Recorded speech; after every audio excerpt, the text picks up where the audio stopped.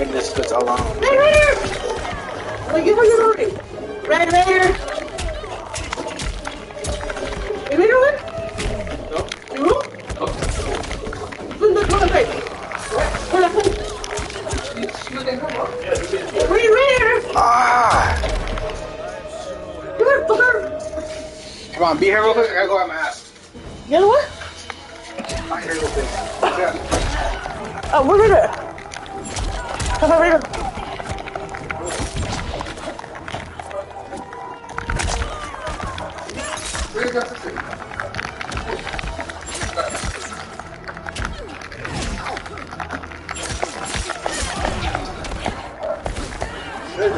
Yeah.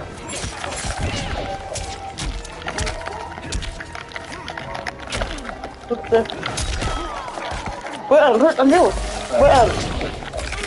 What's that? Huh? No Raider.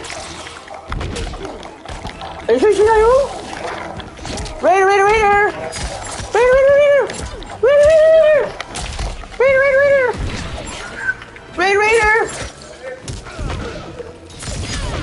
Raider, Raider, Raider. Raider, Raider, Raider, Raider. Where's your sister? Let me go to your sister. Is she? She's on. She's on. Raider, Raider. I couldn't get that she was in here. Raider, Raider. Where's your sister at? Oh, she's going for her. Go, damn dog. Move. Find her where she at. She does not have no damn foot. Maybe that what? What, a witch? No, I lost her damn foot. What else? Her outfit's too big for her? Her Raiders before I fit her.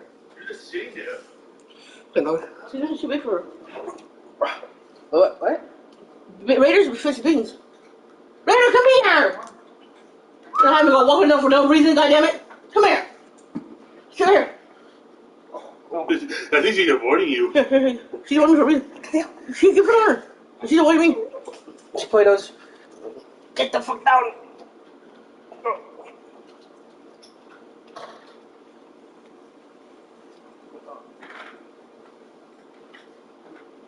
No. She win?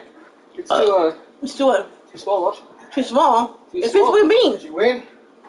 No. That's it. Put it around. You turn it. You got a fucking bib. It's around the inside. Why would it be right? It goes on her back. Yeah. I'm live right now, guys.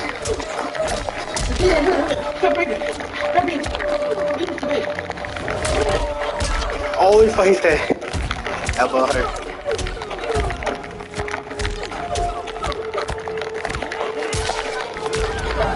Hey, Johnny. Jacob Hammerspin. Good work, nigga. He's been gay. Look at it.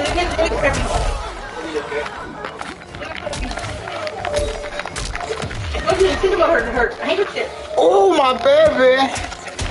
Oh, my baby. Look how pretty. You're so pretty, you know that? So gorgeous. The man with the hat rushes over. You okay? Yes, you ready? The younger man laughs and detonates a bomb that blows up. Go play, okay? Go play. What? Raider, look how pretty, baby. Alright, guys, I need to listen. They walk Look at that little girl. You can plug it. Those headphones you have, you plug it until you hear it. overgrown tomb. They stop by the corpse of Katarabara. The man with the hat brushes his hand across its shield. So she was living in your bed already? The younger man She was living in your bed? It belongs in a museum. He grabs the shield. The younger man leans in. On Katarabala's famous turn, he swings back and falls into the Katarabala swings a spiked mace. The man dodges and it strikes the shield and throws him onto the ground. He quickly sits up his base, chucks away its broken base. It stalks Chef pasta, yes, it is. Did you wait He for rises.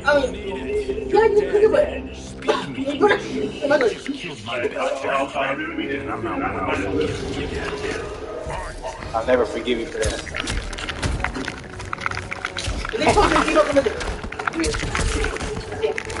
Now this game, Mom, look at you can see do you see the tree? All the green?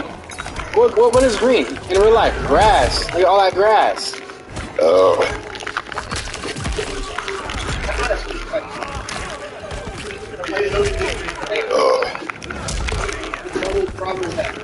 One of the boys pretty believers. When I pick that, I got it.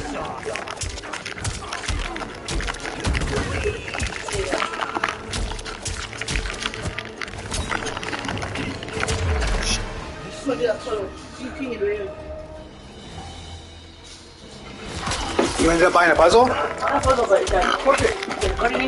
Oh, no, I seen hella puzzles there. That's what I'm gonna go for when I buy a puzzle. So I wanted to get one, but I was like, 1,000 pieces? Fuck that.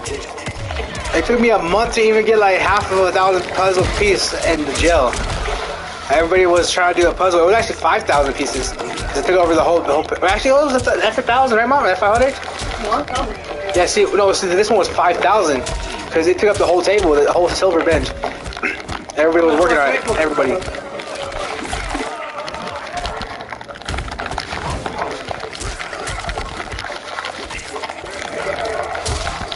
Who's that black guy? I don't know. It's Katara Vala. I never heard of a Katara. I know a Katara. It's Keller. Like Helen Keller.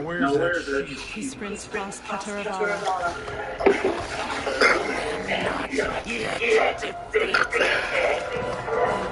He spins, chucks the shield, and cuts its head off clean. The shield slams against the wall. Time to go. Refrigerator. I'll make it tonight. I knew it. I felt that one. Who the fuck is that guy? Felt it too, right? Remember, He has a bitch self. Him. John Cage. He's the one that has a daughter and a wife. in a studio, Well, yeah, not this one. the director takes off This one, he has a bitch. He's a bitch. the hat in hand, What shakes was his good hand. in here? Steven. Yo, Angel, it's it's for that's Wait, what's that? The narrator, why Oh, yeah, okay. Huh? why did you get the narrator on? Oh, because I want to hear the chick. no, but she's basically saying what you're seeing. Which is, it's like reading a book, kind of. Or a podcast. Because in my mind, I hear it.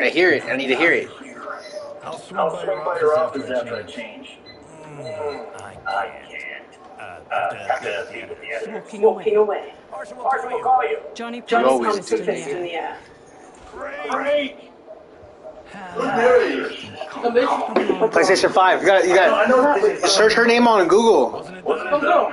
Because if you have an Amazon keyboard, say this in the voice of, and then it'll say it. You know that. She walks off, and Johnny hangs his head. Later, in a luxury mansion on the hill. You send her bullet, Mom? You're not the right side, bullet. Sound like her, huh? Megan Fox is in this game, Renee, the one with Machine Gun Kelly. We're fine. You really don't care. Join me in the Transformers, you do? We're broke. We have We have to cut back. On what? Step one is selling this place. I need a refill.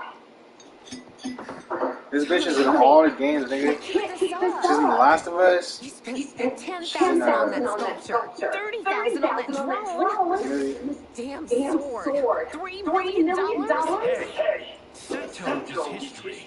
That's cool. That's not the point, Johnny. Chris, honey, the parts, the money, they're coming. Steven's Oh my God, there's money. That's why I can't cut back. To be a success, I have to project it. If I don't, Johnny Cage is done. She frowns. Johnny rests his hands on her shoulders. She pushes one hand aside. I didn't marry Johnny Cage. I married John Carlton. I'd give anything to have him back. She leaves. Chris, come on, Chris, where are you going? Johnny puts his hands on his head.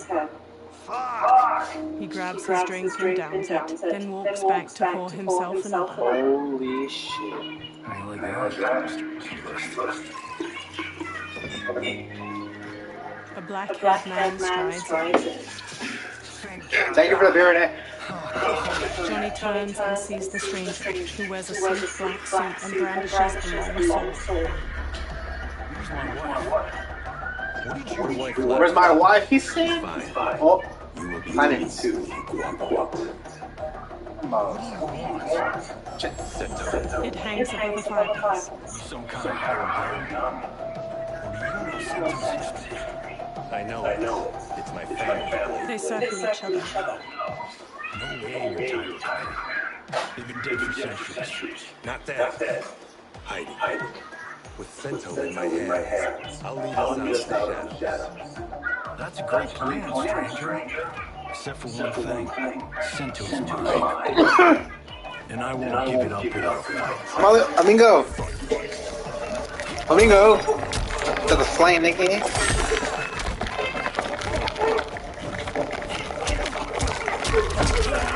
There's arcade in this thing. Hello, can you hear me, Kyle?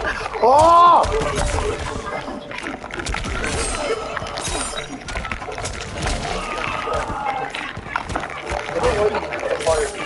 No, it's the food. It's the meal.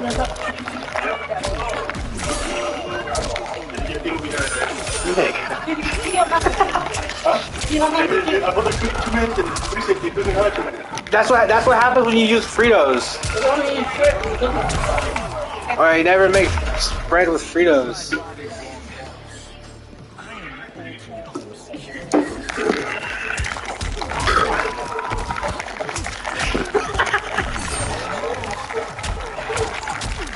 Smack him, boy. Yeah, it's potent as hell. That's seafood.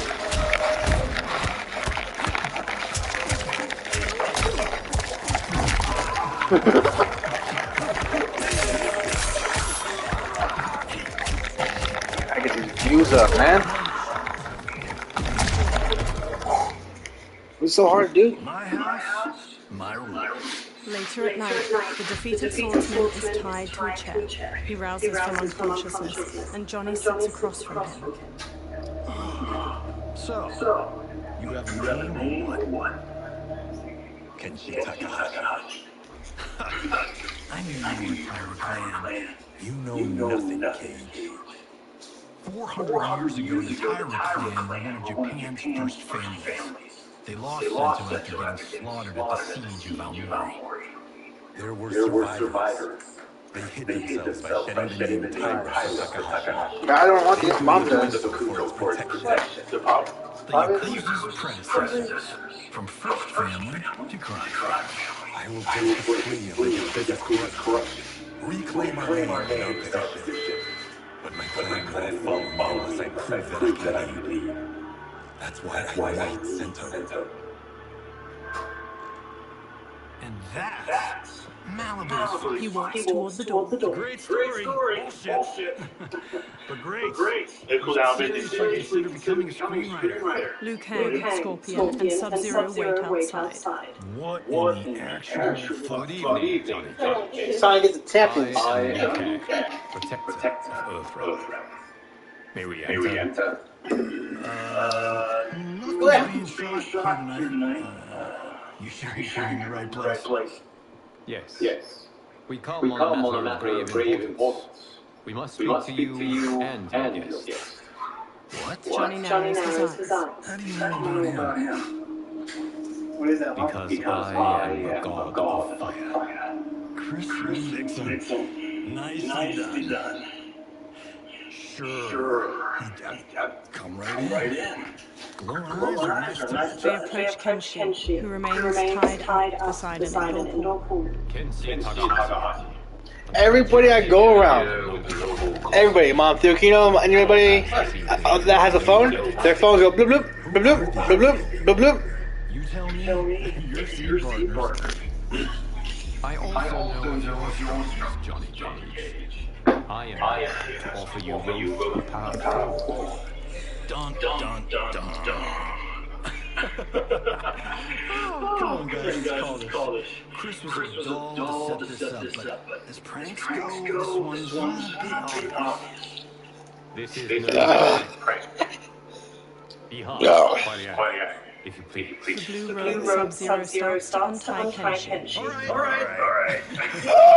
Playing my part in this martial arts. Shit. The missus ought to get paid for. Now you need the silver. You're already there. You need the silver. Hey, you. Get your damn hands off him. I said, get your hands off him. Johnny grabs him, but Sub-Zero kicks him across the room.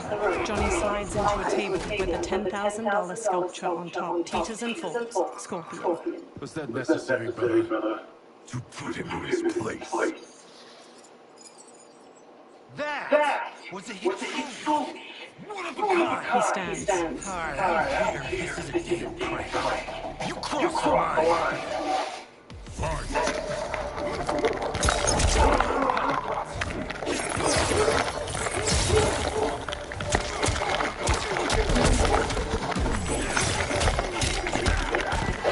Full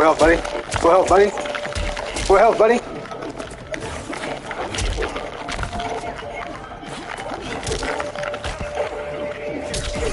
Oh! I had it.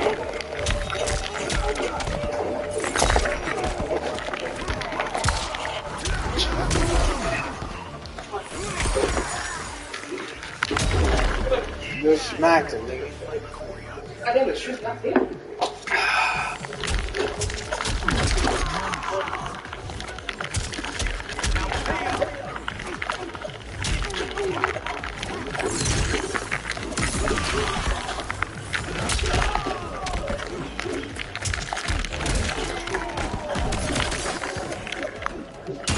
Go on. Scorpion, you guys stay out of business, nigga.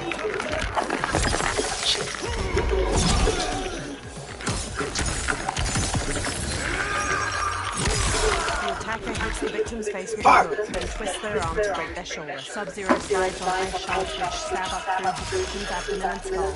He then chops down with an ice blow hammer.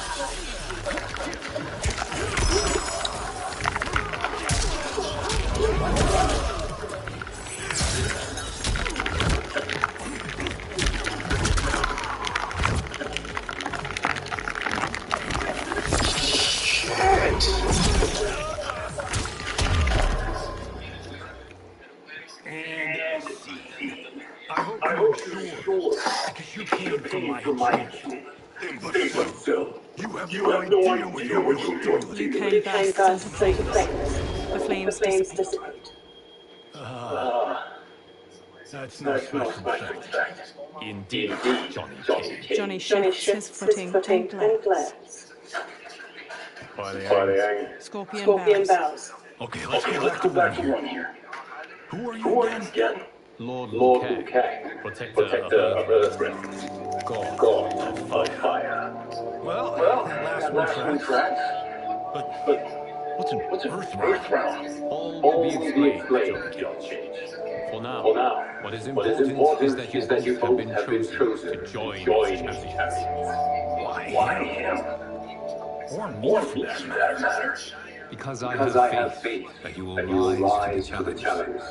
And because your service will change the arcs of your lives. Johnny eyes Kenshin. Later, men spot in the sunlit courtyard. Mountains surround them, and lion statues border the entrance to the courtyard.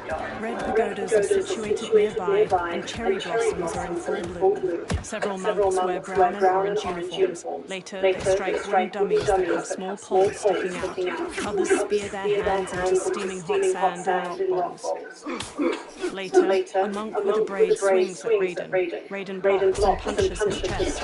Another attacks, and Raiden counters with a flying kick. Raiden strikes and front kicks a third challenger.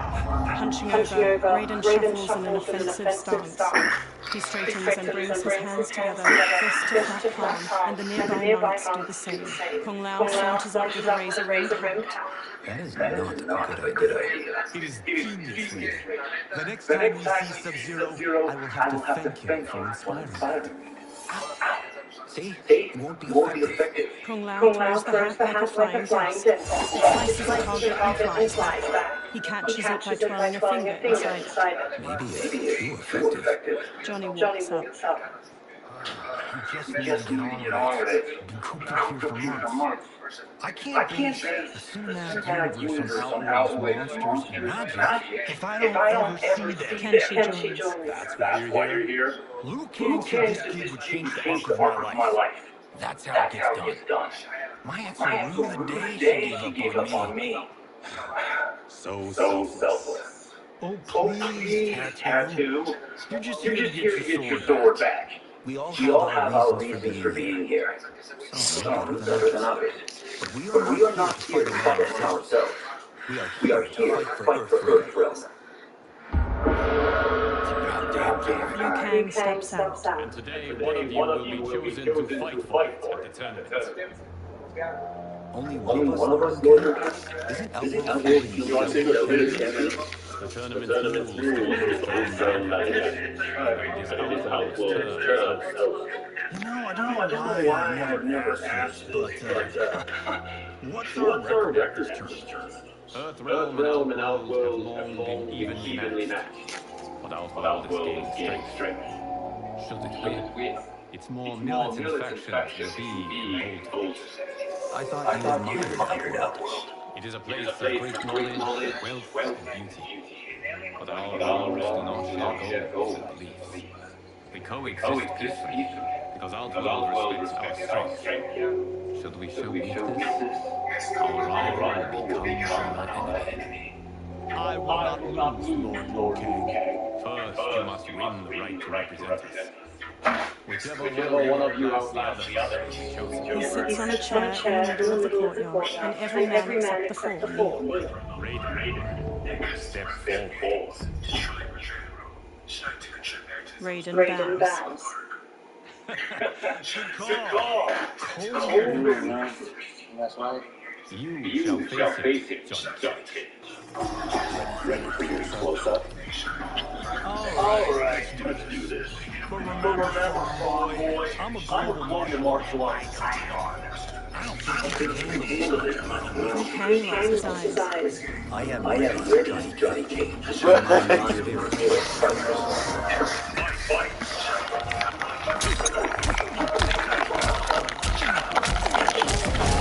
Fucking Johnny.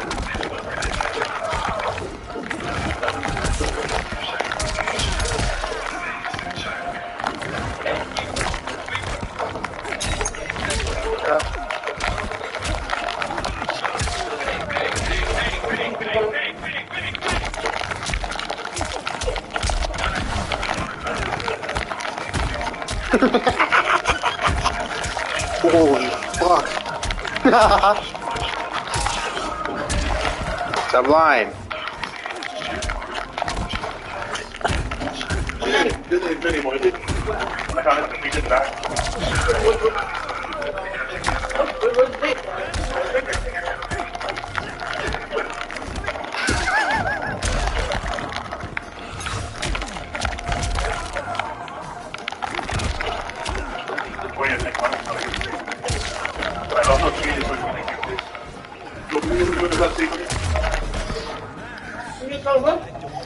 I heard. I thought it was oh. Yeah, jumped into the game. Who did? He's in the gang now? What? No way. They owe him or something? When you get jumped into the gang, that means you're the leader. Yeah, it does. End of discussion, nigga.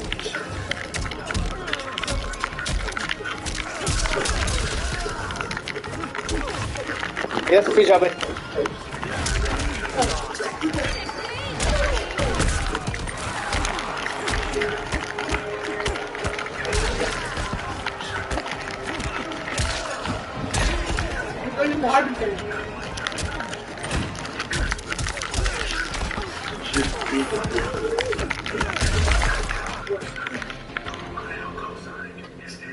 This fight He's a hard game.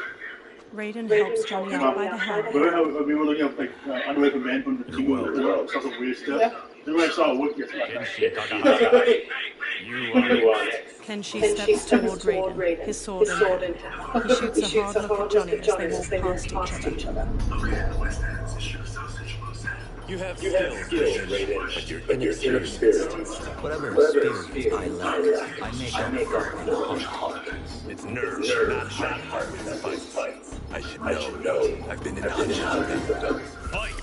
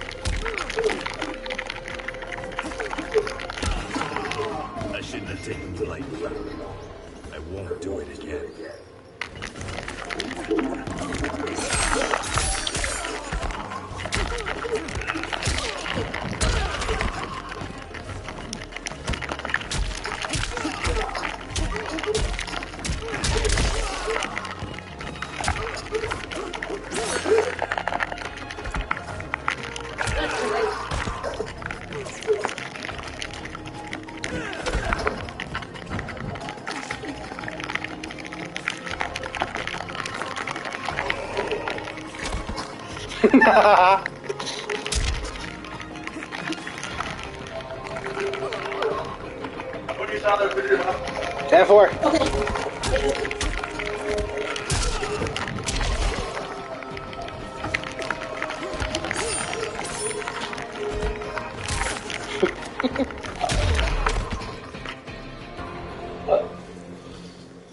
Do you still question my nerve? I do not. Yours was a well-earned victory. Kenshi and Raiden bow to each other. You may rest. This evening, you will face your final opponent. Kung Lao smiles at Raiden. That night, Liu Kang sits on a chair among the other monks. Raiden and Kung Lao kneel facing each other, then get to their feet in unison. $50 says Kung Lao wins. Make it interesting. Bet me cento. Not on your life. Liu Kang stands. Raiden, Kung Lao. The winner of this match will represent Earth Realm against Outworld. It is a grave duty, not to be undertaken lightly. You may step back now and suffer no dishonor. I choose to fight, Lord Liu Kang. As do I. Then may the best person win. Beans, get over here with that bandana. Them in turn, then returns to his chair. Kung Lao grins at Raiden. Concede, Raiden. Here. You have never beaten me. That won't change today. Shh, man, come here. No. If the monks have taught us one thing, it's that the only constant in the universe is change.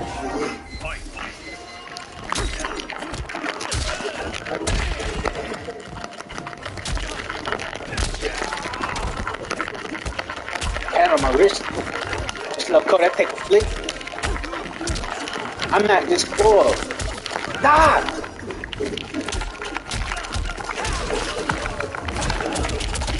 Switch off. Can't walk from go. Mom, how can you look up how to clean a Cuban link? What are you watching? Renee, can you Google how to clean a Cuban link? A Cuban link? It's a necklace.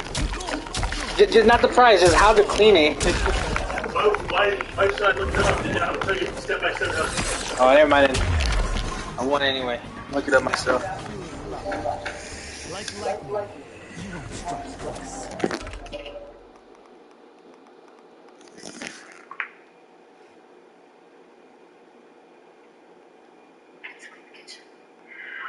Fucking Raider, man.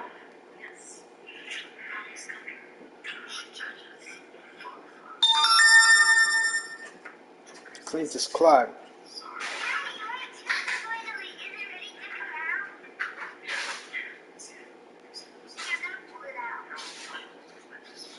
So we want to die, Nikki. To die, Nikki.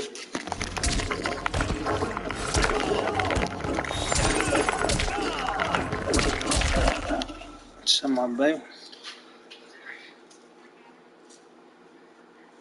No harsh. No harsh. And more than.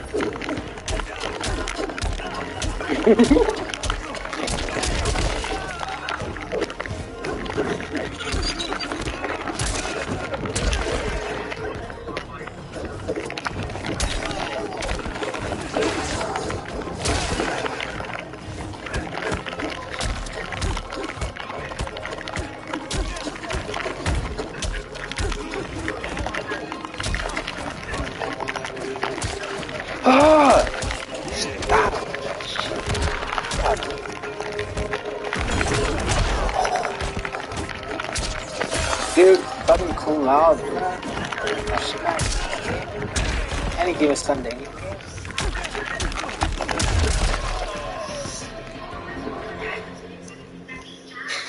There is a first time for everything, Kung Lao. Raiden helps Kung Lao up. Although you have trained Fuck no. Raiden has accepted. This outcome does not surprise me. Kung Lao hangs his head. He gathers himself. Congratulations, Raiden. For the tournament, you will need this. Raiden takes a small metallic amulet with a dragon symbol glowing on its surface from Liu Kang. Electricity crackles from it onto his palm. Forged by the elders. Gives the wearer power over lightning and thunder. Come here, beautiful. Try it. Come here. Kung Lao and Liu Kang watches Raiden slowly Raider, turns what the around, fuck, man? staring at the amulet. Oh my god. Give me that. It's mine. What's up? I got it now. I got it now. I got it now. I got it now. I got it now. Oh my back. Oh my back. Oh my back. Good man. Good man. Stops. No, wait. What's that? Bing. But is it necessary? In addition to possessing great might, the Outworlders will What face Beans? also wield Beans, great magic. click. For Raider does. The amulet levels Yeah. You must be careful, Raiden. You could get hurt. no tournament participant has ever been previously injured or killed. I would never send my That's our champions cousin's husband? into mortal combat. We leave in 7 days for Outworld's capital, Sundor. How is he gonna be a priest and a rapper? So he owns his own church? Raiden, Kung Lao, Johnny, Kenshi, and the monks follow Liu Kang into a temple with numerous dragon statues coiling near its entrance. Liu Kang waves his hands around in a flowing motion, then a portal opens. Outworld can be both alien and intoxicating to Earthrealmers. Do not become drawn in. You must focus on the task at hand. Johnny records the portal, a swirling vortex of fiery light as it washes everything in orange. He turns the camera to Kenshi while they all step toward the portal. Kenshi smacks his hand away. One by one, the fighters step through the portal. Blue, white, and purple light flows out of a tall stone gate like mist. Liu Kang and the others emerge from it and enter a courtyard filled with lush greenery and flowers. Johnny smirks as he records their surroundings. Toto, I have a feeling we're not Kansas anymore. Two women approach them from a row of others wielding spears. Are those Empress Sindel's daughters? Yes. He casts Johnny a look. They do not disappoint. We are Earthrealm's ambassadors, Johnny. We'll show them respect, not unwanted attention. Johnny gives Raiden an exaggerated wink as they walk past a guard. The Earthrealmers bow to the two elegant princesses. One, dressed in a deep magenta, inclines her head. Lord Liu Kang, welcome. Thank you, Princess Melina. You're a toy sister. Of course. Fuck. May I introduce Johnny Cage, Kung Lao, Kenshi Takahashi, and Earthrealm's champion, Raiden bows his head. I hope you're prepared, Raiden. Our champions are determined to win. None less than me. It's been too long since we've done victory. Princess Alina. We should We be should on be our on way. our way. Empress Empress Sindel Sindel awaits. awaits. Thank you, Tanya. Tanya. Follow me, Please. Melina, Kitana, and the guard Tanya lead the fighters down a tiled pathway lined with numerous armored women holding spears and shields. Grinning, a large four-armed humanoid plays a drum while leading two luxurious carriages, each pulled by teams of horses. Groups of spear women march alongside them as they gradually travel down a broad path hedged in by buildings made of bamboo and wood. Dozens of people in colourful clothes and costumes stand on either side of the pathway and watch or dance. The royal daughters and the Earth Realmers watch the people go by from the carriages. And Shokan. The six-armed beings are not nuts. Amongst describing them, but seeing them in person. I see that her Majesty once again spares no expense just to present. Should she not? It commemorates My late father. I admire this. I do I not do not judge. As As did all of our work, I value greatly Jared's film. Melina looks over her shoulder at a woman with a ponytail observing a group of people walking away, hands bound behind their backs. Melina scowls, then pounds on the carriage. The carriage grinds to a halt and Melina steps out. She stomps to the woman with the ponytail. First Constable, our our route was to be clear. This couldn't This wait. couldn't wait. Should Should I I allow allow Tarkatans Tarkatans to infect the city, Your Highness? Those Those arrested arrested were were harboring harboring some some here, here, rather than rather than report them for quarantine. The Earth-Realmers kept privy to our secrets, Li Mei. Assumed Assumed those those first first constables constables would would show show better better judgment. judgment. Perhaps Perhaps that's that's too much to expect. Melina looks Li Mei up and down before walking off. Princess Melina doesn't seem to like her very much. Li Mei used to leave the Young Garden, the palace guard. It was on her watch that the princess's father was murdered.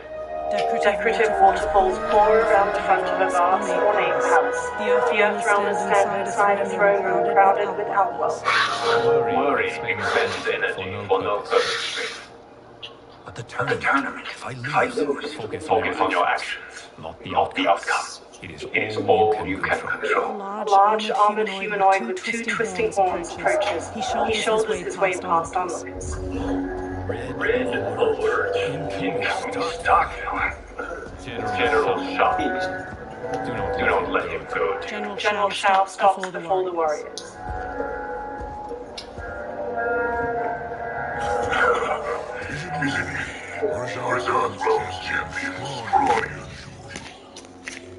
Would you care to test his strength? Raiden will prove himself soon enough.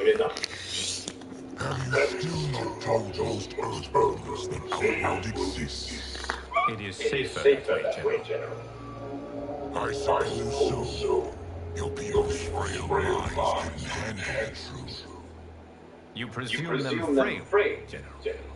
Should you, given how frequently they win this tournament?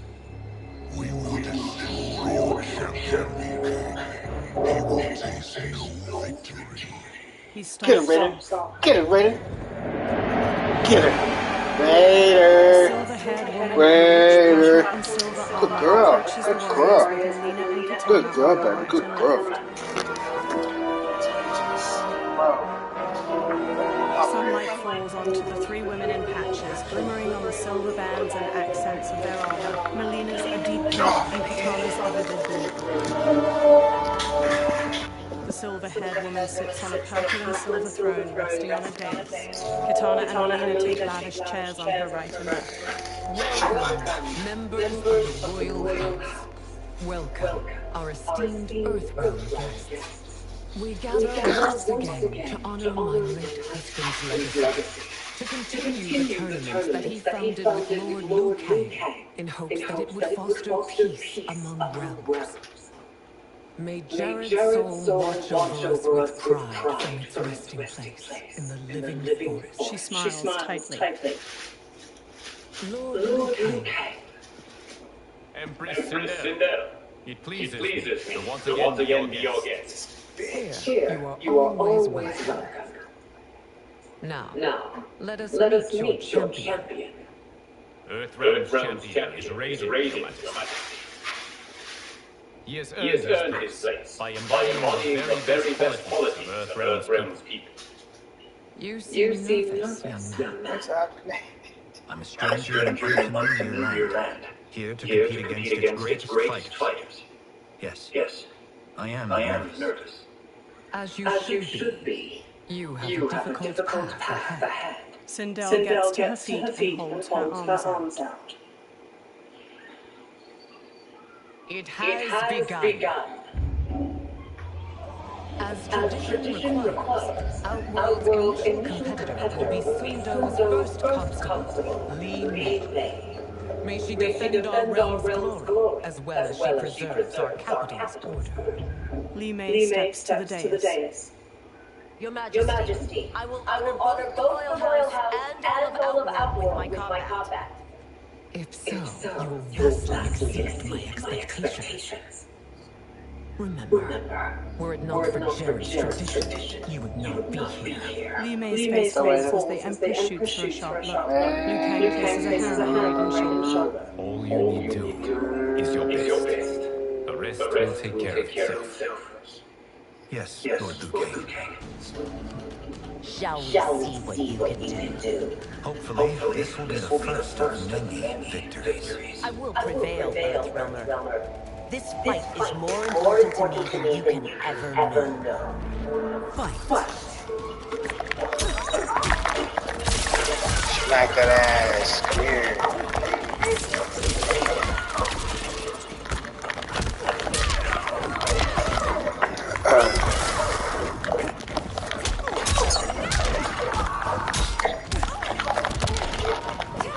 This bitch counteract.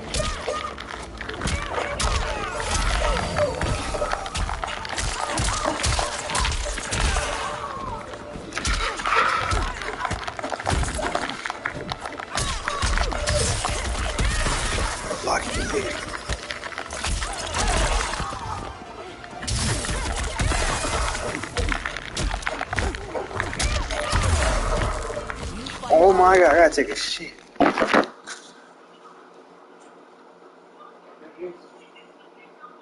How come we don't sit in the chair, Renee?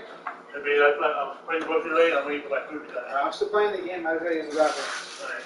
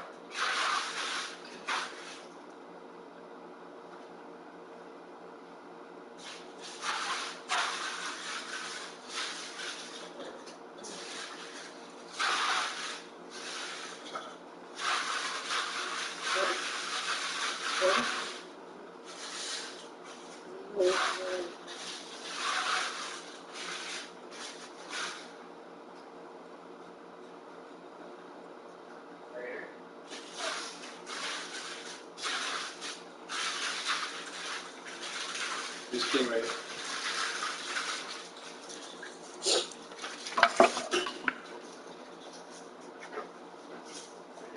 Yeah, good. Good. Are you? Alright, yeah. I'm over done the one back left.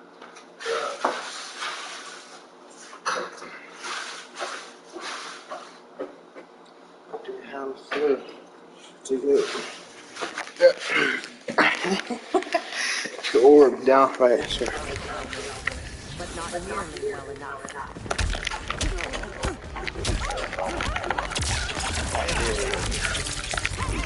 Good.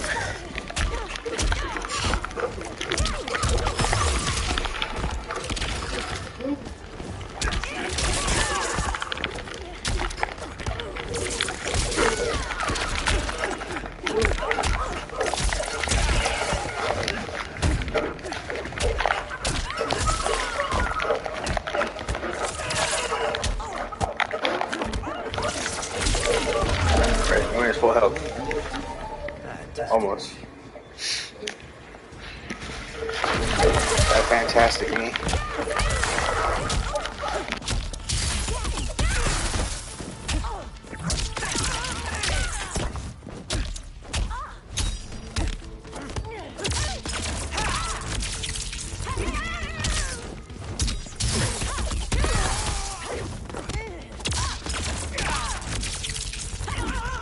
Not test me.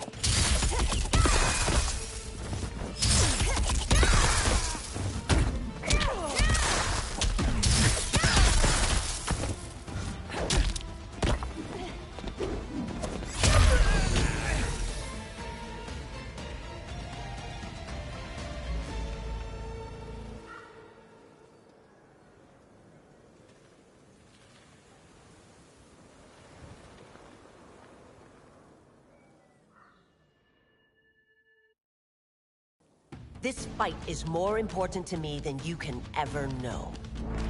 Fight!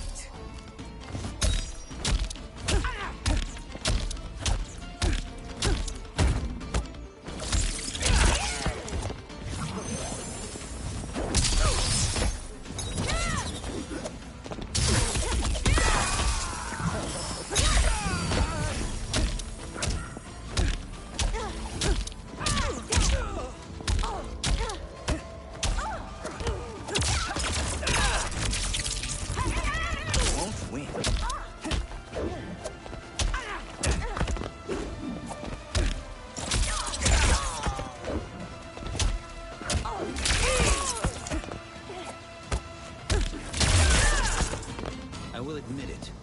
That tested me.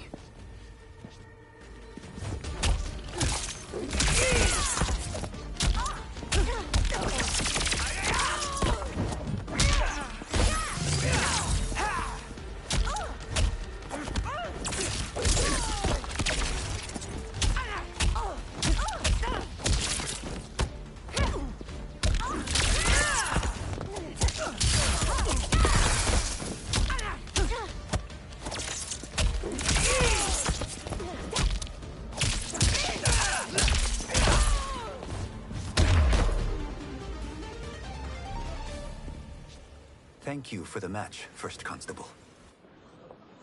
Li Mei rigidly bows to Raiden. He bows back. Li Mei turns and leaves the throne room.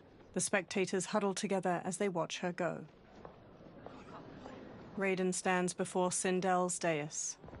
My compliments, Raiden, on a well-fought match. We'll see how you fare in the next.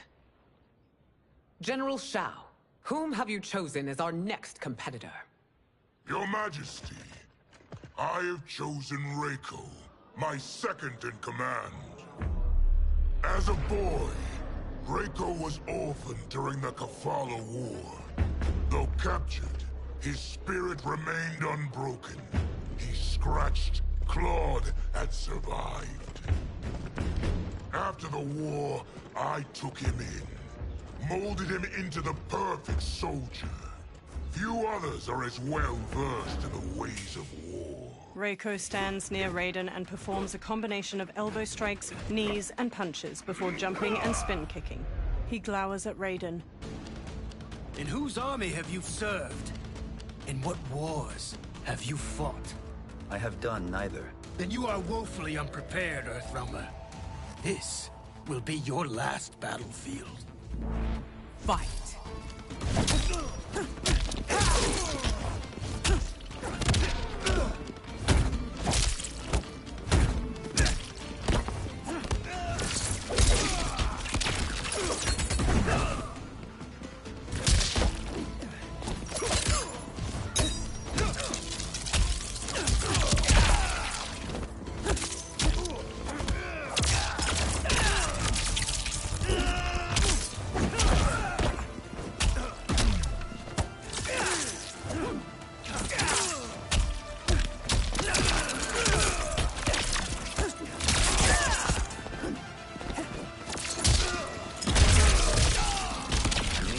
faced war, but I am a warrior.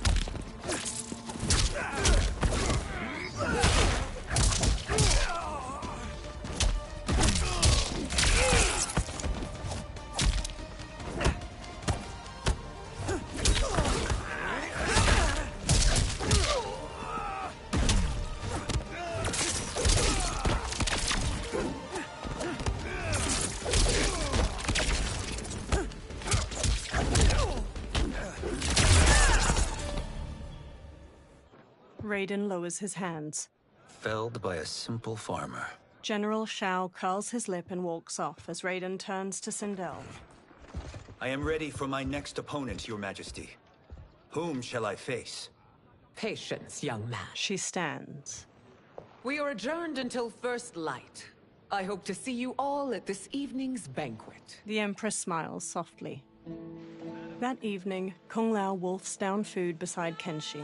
They sit at one of 3 large banquet tables in a broad courtyard. Sindel sits at the head table. Strange plants glow with soft purples and blues behind her. General Shao and Reiko gape at Kung Lao as he rapidly eats and drinks wine. Johnny sips wine near Katana. I'm sorry, you're 10,000 years old? Oh, talk about aging gracefully. Katana reaches for wine. What do you see in him? He is a hero, Raiden, though he may not yet know it. Do you recognize everyone here? Most, yes. From your descriptions. Except for him. That is Rain, the High Mage of Outworld. Not his given name, but one earned due to his mastery of water magic. Rain smiles at them from his seat at a table. Tanya steps to Melina as she clutches her stomach. Are you unwell, Princess? I am fine, Tanya. Melina winces. I know I'm to fight Melina, but will I also face Tanya? By tradition, you should not. If you did, you would be tested. Why? Umgadi, like Tanya, are warrior priestesses, selected from the firstborn daughters of Outworld. From infancy, they are trained to defend the royal family. Outworld must see much conflict if the Empress needs such protection. Its past has been difficult, though the last 1,000 years of Empress Sindel's reign have been a true golden age. The memories of that strife still linger. Liu Kang gives Raiden a soft smile. Sindel stands and lifts a glass of wine. My husband Jared believed that the future of our realms lay together. Let us move forward in open dialogue, letting no secrets tear our bonds asunder. Everyone stands with a wine glass raised. Your Majesty, it's an honor to be here and to meet your people. I can already see there's more that joins us than divides us. Our peoples could not be more different, champion. Excuse me? You heard me. Earthrealmers are devoid of all... That's enough, General. She gives him a firm look. My apologies, Your Majesty. Perhaps I've enjoyed too much of this excellent wine. With your permission... You may go. General Shao woodenly turns and throws his glass.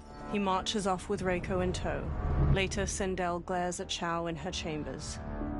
It is bad enough we may lose to the Earthrealmers, but then you go and drunkenly insult them?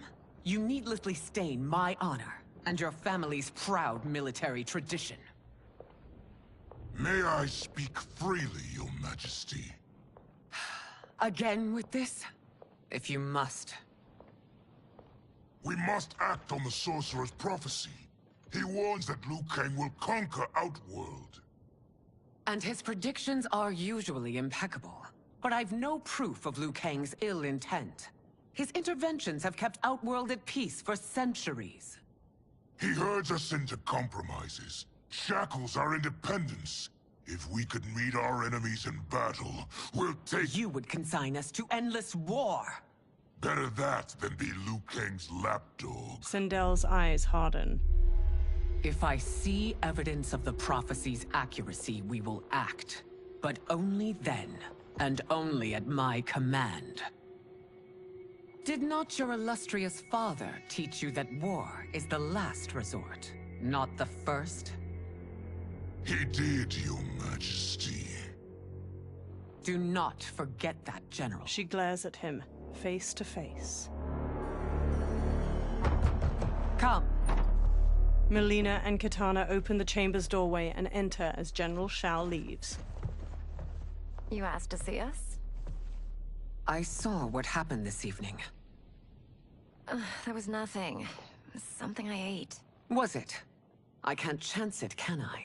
If you fight tomorrow, the symptoms of your disease could manifest. Kitana will take your place. What? There are already whispers she should replace me as your heir. This will make them screams! Your illness is your fault.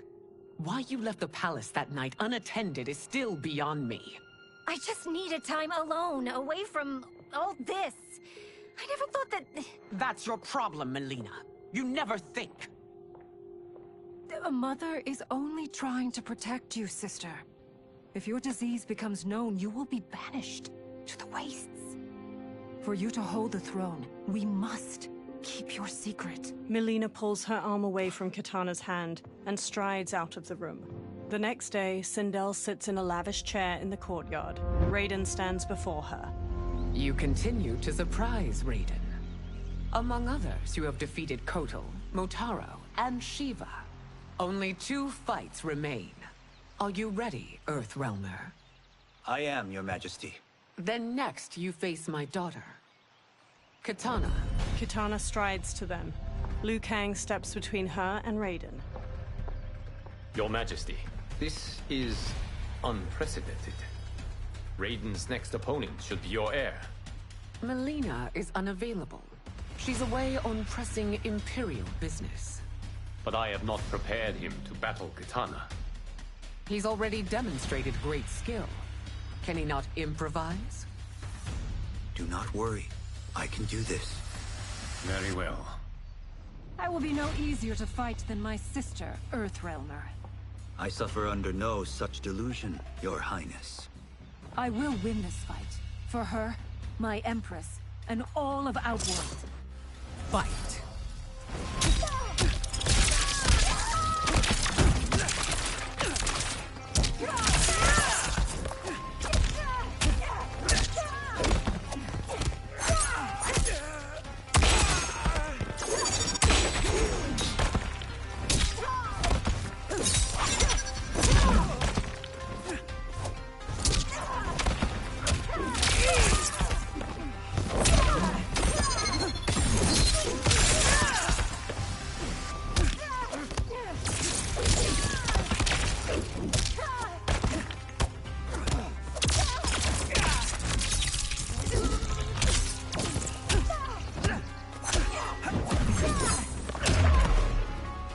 Done yet. Face me.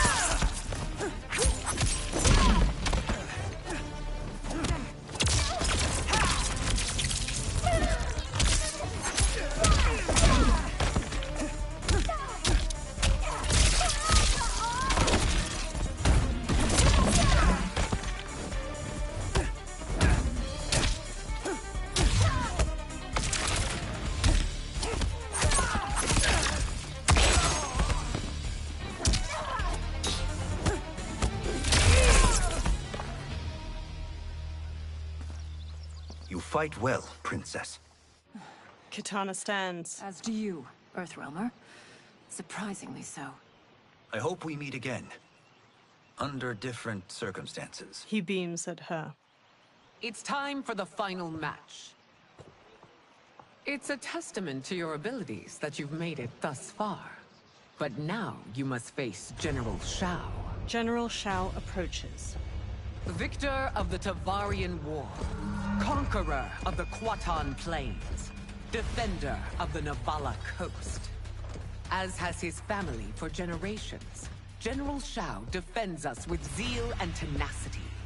All of Outworld is grateful for his service. That's a notable list of accomplishments, General.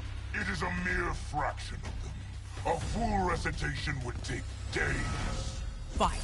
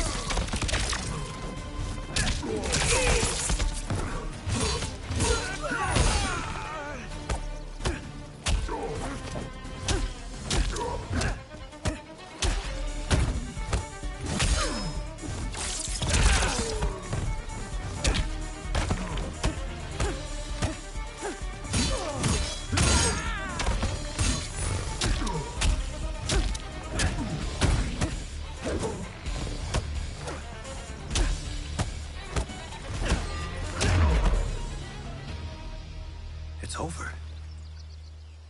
I have done it.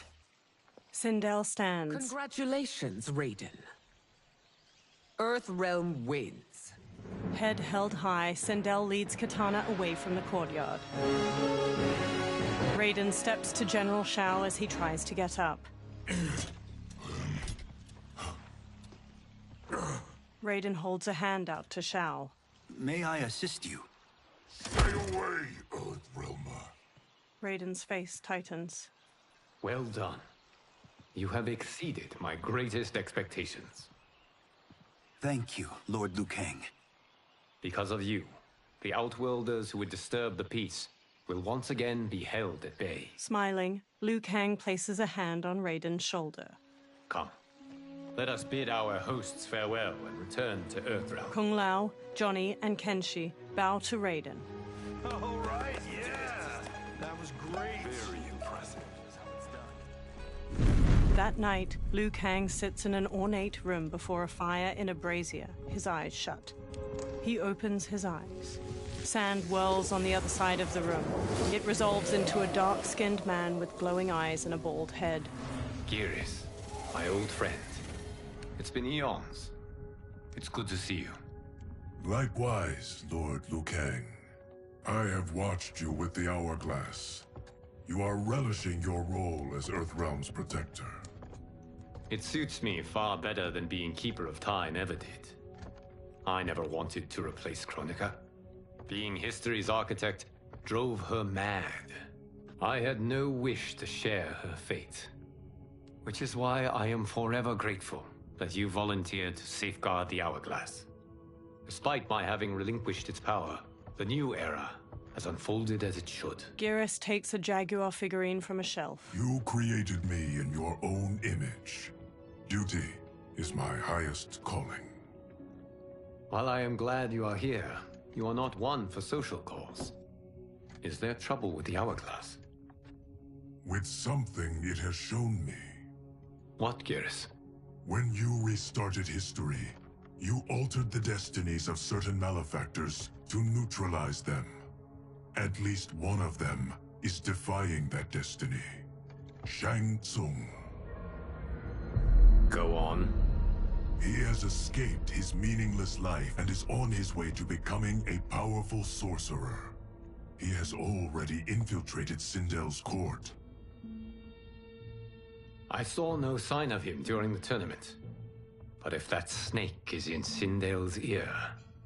Your vision of peace may already be compromised. I appreciate this warning, Giris. I will investigate. Please return to the Hourglass and see what else you can learn. The next day, Kenshi looks at a drawing of Shang Tsung with Johnny and Kung Lao. So we find him in Outworld and bring him here for questioning? Yes. If what I fear has happened, he is a grave threat to the realms. Anything else? Shang Tsung is a master of deceit. Do not trust a word he utters. Sounds a lot like my first agents. It's a tricky mission. I'd rather Raiden go along than this one. Hey! This one is up for the job. This mission must be done quietly. I am breaking my word with Empress Sindel by sending you into Outworld without her knowledge. Due to the tournament, Raiden is now a familiar face there. Sending him will only increase your risk of being discovered. He raises a metal device. This talisman is attuned to Shang Tsung's chi. Follow it to him. And be careful. May the Elder Gods protect you. Kenshi takes the talisman, then trades a look with Johnny. The three men walk through a vast desert at night, flashlights shining through the dark. Are we there yet? Again? How old are you? 5? What can I say? These boots weren't made for walking. If that is the most pain you feel today, consider yourself lucky. Oh, I'm already lucky. I've got Sento strapped to my back. I will reclaim it, Cage. Got 3 million? It's yours. You know I don't have it. I bet your Yakuza pals could come up with it. Oh, that's right. You blew them off. If there's one lesson Hollywood's taught me, it's never burn bridges. You never know who can help. The Yakuza are leeches, bleeding out those too weak to resist. I grew up in that life, and I never understood it. Why my gain required others' pain. I got out. I need my clan out too. We can't be part of their crimes any longer. Scowling, Kenshi looks down at the talisman in his palm as it glows red. He turns around and walks off. Kung Lao shines his flashlight in Johnny's face before following Kenshi away. Johnny walks after the other two. Kenshi holds the talisman out while standing on the edge of a cliff. They survey a village made of buildings carved from large rock formations. A mass of soldiers with spears battle a horde of humanoid creatures with long fangs jutting from their mouths.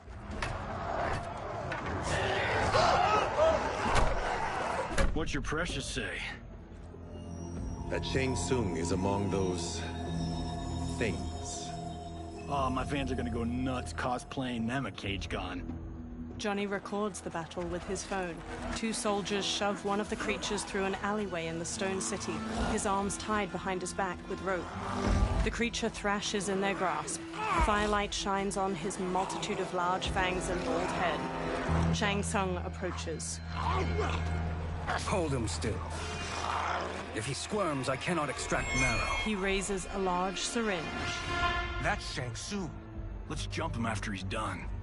Oh, in Fists of Iron, we did this thing where we're not basing strategy on your movies, Cage. Let me go! You can't do this! A soldier forces the bald creature to his knees. The wound will heal in time. It is a small price to pay for progress. He plunges the syringe into the back of the creature's neck. The creature breaks his restraints, then stabs each of the guards with a bone spike extending from his arms before turning to Shang Tsung. The horde of creatures overwhelm the soldiers outside the village. Shang Tsung blocks a combination of punches and kicks the bald creature throws. The creature spin kicks Shang Tsung's head. On second thought, this scene's playing fine without us. Yeah, I say we let him finish it. We have to save Shang Tsung. Liu Kang needs him alive. The Earthrealm is bound down large stones leading from the cliff. The bald creature punches Shang Tsung to the ground. Kenshi jumps onto his back just as the bone spikes erupt from his arms. The creature kicks Johnny and Kung Lao away. Shang Tsung scrambles back, then smirks and transforms into a toothy creature. He slips past the horde. How did he do that? The bald creature shoves Kenshi away. Kung Lao and Johnny stand before the horde. I would have killed him but for you. I get why you'd want to, but you can't. You're one of his minions. You'll die in his place. Fight.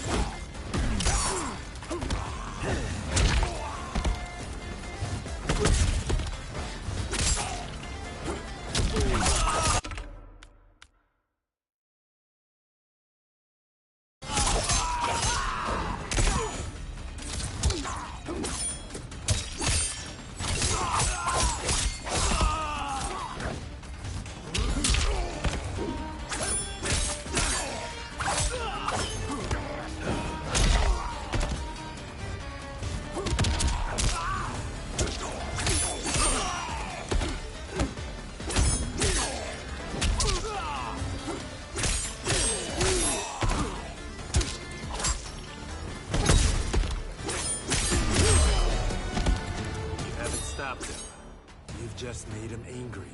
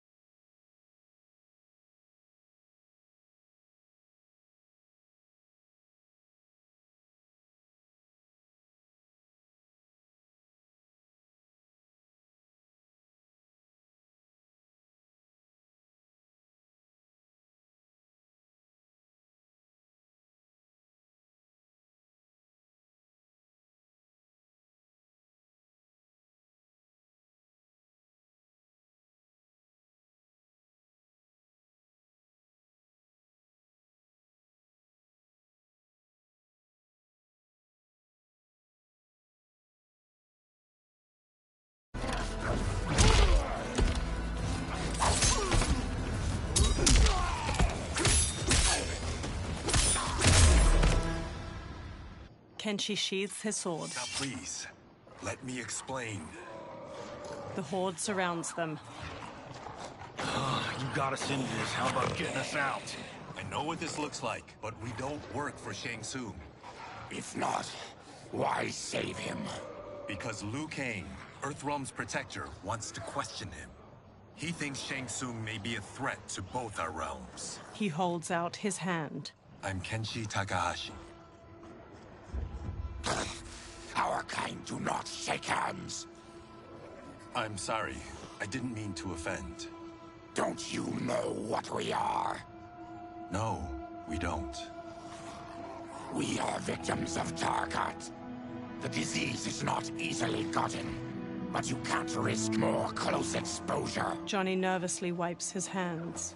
It disfigures, then debilitates. In time, it will turn us all into bloodthirsty monsters. Death is our only release. So you weren't always like this? I was once a rich merchant, but when I became ill, I was banished. Now I run this colony. I am Baraka. What does Shang Tsung want with your bone marrow, Baraka? I don't know. But he comes here each month to harvest it. Release us, and we'll capture Shang Tsung. And we'll find out why he's been coming here. I promise. Baraka looks back at the others. Let them go. Thank you. We won't let you down. Kenshi looks down at the talisman. Damn. This was guiding us to Shang Tsung. Now we can't find him. His laboratory is near. I'll take you. Morning light shines. Baraka leads the trio toward a wood and stone tower rising over a river. 2 water wheels spin nearby. Any idea what to expect? No. I've never been inside. Stay here. We'll check it out. Kenshi, Kung Lao, and Johnny step to a long bridge stretching from the bank to the tower. The 3 men sneak through the tower to a laboratory. The addition of crushed chitin larva proved an inspired choice. In testing, outcomes improved significantly. I have modified the formula since the last time it was administered. Kenshi motions for silence as the others trail him up a staircase. This new serum is exactly what we need. Its effects will be immediate and long-lasting. How can you be sure? Because it is brewed from freshly extracted Tarkatan marrow. It couldn't be more potent. He raises the syringe, full of liquid. Melina lies on a medical table by him, eyes shut. Rain and Tanya stand nearby. He is infecting Melina with Tarkat. Shang Tsung taps the syringe. And he's got 2 of Sindel's top dogs in on it. No wonder Liu Kang is worried about this guy. We need to stop him. Save a distressed damsel? Sure thing. Johnny smirks, then runs into the laboratory with Kung Lao and Kenshi. They square off against Tanya, Rain, and Shang Tsung. Get away from her! You bitch. Excuse me? You know, the movie. Tiny girl, ginormous alien. Ripley! No? Seriously? Earthrealmers. How did they find it? They've already seen too much. Tanya charges with a 3-section staff. Johnny blocks her attack, then Kung Lao kicks her back. Kenshi spin kicks the syringe from Shang Tsung's hand. I need time. Buy it for me. Liu Kang sent you, didn't he? Sent you to learn our secrets. He sent us here for Shang Tsung, but it looks like he's just part of the problem. Fight.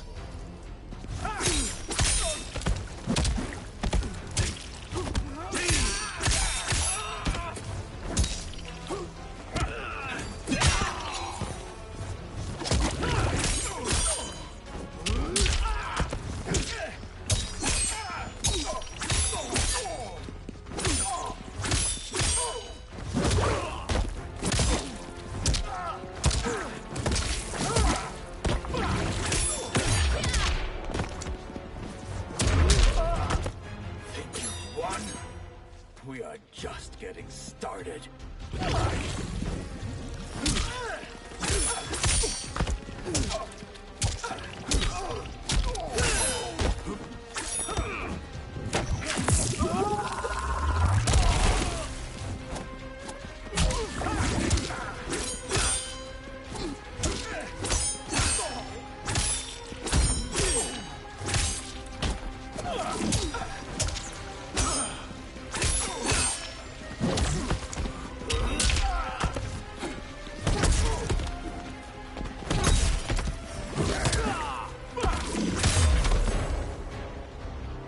The High Mage is brought low. Tanya whirls her three-section staff around and strikes Kung Lao's face, then jumps and bashes Johnny's head. Kenshi grabs her from behind. He starts to throw her back, but she rides the momentum and flips away. I thought Umgadi were loyal to the royal house. Yet here you are, scheming against the princess. You trespass in Outworld, interfere in Imperial matters. It is you, not I, who is the schemer here. Fight!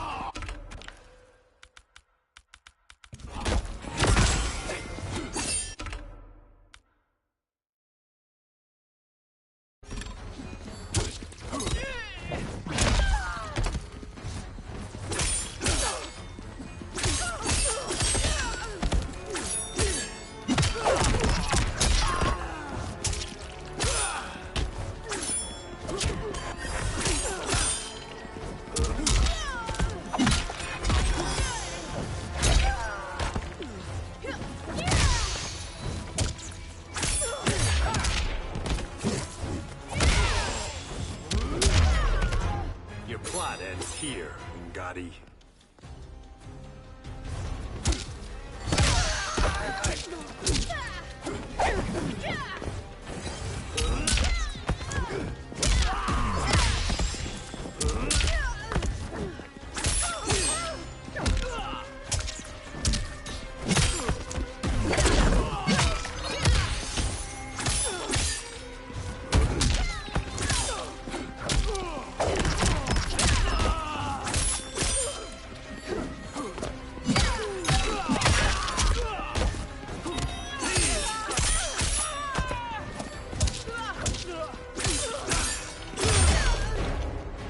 Plot is over.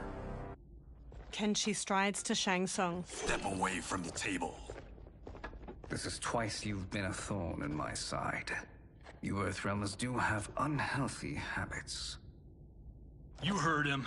You're not infecting her with Tarkat. I am trying to protect her, not infect her. We've heard about how you lie. Excuse us if we're skeptical. Cover him. Kung Lao and Johnny move to Shang Tsung while Kenshi rushes to Melina. He holds a hand to her head as she lies inert. Princess, are you all right? Is it over? Yes, you're safe. We've stopped Shang Tsung. Stopped him? Why? Melina starts to violently spasm. Princess! Princess! She hits him. What did you do to her? It's what you've done, fool. Let me help her before it's too late. Kenshi backs away while Melina's teeth transform into fangs. Convulsing, she sits up and turns to Kenshi. Mandibles unfurl from her jaw and a long tongue waggles out.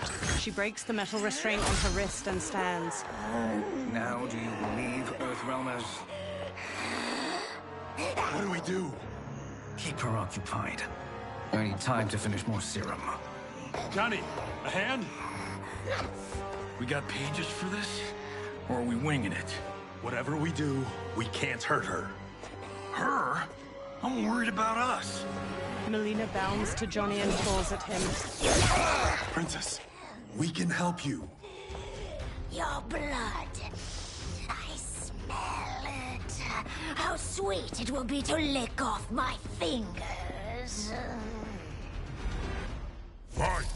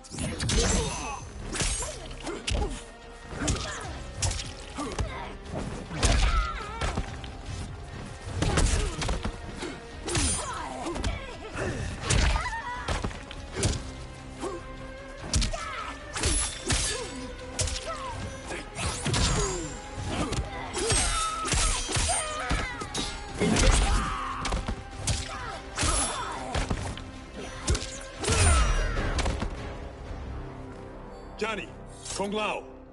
Help hold her down! Kung Lao and Johnny scramble to Melina and grab her. It's now or never, Shang Tsung! Shang Tsung fills a syringe with liquid as Melina throws Johnny and Kung Lao off. Melina dashes to a table and grabs her side blades from it, then leaps at Kenshi and impales his eyes with them. Kenshi! She rips the blades free. Shang Tsung injects the syringe into her neck. He holds her as she goes still. She sags to the floor as her Takatan features transform back to normal. By the gods! Melina! Katana, General Shao, and an armored Shokan burst into the lab. What's happened here, sorcerer? These men were sent to disrupt your sister's treatment and scandalize Outworld by revealing her illness. What? That's totally fake news! Princess, we were— The Shokan punches him hard, then pummels Kung Lao to the floor. Thank you, Goro. I've no stomach for Earthrealm lies. We should detain the Earthrealmers and the Tarkatan we found outside. At least until the Empress is ready to respond to this incursion. Agreed. General Shao gestures to 4 soldiers. They haul Kenshi, Johnny, and Kung Lao away. But she must realize that this incident proves Earthrealm's bad faith. We must strike them now to protect ourselves. No. They would not do this. There must be a misunderstanding. They all turn to a portal made of spiraling green light opening nearby. A bald Outworlder with tawny skin emerges from the portal and regards them all. He has black markings around his eyes and a red symbol tattooed on his head.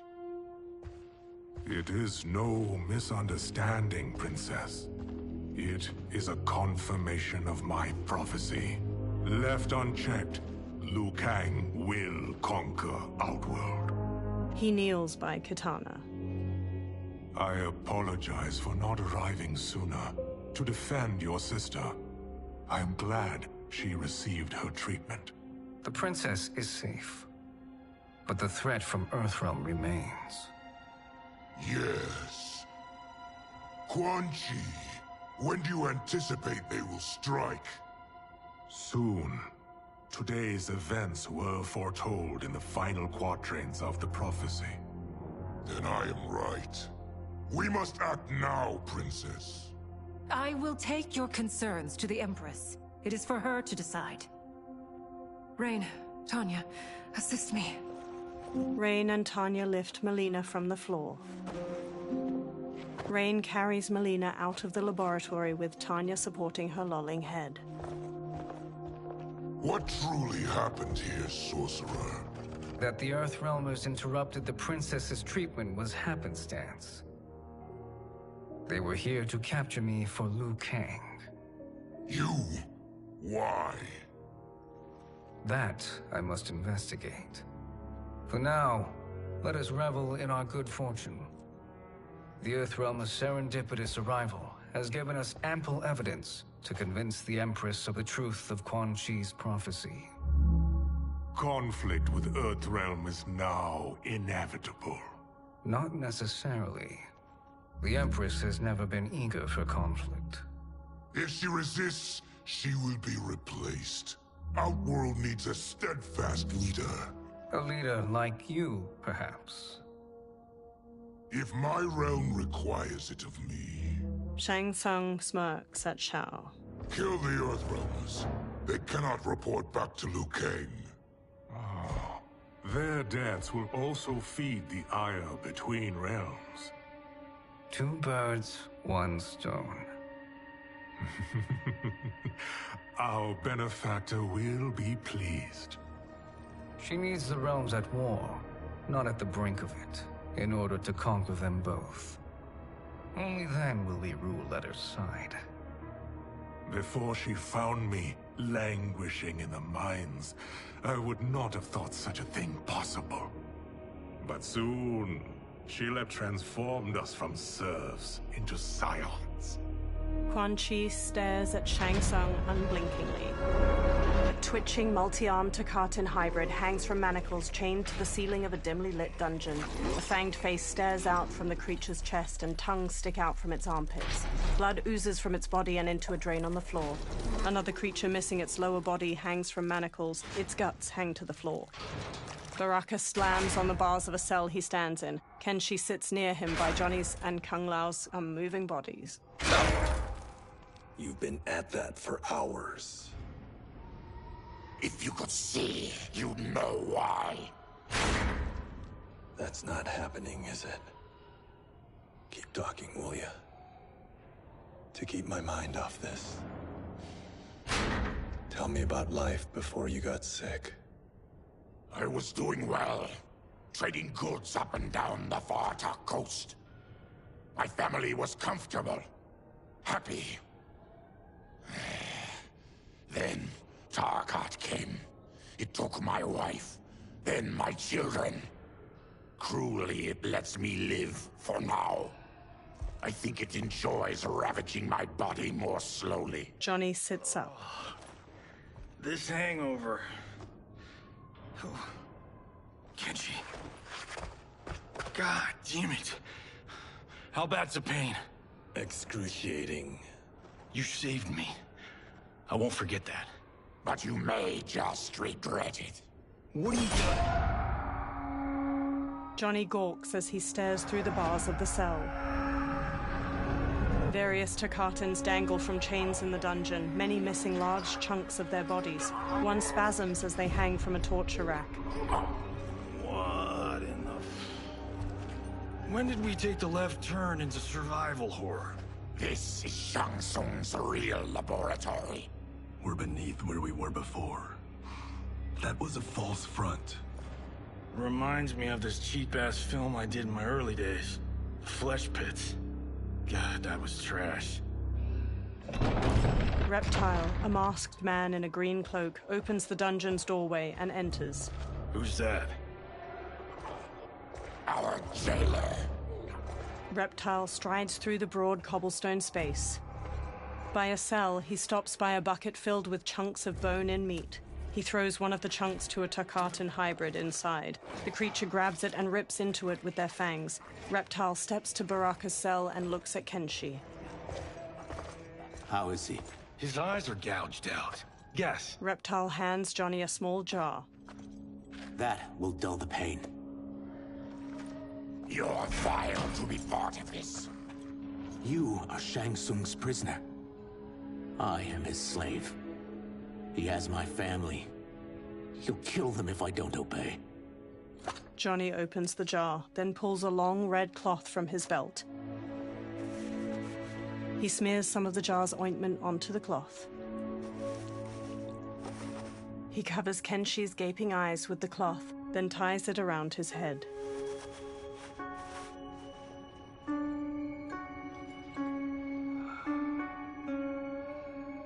Why did he pick you? So he could learn how I shapeshift. He learned that from you? We saw him do that. It was unreal. So how does it work? You just shapeshift into anything you want? I can shift only between this and my natural form. He shapeshifts into a humanoid lizard. You're Zateran. Your race can shapeshift. None can except me. He shapeshifts back as light coalesces near him. It resolves into Shang Tsung. He smirks and steps closer to the cell. Are they ready? It's time. Time for what, sorcerer? Replication experiments. They begin with your vivisection. I'll use your harvested parts to build new creations. The process is fatal, of course. Liu Kang won't let you get away with this. That presumes he will ever learn what happened. But when I am done, there will be no trace left of you.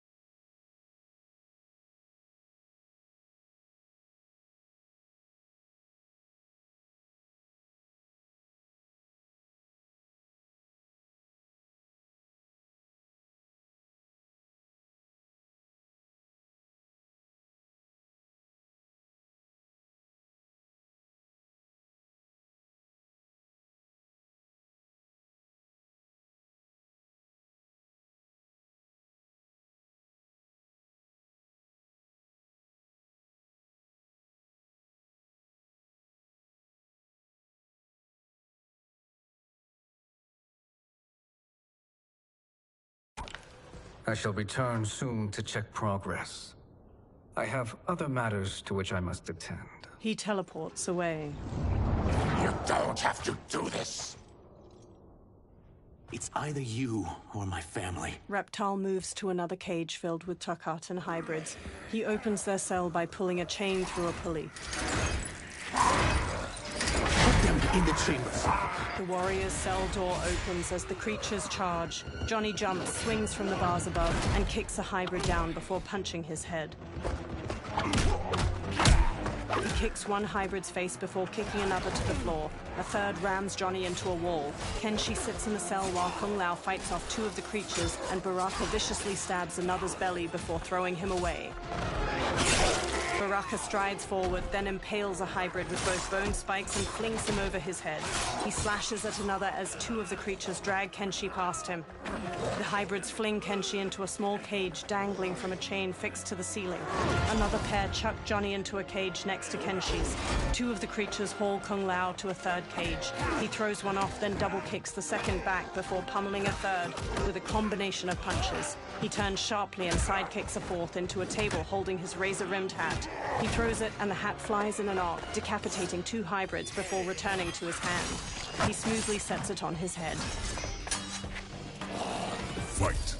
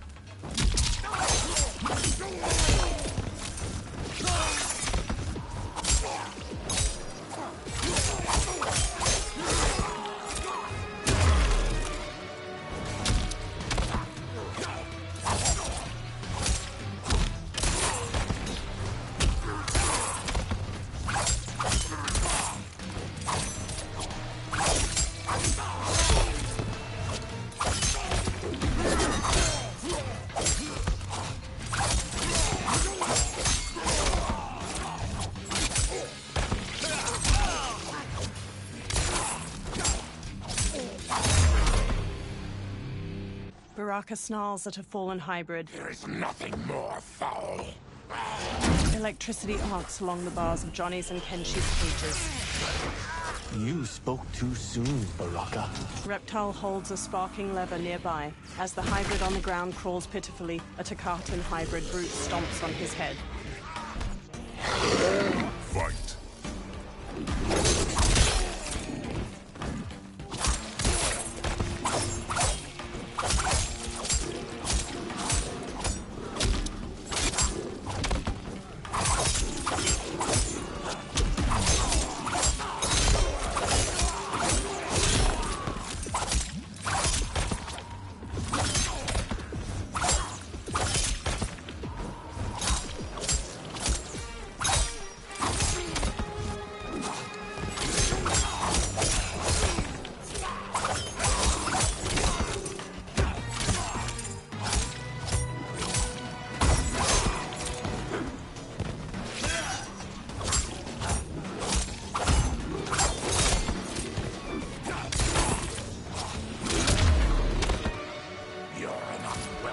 glimpse of my future.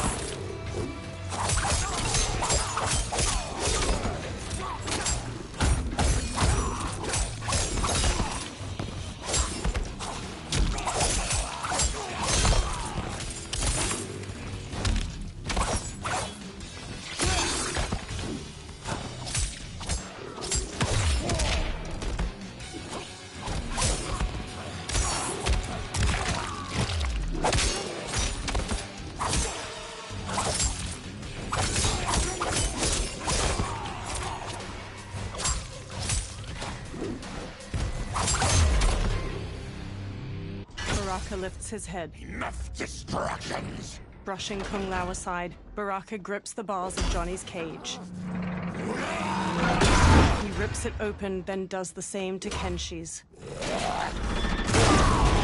Kenshi stumbles weakly. Johnny and Kung Lao help him along, each supporting his weight with an arm over their shoulders. As they shuffle toward the exit, Reptile walks after them.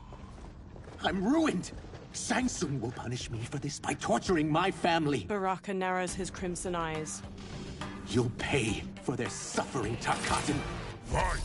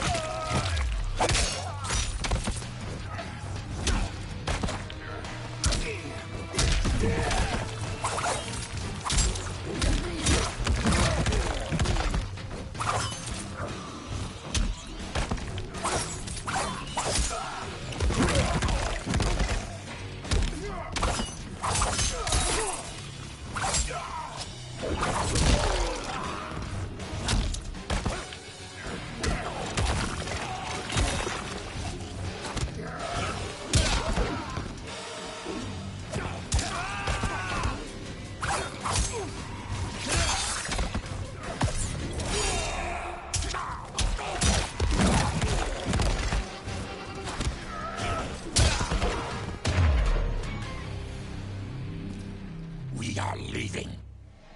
Reptile kneels. Then kill me. If I die, maybe you'll spare my family. No, I won't murder you. It's mercy, not murder. Not that what I've done deserves yours. You were protecting your family. I would have done the same. His mask now removed. Reptile stands with sadness in his eyes. Through magical dust, Shang Tsung appears and frowns at the dead hybrids.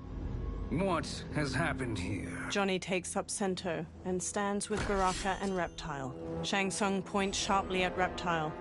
Sizoth, you fool! You've let them ruin everything. We're going, sorcerer. And we're taking you with us. Liu Kang would like a word. I cannot be apprehended so easily. Shang Tsung conjures clouds of green gas. Yeah, I got a bad feeling about this. I bid you all farewell. Cheer up, Sizoth.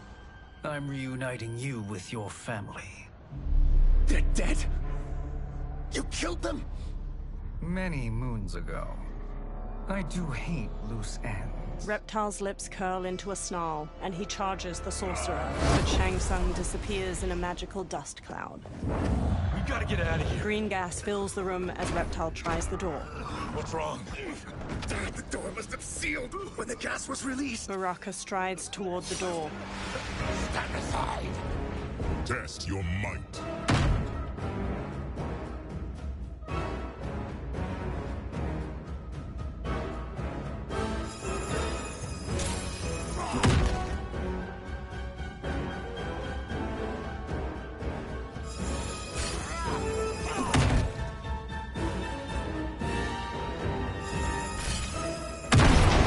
throws the door open to a hallway. Harry!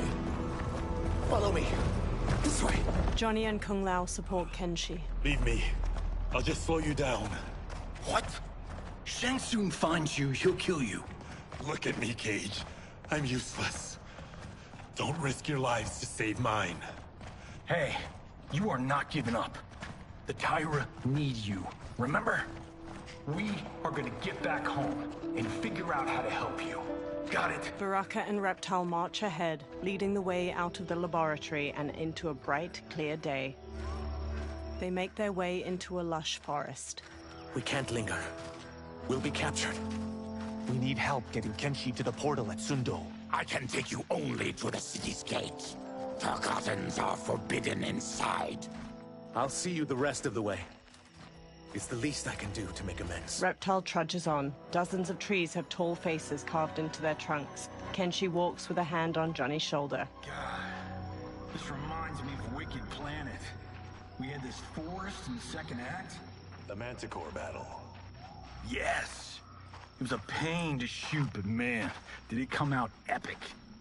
I can picture it exactly. Kenshi and Johnny smile. This is the living forest. Aren't all forests living, Baraka? No others have trees that house the souls of the dead. Whoa, wait a tick. We're talking ghosts? Good ones, not evil. You guys know anybody in here? Some distant relatives. You will find no Zaterrans. Why not? Warmbloods don't welcome us. So we keep to ourselves, living underground in Sikander province. Then how did you meet Shang Tsung?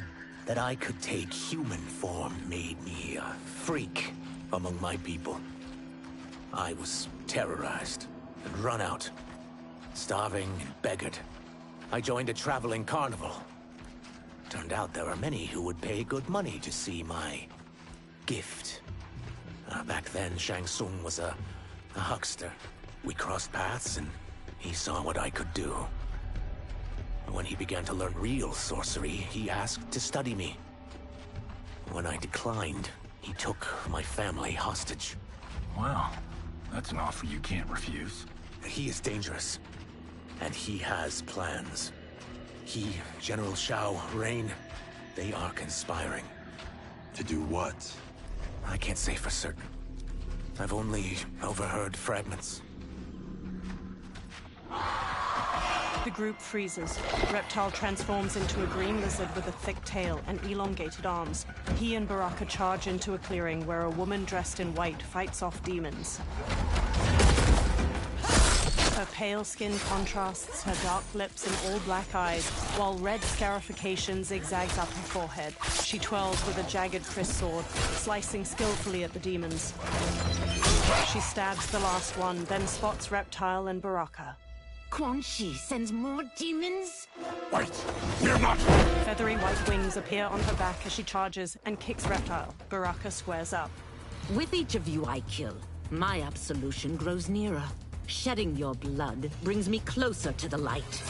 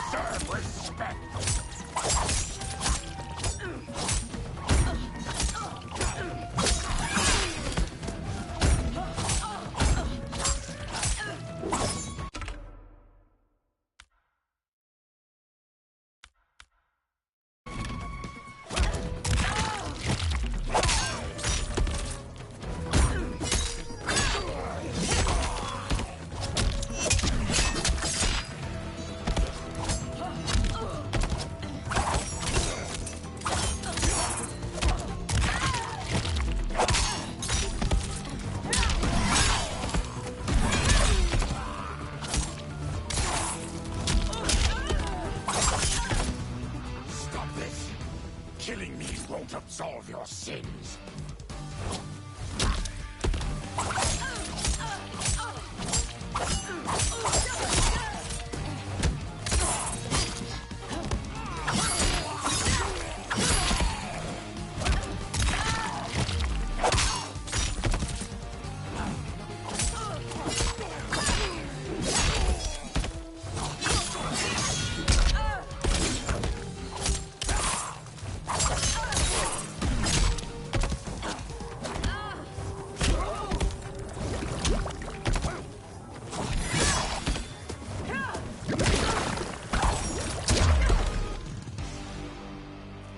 Whoever you are, we are not demons. Eyes narrowed, the woman picks up her sword. If not demons, what are you? He's a Terran. I am a Denian. Or I was before my Tarkat affliction. Outworlders. Apologies. I'm glad I've caused neither of you permanent injury. Kung Lao treads cautiously into the clearing past a demon's head. Kenshi, led by Johnny, crinkles his nose. What is that? Just keep swimming. So, who's our femme fatale? I am Ashra, demon of the Netherrealm. Demon? You look human. Mostly. And what's a Netherrealm? The monks covered that with us. Did you sleep through every lesson? That one, apparently. Netherrealm's hell, but real. No shit. I appear nearly human because I've purged most evil from my soul. When I'm done, the last vestiges of my demonic form will fade away. Why were the demons after you? They were sent by Quan Chi, my former master. I was part of his Sisterhood of Shadow. He wanted, still wants, dominion over the realms. I renounced him when I realized that I could not help him defile them. And now he wants you dead. Precisely. She smirks. I followed Quan Chi from the Netherrealm here. He's building devices that steal souls on a mass scale. He's testing the first on the dead that reside in the forest. Why steal souls, Ashra? To harness their power. To what end, I don't know. But I do know that it's to aid the designs of another sorcerer. Shang Tsung. Johnny glances at Kenshi. Damn it. That guy's everywhere. You're sure Quan Chi is here? My Chris senses him. Her sword. He's nearby. Nope, no. We're getting you home. We have a job to do. Quan Chi could lead us to Shang Tsung. Your Liu Kang is right. Shang Tsung's a danger that must be dealt with. I will aid you. As will I. Well, I guess the eyes have it. Motion carries. Ashra, lead the way. Johnny gestures magnanimously. With a friendly smile, Ashra leads them deeper into the living forest. Ashra's jagged Chris sword glows white as they walk onward. Quan Chi is close. The emanations of his evil grow stronger. That is a powerful weapon. And my perfect ally. As I smite the evil it finds, I am further purified. Now I've done steps, so I'm all for self-help. But since when does a demoness want to be less evil? I had spent eternity damned to the Netherrealm. I had assumed that's all there was to existence. But then I saw Earthrealm, saw Outworld, saw there was a better way to live, and that to have it, I needed to cleanse my soul. My sister demons were furious at my change of heart. Kia and Jataka were the first to hunt me. Ashra frowns. Quan Chi is also a demon? Actually, he's an Outworlder. But he mastered the dark magic needed for unfettered travel to my realm. A large insect hovers near Reptile's face. His tongue flicks out to catch it, and he hastily stuffs its spindly legs into his mouth. Any idea how he buddied up with Shang Tsung? They share a common benefactor. She plucked them both from obscurity, taught them everything they know. I've never met her, but there's no question that she is a sorceress beyond compare. The Chris sword glows brightly, emanating a golden aura. Quan Chi is near. Quan Chi stands on a wood platform where a twisting statue of skulls glows with green light. 4 onlookers hold red gemstones. I am ready for your contributions. A woman with bat-like wings steps forward. Ornate silver finery weaves along her thighs and midriff. Excellent, Nitara. I need yours as well. A Saidan man with black hair and deep scars on his chest looks up. Darius and I have been thinking, sorcerer. Do not try to renegotiate, Havoc. We need proof that you'll deliver. That he's delivered for Natara's Vaternians is all the proof you need. Serena's right. Because of Quan Chi's magic, my realm's people are no longer poisoned by sunlight. We've finally escaped the shadows. Rest assured, the spells you will receive will bring down Order Realm's government. When will we have them, Quan Chi? After the attack on Earthrealm, which could be called off if the Soul Stealer's efficacy isn't demonstrated promptly. The Saidan man Havoc hesitates as the green glow looms behind them. He hands over the gemstone to Quan Chi. Quan Chi's eyes widen. Nearby, Ashra steps forward from her new companions. Their gazes are all fixed on the platform. Well, this plot just got thicker. Earthrealm is in grave danger. Just one Soul Stealer can kill hundreds of thousands. If he unleashes a battery of them, millions will die. He must be stopped. I will deal with Quan Chi. The 4 of you subdue the others. Whoa there, big fella. This stops where you get off. Johnny stops Kenshi. You heard her. Millions could die. Which is why we don't want you tripping us up out there. Now, give me your sword. Why? Just give it. A small smile tugs at Johnny's lips. Kenshi hesitantly removes the sword from his back and offers it to Johnny. Johnny takes it, then replaces it with the sword Sento. Kenshi grips its black scabbard tightly. What? I can't. Not when you've saved my life. It's yours. Johnny fixes him with a serious look and touches his shoulder. Kenshi squeezes Sento, thumbing its golden detailing. At the Soul Stealer, Quan Chi casts green magic from his hands. Nitara spots Ashra's group charging in. Quan Chi! They stop before the platform as Quan Chi turns. Yet again, you evade capture, Ashra. And now it appears you've found allies. We are joined against you, sorcerer. You won't be stealing any souls. Ashra flourishes her sword and charges in. Nitara flies forward to meet her, slashing with red claws. Baraka bowls into Havoc, and they brawl with clenched fists. Kung Lao kicks at the demon woman Serena, who parries him with swift ease and counters with a gut punch. Johnny exchanges blows with Darius, a Saidan man with dark umber skin and orange sunglasses. Ashra manages to slice Nitara's arm. That blade's enchanted. It was forged to destroy evil. It's slain many of your vampire kind. We can't help what we are. That we feed on blood doesn't make us evil. Fight.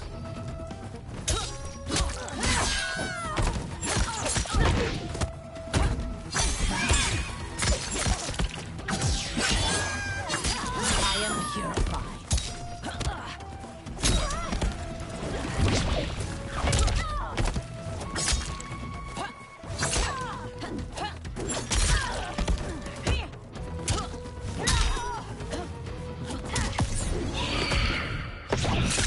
The attacker punches the victim airborne, then grabs their ankles to slam them down. Nitara kicks her victim upward, then stabs her claws through their neck before slamming across the floor.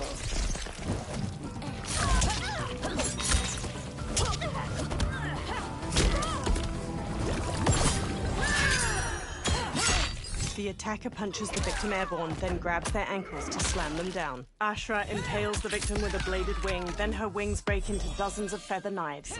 She slashes with her kris as the knives pierce them. Is that your best, demon? You'll need much more.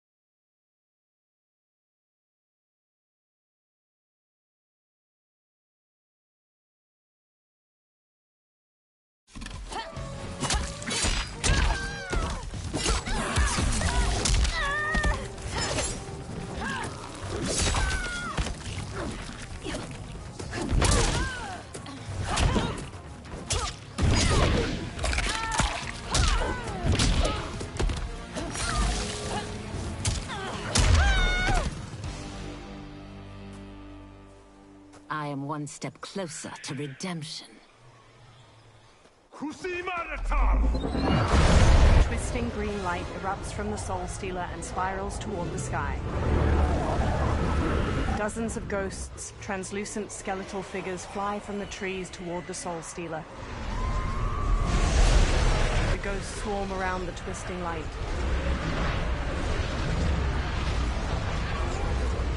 Johnny gazes up at the ghosts with the others, all awash with pallid green light. My God, it's a tornado. The forest withers and rots as the faces carved into the trees turn skeletal. Quan Chi conjures green light in his palms, then lifts them overhead.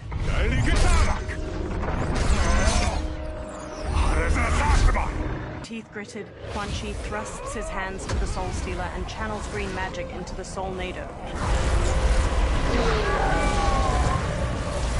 Strands of light from the Soulnado coalesce into a humanoid form wearing a red and black cloak over corpse gray skin. The humanoid stretches his jaw open, then collects himself and stares out at everyone with glowing green eyes. The humanoid raises his hands while floating in front of the Soul Stealer. Ashra narrows her eyes at him. What dark magic is this? We are Ermac, a collection of souls bound by Quan Chi's magic. We live to obey his commands. Kill them. Ermac throws bolts of green energy at Johnny, Kumau, and Ashra, knocking them to the ground. Ermac telekinetically raises Baraka into the air as the Tarkatan charges, then throws him away. Reptile tackles Ermac to the ground, but Ermac frees himself and blasts Reptile back with an energy bolt. He yanks Ashra toward him, then jabs her face before launching her through the air to the ground. Quan Chi must succeed if I'm to liberate Order Realm. I'll not let him fail. Killing one realm to free another is a heinous proposition. One I won't let you fulfill. Fight!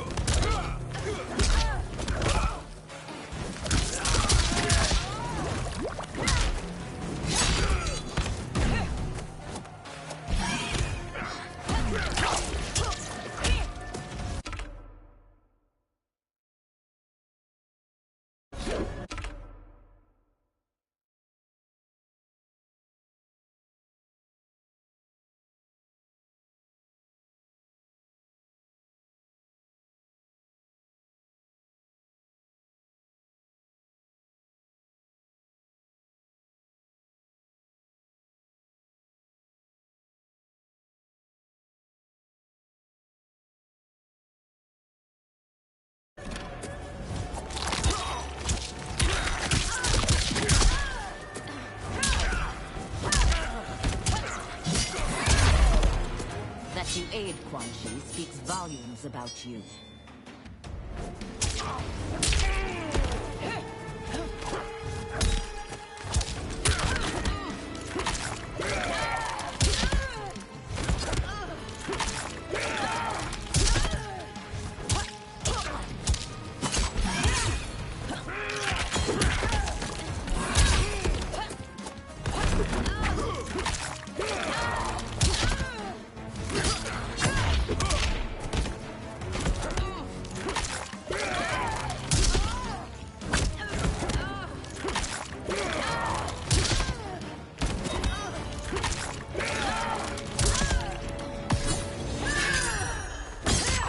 The attacker punches the victim airborne, then grabs their ankles to slam them down. Ashra impales the victim with a bladed wing, then her wings break into dozens of feather knives.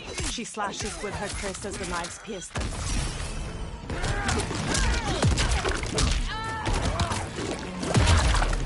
No one will stand in my way. Not even you.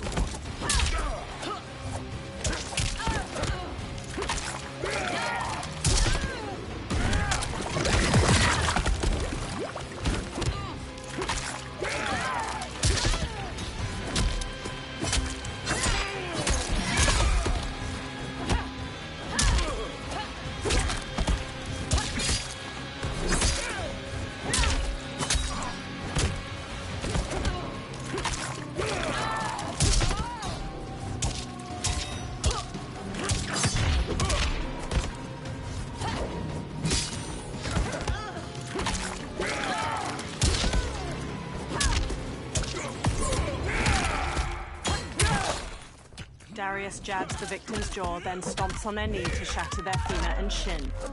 Harvick headbutts the victim to the floor, then pummels them. His own fists break apart into jagged, stabbing bone.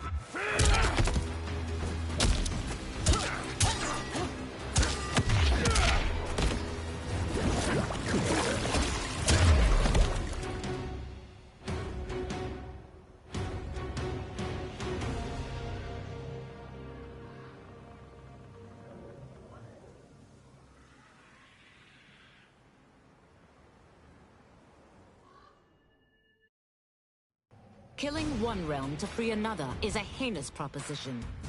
One I won't let you fulfill. Fight!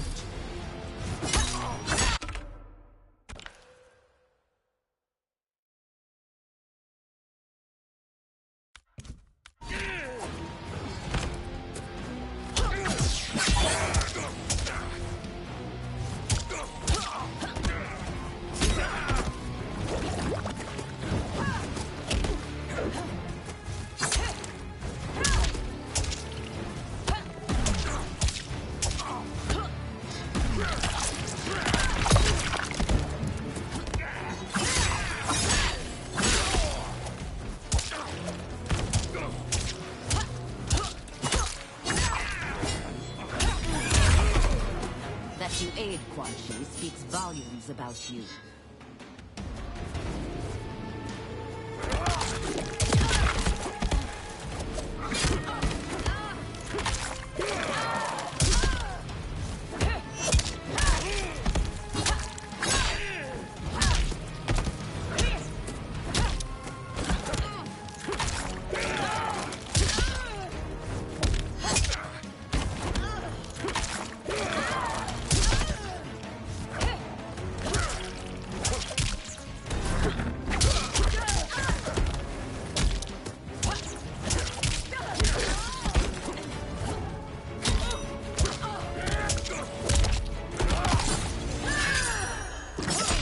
The attacker punches the victim airborne, then grabs their ankles to slam them down. Ashra impales the victim with a bladed wing, then her wings break into dozens of feather knives. She slashes with her kris as the knives pierce them.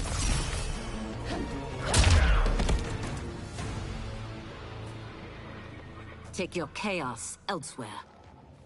Ashra hacks through Quan Chi's flaming skull with her kris. I always feared you would be trouble, Ashra. You are not compliant like your sisters. And now they're dead by my hand because you sent them against me. I'll never forgive you for that, Quan Chi. Fight.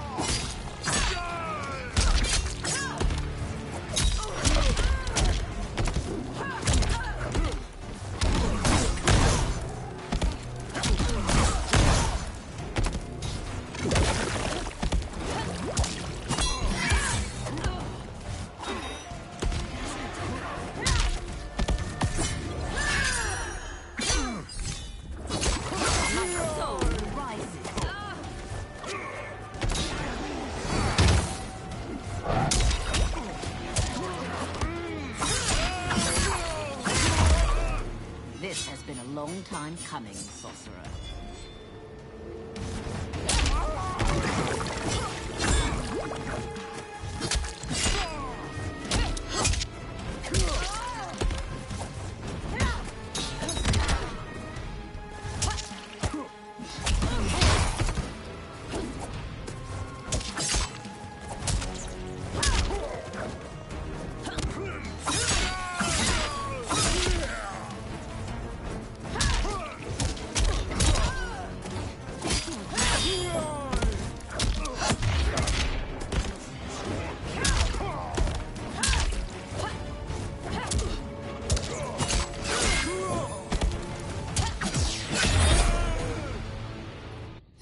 Ashra scowls. When I'm finished here, I will finish you. She flings her Chris at Ermac. He stops it telekinetically. Ashra grabs the Chris and slashes at him. Ermac weaves around her attack, then blasts her back. Johnny kicks his head, then Ermac smacks his face, making him stumble away. Ashra spins while slashing at Ermac. He evades her, then slams Reptile into the ground as he charges. He levitates Ashra into the air and hammers her down. She lies inert. Ermac throws a fallen log at Reptile and Baraka, then floats Johnny up and slams him into the dirt. He raises Johnny again and flings him away. Johnny goes still. Kenshi raises Sento, face hard. I can't let them die. He charges Ermac. Ermac launches him away. Sento pierces the ground. Kenshi gradually sits up. He frantically feels around the ground. Dim lighting reflects on Sento's sleek blade. What?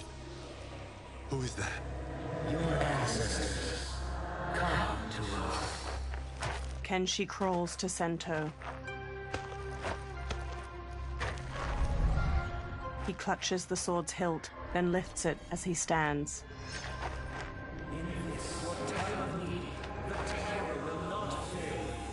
Blue light shines from Kenshi's eyes and bleeds out past his blindfold.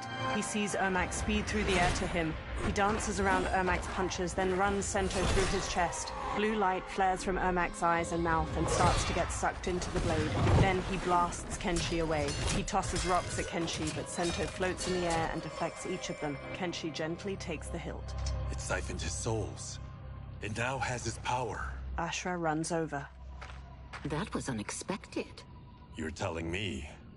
Shall we finish this?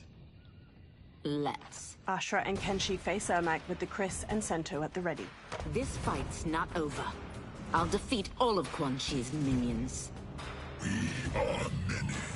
You are one. We will destroy you. Fight.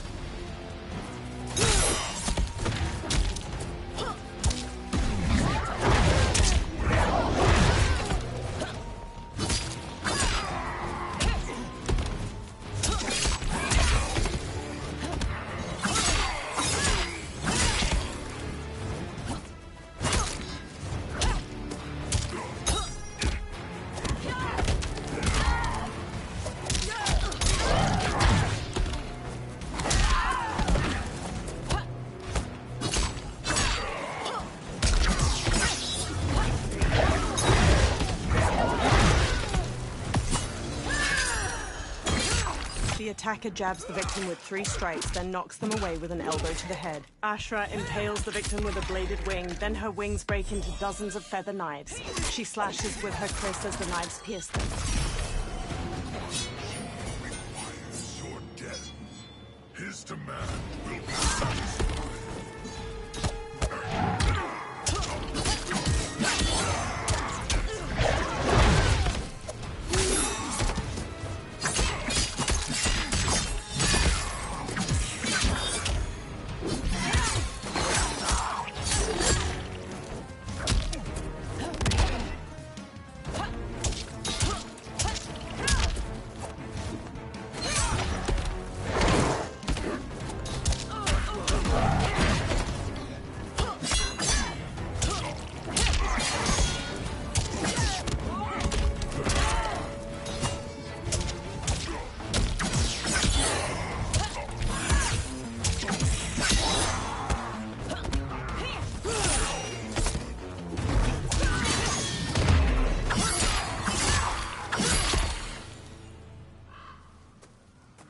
Resistance is never pointless.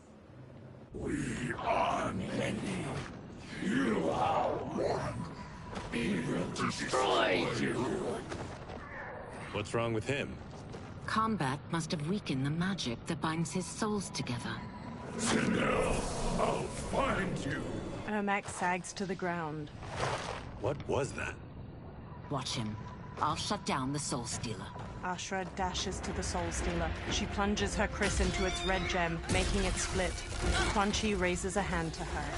Asha, no. gemstone splits and releases energy that launches Ashura away. The ghosts pour out of the Soul Stealer. One flies to Quan Chi and grabs his head. The ghost sucks blue energy from his face, turning his skin ash white, then vanishes. Quan Chi staggers back before collapsing. Ashura regards Quan Chi's motionless body, then strides to him. Since that didn't kill you, I will. No, Ashura! He's too dangerous to let live. Liu Kang needs to question him. He knows Shang Tsung's plans. Ashura lowers her kris. Very well. Well, clearly I underpaid for that. Did you know what it could do? The legends never mentioned mystical powers. The souls of my ancestors live within it. They intend to guide me. Just don't forget who gave it to you, Takahashi. I won't, Cage. Now, let's get him to Earthrealm. They all look at Quan Chi. I know home's here for you, Baraka. But size off, Ashura. You can come with if you want. I'm sure Liu Kang will welcome you. I've never had a home. That would be wonderful. Snow falls around the ruins of an immense stone fortress nestled among tall mountains. Shang Tsung waves his hands around on the top of the fortress and conjures a portal made of fiery light. The benefactor emerges from it. Report, Shang Tsung. The Soul Stealers are under construction. Quan Chi tests the final components as we speak. And the army? Will obey your every command, once it's been fed sufficient souls. I've also conceived a plan to break the Lin Kuei away from Liu Kang. Instead of defending Earthrealm, they will betray it. Excellent. You have learned quickly, Shang Tsung, and well. You will soon reap the bounty of what you've sown. He beams. Moonlight falls over the rooftops of Sundo. Reptile leaps from one roof to another. He looks down at a massive festival of Outworlders in the streets below, each wearing brightly colored clothes. Paper lanterns hang from strings over them. Reptile dashes along the rooftops, following General Shao as he moves through the crowd. Reptile leaps to another rooftop, changing into his lizard form as he goes. He bounds through the air to a different roof. He scurries up to its sloping apex, then shapeshifts back into his human form.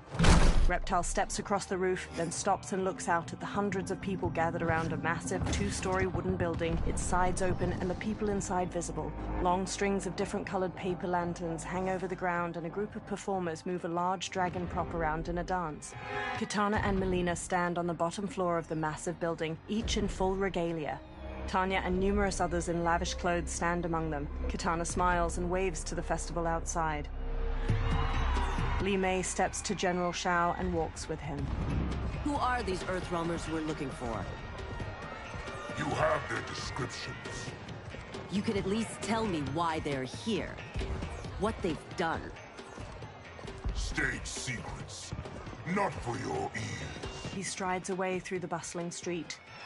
Melina and Kitana smile and wave to the people. Melina beckons Tanya. Yes, Princess. Fetch us water, please. Tanya smirks. As you wish. Melina smiles warmly as Tanya leaves. Careful, sister. Entanglements with Ungadi are forbidden. You know their vows. Who told you? No one. I have eyes. As do the snakes at court who would cheer your downfall. The Ungadi's rules are ridiculous. And you can change them when you are Empress. For now, you cannot jeopardize your ascension. Melina stomps off. Quan Chi sits in an alley behind one of the crowded streets. Johnny puts a big hat on him near Ashura, Kenshi, and Kung Lao. Night-night, sweet Prince of Darkness. They all wear festival costumes. Oh, perfect. You'll fit right in. You couldn't steal a more functional hat. What? It hides your face. And honestly, it suits you. Ashura gives him a questioning look. I still don't know about this. Carrying him around will attract unwanted attention. Look at it out there. It's like Mardi Gras. People will think you just party too hard. Reptile jumps down to them from a rooftop. What's the word? Go toward the stage, then right to the portal gate. But there are soldiers and constables everywhere. Are you sure these are enough? One person spots us, and we are dead. That's why I'll create a diversion. They're out for you too, Syzoth. To catch me, they must see me. Reptile turns invisible. Damn. You didn't tell me you could go full Predator. Kenshi and Ashra lead Kung Lao and Johnny as they carry a listless Quan Chi through the immense crowd of festival goers. People glance at them. Ashra catches her hat as it slips off, then readjusts it. 4 guards eye them from across the street. We could use that diversion. A string of paper lanterns overhead bursts into flames. Good work, Syzoth. They carry on. The surrounding festival goers flee. Kitana looks out at the chaos in the streets. Tanya grabs at her arm. Come, princess. Unhand me. I'm going nowhere. More paper lanterns explode near General Shao and a row of soldiers.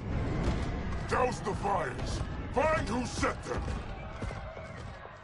Stand down, General. This is my problem, not the military's. Li Mei spots Reptile on a rooftop. Look. Syzoth.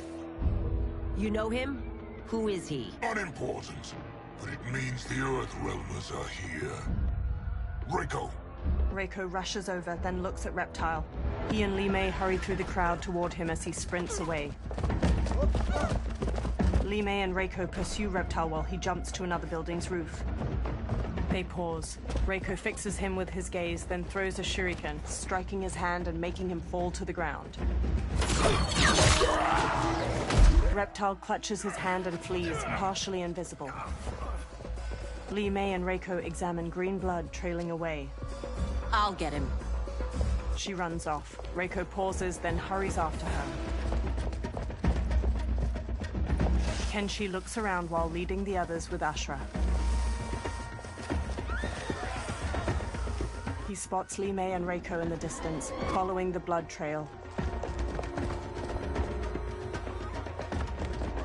Syzoth! Kenshi shoves his way through the crowd after them. Li Mei and Reiko run to a small bridge. Reptile turns visible on the other side of it. Green blood? You're Zaterran.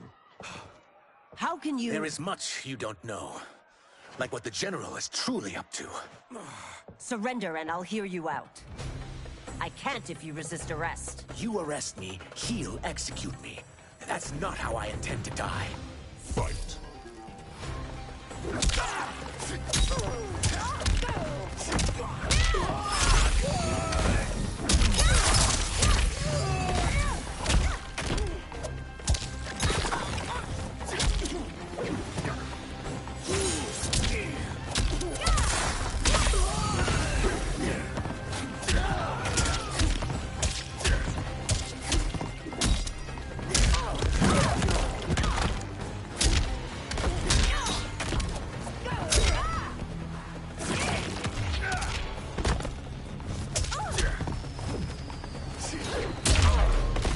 My quarrel's not with you.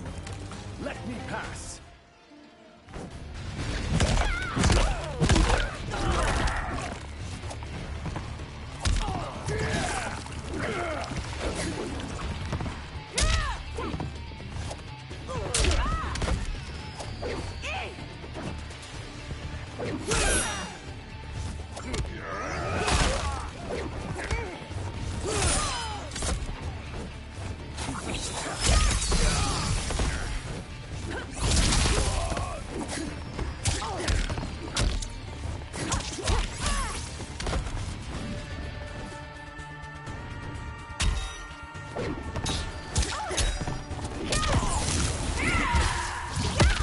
The attacker punches the victim airborne, then grabs their ankles to slam them down. Li Mei conjures a giant lion head made of energy. She leaps, twists the victim's neck, and throws them into the lion's maw. You've one last chance to surrender. For your sake, take it.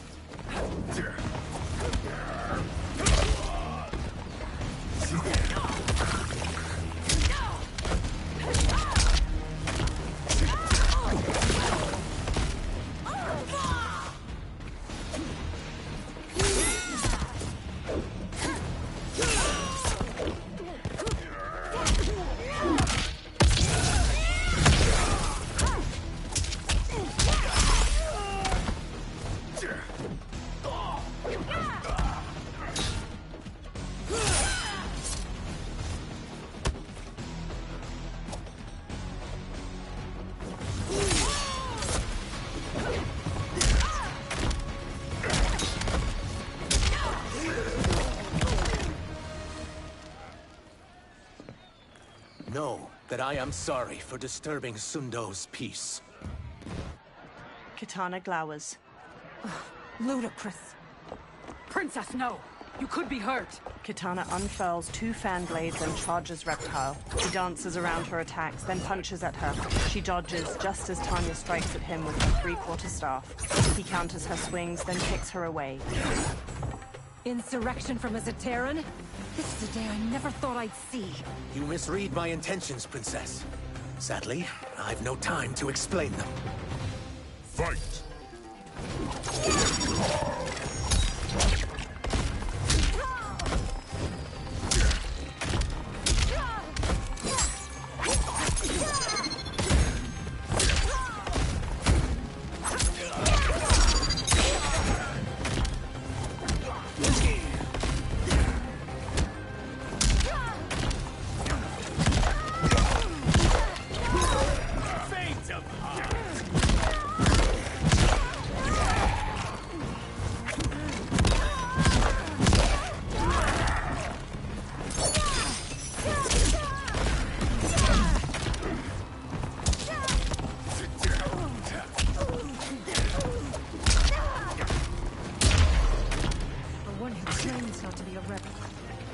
Tenaciously.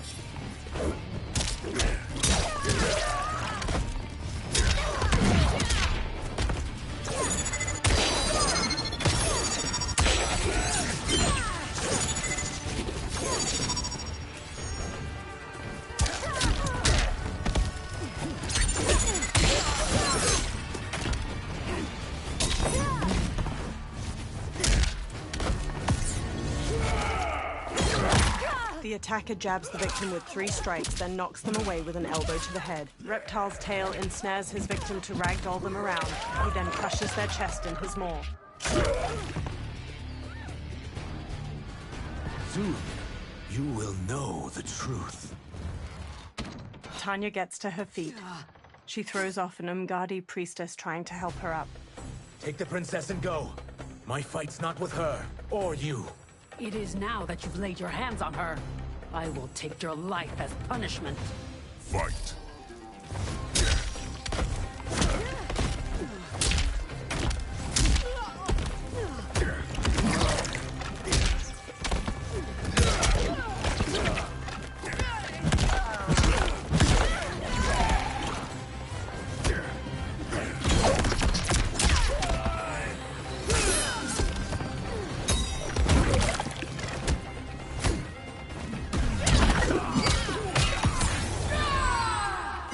The attacker jabs the victim with 3 strikes, then knocks them away with an elbow to the head. Tanya bolts forward, leaving her staff lodged in the ground. She leaps to kick the victim's face through the staff.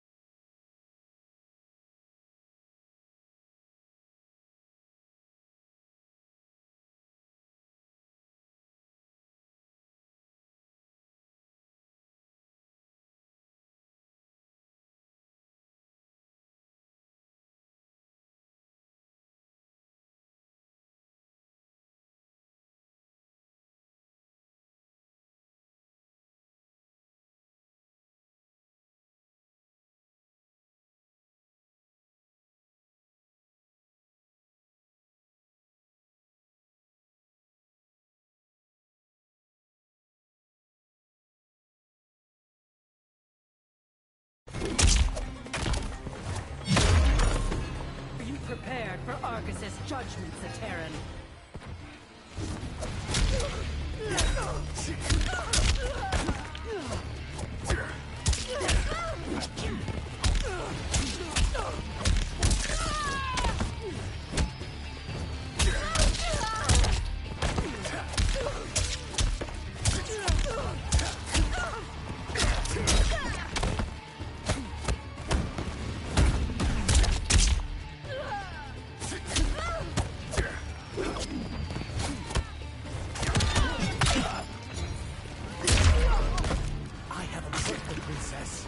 This need not continue.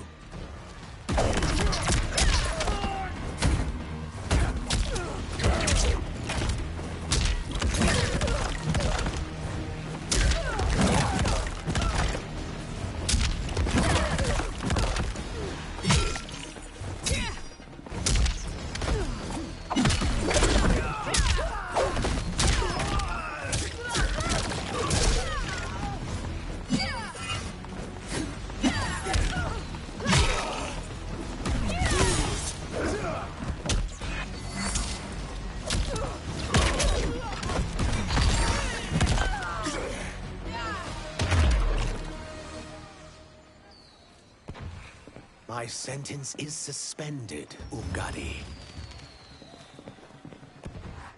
General Shao advances with Goro and other soldiers. Found you. Johnny and Kung Lao let go of Quan Chi as he stirs. Kung Lao and Johnny swap looks, then shrug. They punch and kick Quan Chi until he collapses. General Shao rests his large axe on his shoulder as he paces over. Quan Chi staggers to his feet, then stumbles away. What about him? Worry only about the Earth Realmers.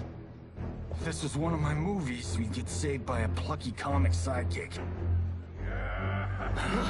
Reptile and Kenshi zipline across a rope leading from one roof to another. They land by them. If we die today, we die together. Not comic, but definitely plucky. Johnny sidekicks Goro, then Goro grabs his arm. Ashra parries the swords of several soldiers and counters. General Shao brings his axe crashing down on Reptile. He dodges, then shifts into his lizard form and bashes Shao away. It's unlike Shang Tsung to leave loose ends. Now that I'm free of him, I'll reveal your conspiracy to all of Outworld. You'll do nothing of the kind. Dead men tell no tales. Fight.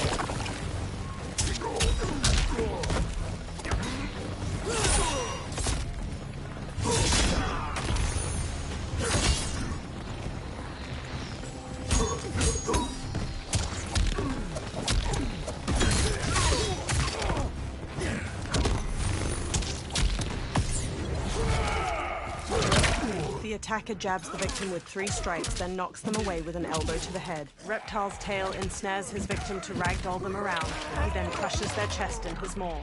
You've more strength than expected. It will make your defeat that much more satisfying.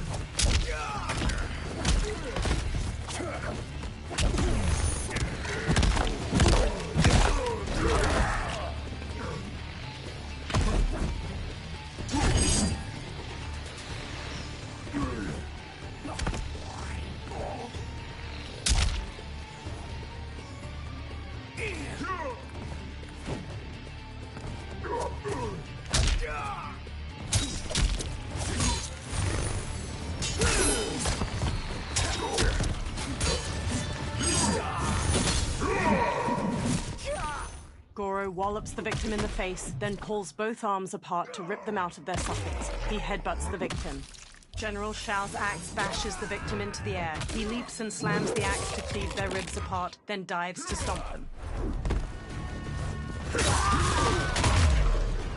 Any last words? Now's the time.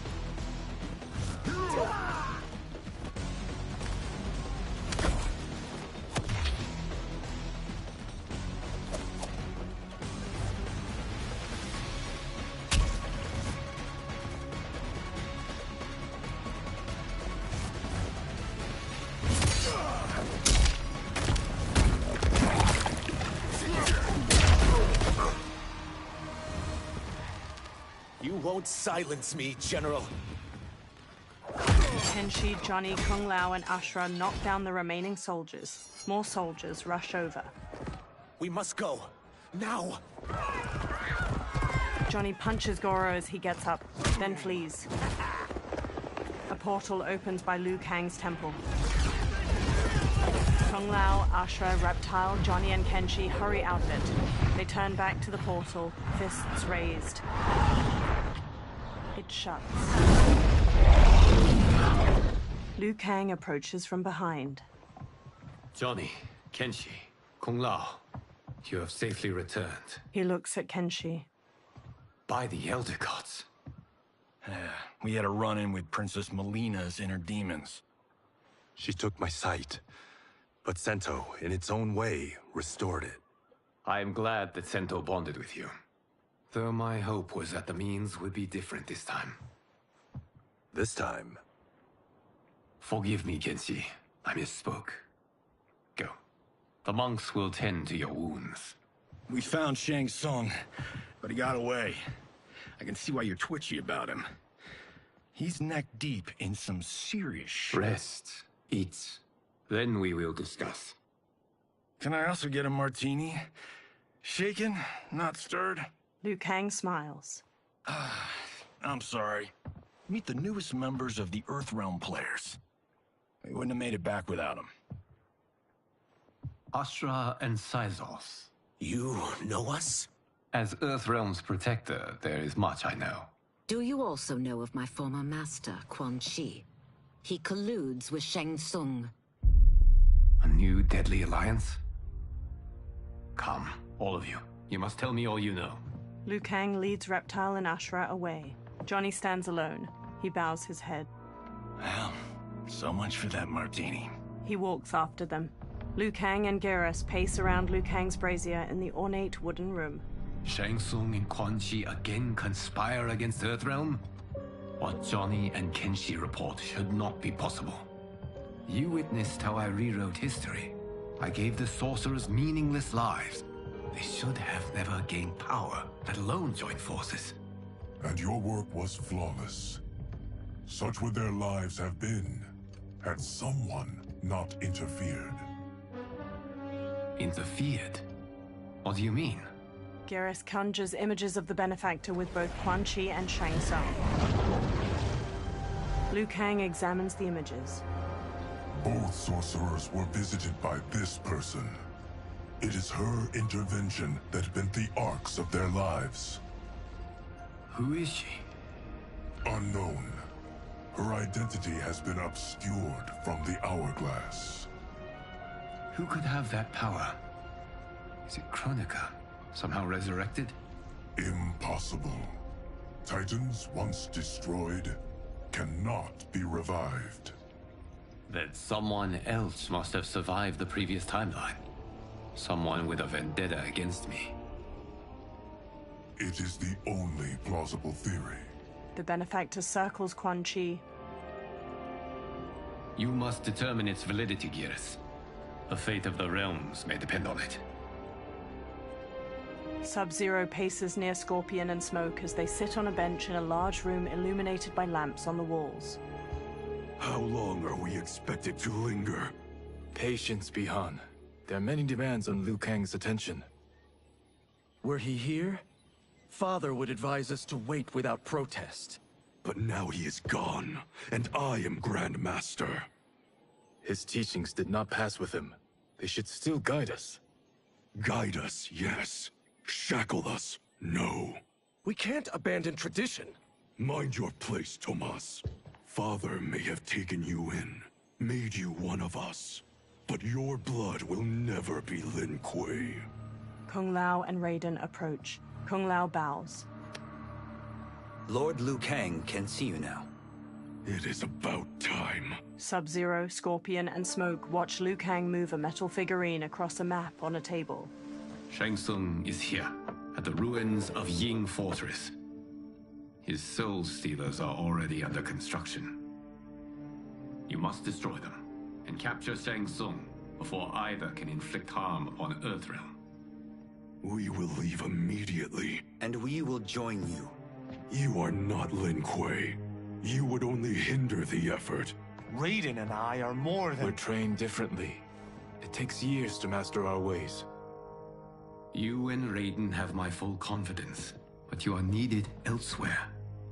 Go to the Wuxi. The monks must prepare you for war. Sub-Zero stands on a cliff with Scorpion and Smoke while peering through a spyglass at Shang Tsung's ruined fortress. The only way in is over the walls. We must find a less guarded section before attempting an ascent. Finally, we face a worthy foe. Victory will bring us glory. Glory? We fight for duty. Does our father's ghost possess you? All I hear is his voice. We must honor his vision, Bihan. Vision is what he lacked. He was blind to our superiority. We settle for defending Earthrealm when we could help lead it. Our clan doesn't govern. It serves. That is our past. It won't be our future. Smoke and Scorpion trade looks while Sub-Zero marches off. Smoke slowly hovers in a tornado of smoke, ascending behind Sub-Zero and Scorpion as they climb the rampart. Scorpion uses his kunai-tipped rope dart as a grappling hook, while Sub-Zero uses ice spikes to pierce gaps in the immense stone wall and haul himself up. Scorpion yanks his rope dart out of a wall after reaching the top of the rampart with Sub-Zero. Smoke flies up behind them, then he turns toward the sky as Nitara dives toward him, fangs bared. She rams him, knocking him out of his smoke tornado and sending him plummeting to the ground far below. He pulls out a knife, then stabs the rampart to gradually slow to a stop. Sub-Zero and Scorpion step to the rampart's edge and bump a stone over towards Smoke. He pulls away, narrowly dodging it. Nitara darts through the air and tackles Sub-Zero to the ground. He kicks her off as Serena and Scorpion approach. They both stand. As a boy, I heard tales of battles against your kind. I had fought them tall ones. All Earthrealmers will soon know of Eternus. My realm starves, and it's coming here to feed. Fight!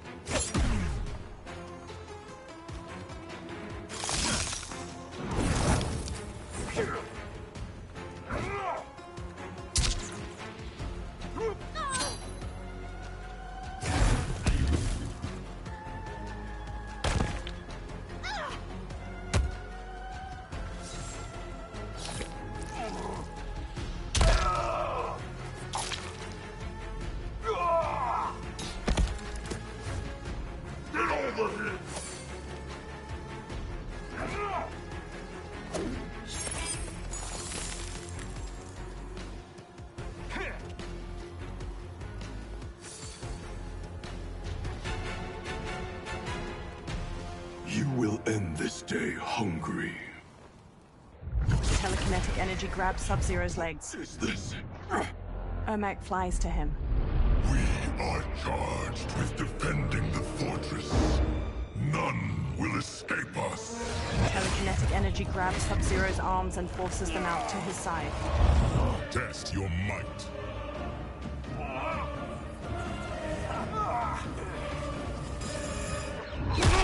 The telekinetic energy shines around Sub-Zero's arms as they get ripped off. Blood gushes from the stumps. He sags to the ground. He lies inert. Test your might. The telekinetic energy shines around Sub-Zero's arms as they get ripped off. Blood gushes from the stumps. He sags to the ground. He lies inert. Test your might. Sub-Zero launches an ice bolt at Ermac, knocking him out of the air to the ground. You are Quan Chi's creation. Liu Kang warned about you. I had hoped for the chance to battle your dark magic. Fight!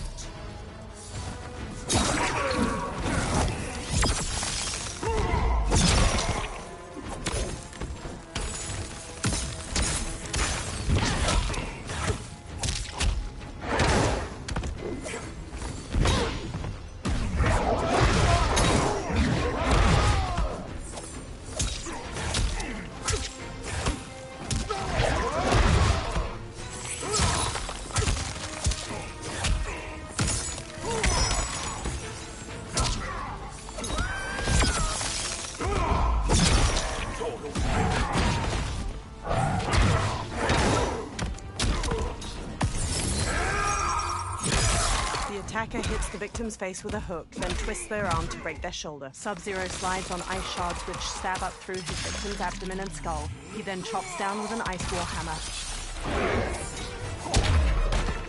Liu Kang was overly concerned. Your magic does not...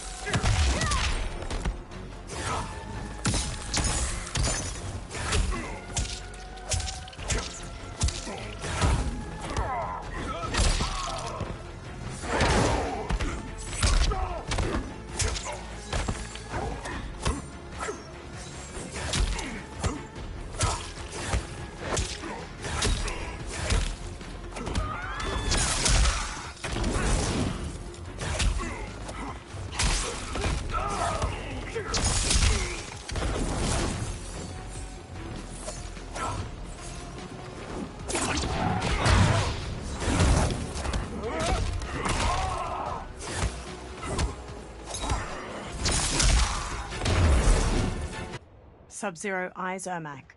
You are not so fearsome. Scorpion and Smoke run to him. You're both unharmed? We are, brother. Good. After our years of idleness, it pleases me to again face combat. I will be pleased when we complete our mission. They sprint across the fortress. Sub-Zero blasts a trail of ice and slides across it to a wall beside a portcullis.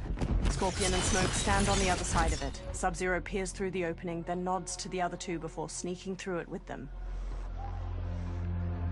They step to an inactive Soul Stealer, its fused humanoid bones bound to strips of cloth and shaped into a tall spiral. Sub-Zero reaches toward it.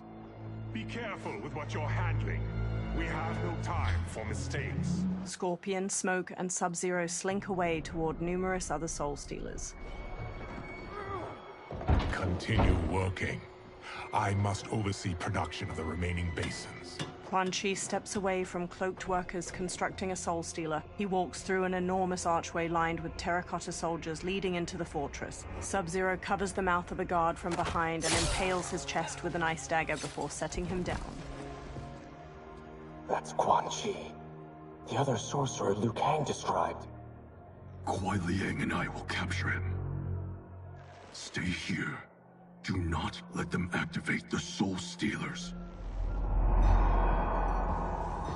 Quan Chi steps down a corridor hedged in with more terracotta soldiers. Flames flicker in numerous braziers lining the walls and gold coins litter the stone floor. Sub-Zero and Scorpion slowly follow him as he steps through a doorway into another room. Sub-Zero pauses by a heap of gold coins. He picks one up and inspects it in the firelight. He looks past it at mounds of gold coins sitting in the room beyond the corridor.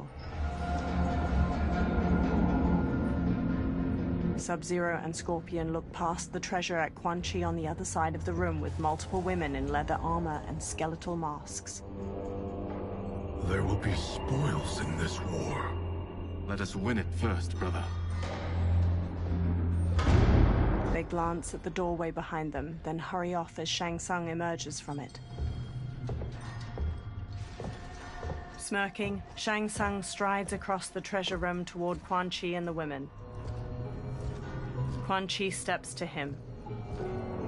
Will the Soul Stealers be completed on time, Quan Chi? Yes.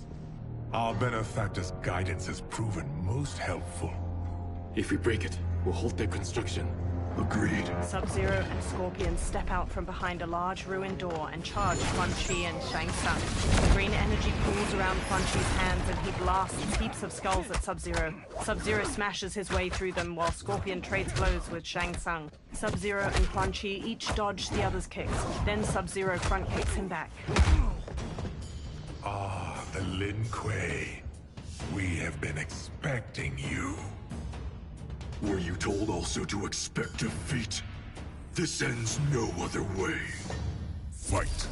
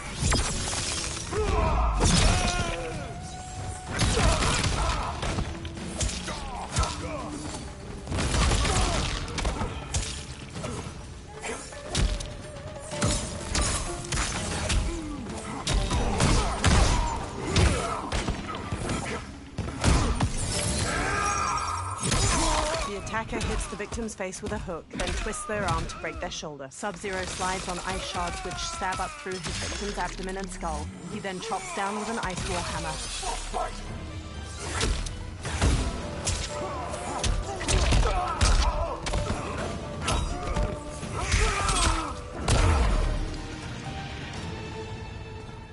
Your failure was inevitable. Scorpion evades Shang Tsung's knife hand strike, then jabs his gut and sidekicks him back. Shang Tsung shoots a fire skull at a giant pile of coins and jewels behind Scorpion, sending it sliding down and burying the warrior. Sub-Zero shoots an ice beam, but Shang Tsung blocks it with a shield of fire. This is so unnecessary. What I can offer you, you won't decline. Unless it's your surrender, I am not interested. Fight.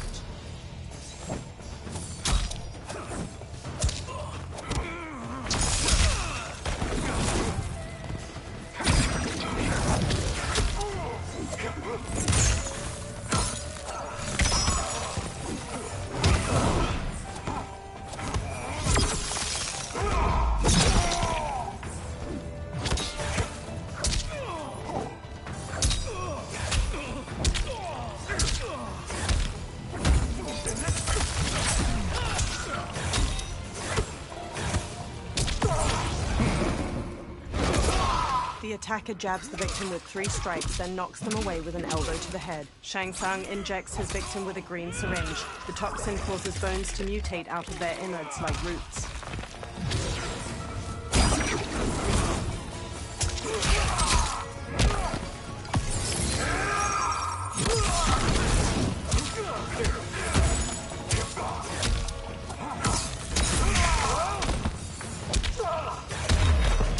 As I suspected, her capabilities are indeed limited.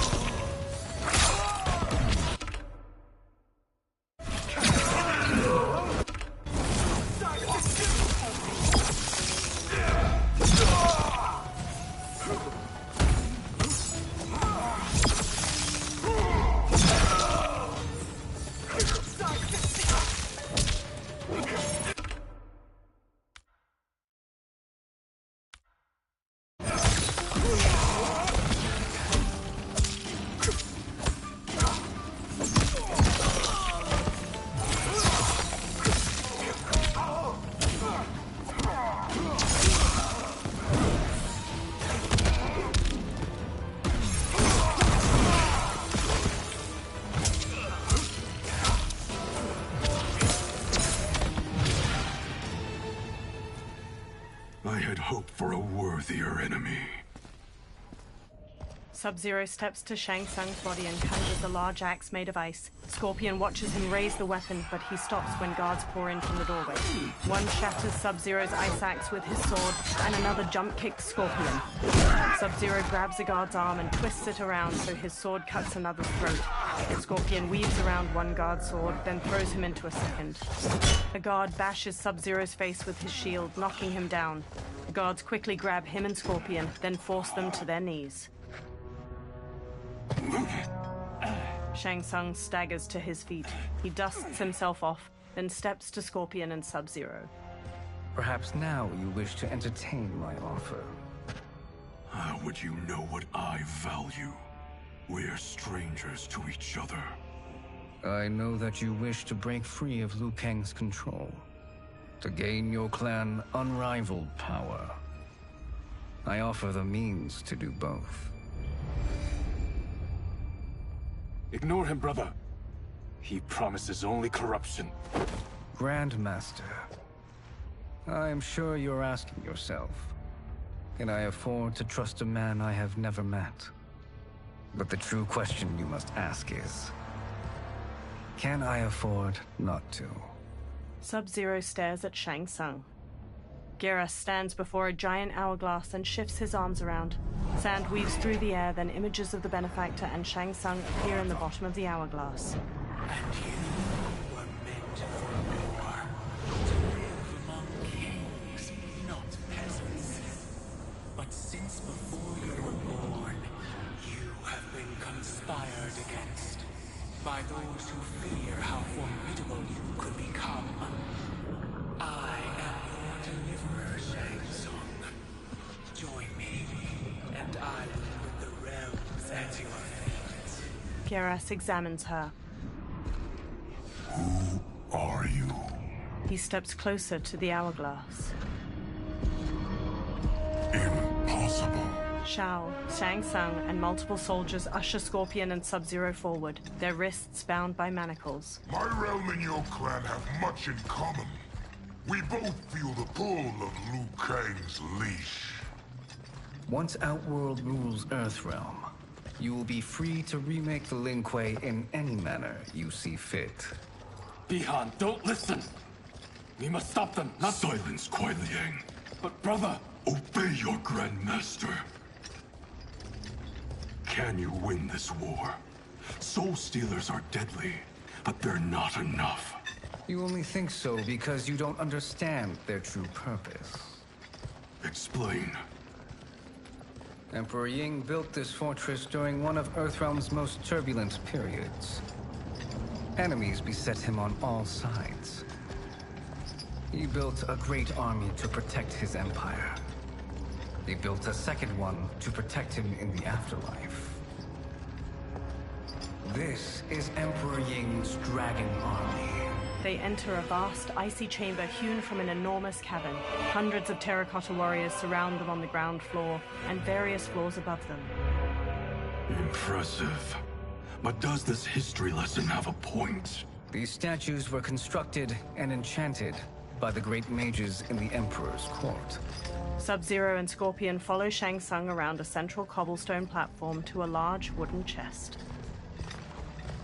Shang Tsung kneels, then opens it, revealing a velvet-lined interior housing a silver crown made in the likeness of two dragons facing each other.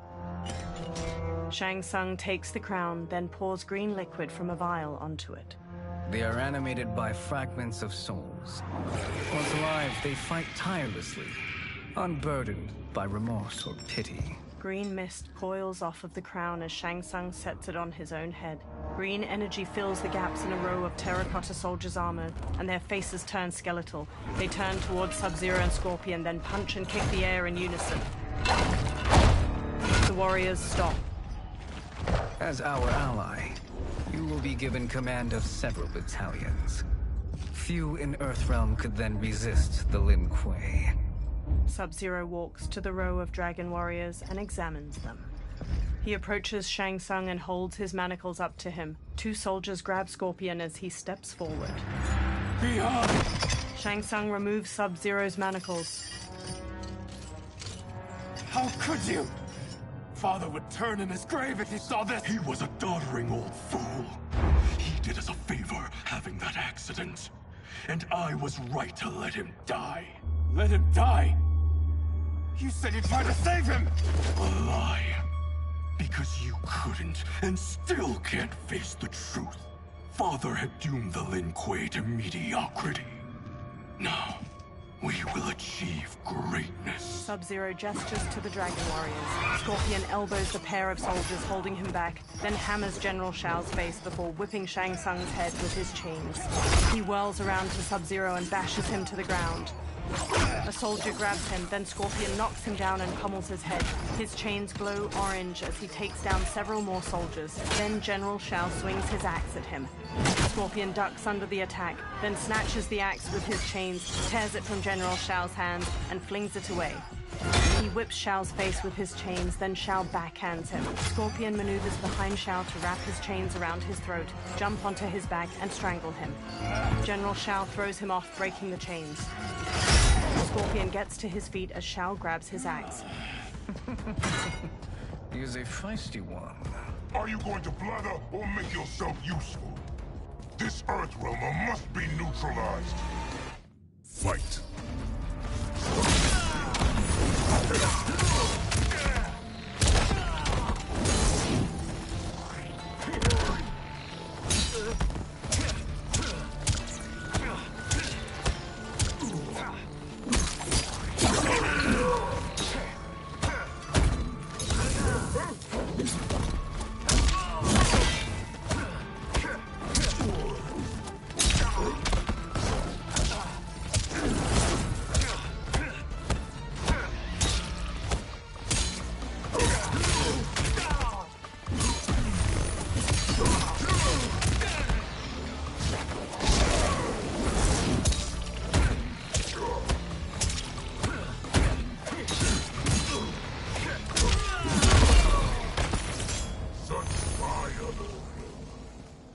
Shame you wasted.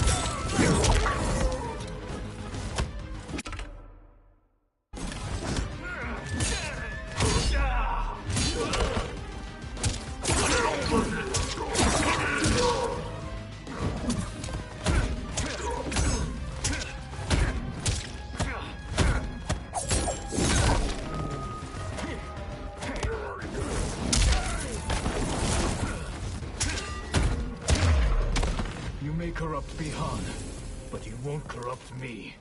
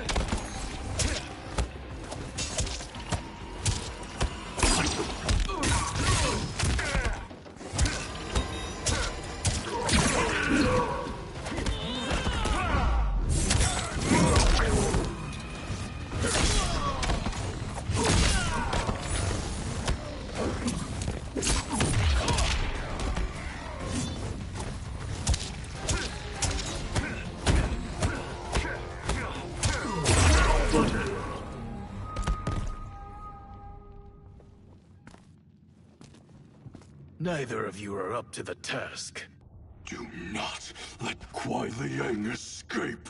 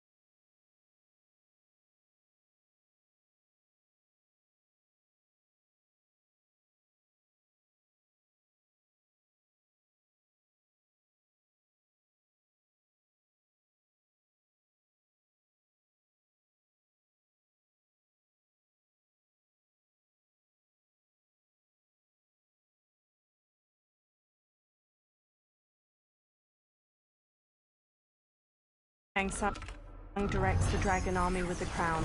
They charge at Scorpion. Scorpion shoots flames to burn the undead warriors. They disintegrate before reaching him, one with its sword a mere hair away from his face. He sprints out of the tomb of the dragon army, past hordes of unanimated warriors. He dashes toward the dilapidated castle. He enters the Great Hall and sneaks cautiously through wood and stone wreckage. He reaches 3 fire pits, where Quan Chi and Rain gather. The duo discusses a pot of melted metal as it pours. Pollutants impact efficiency.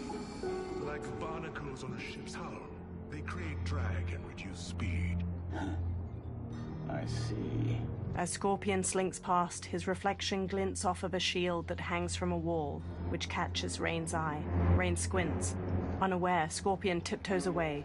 Rain wields his staff and hurls a burst of water at him.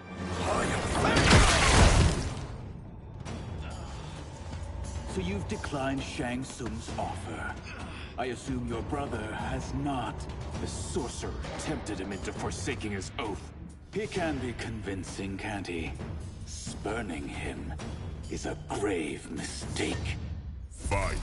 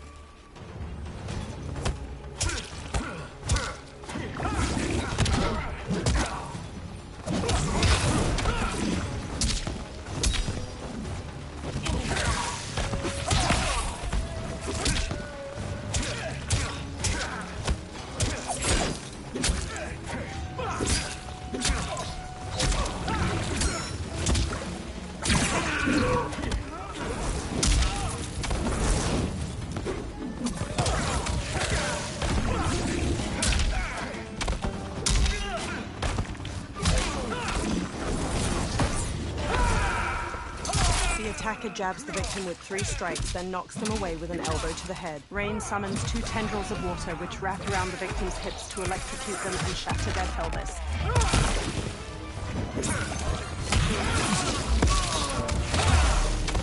The waters rise against you.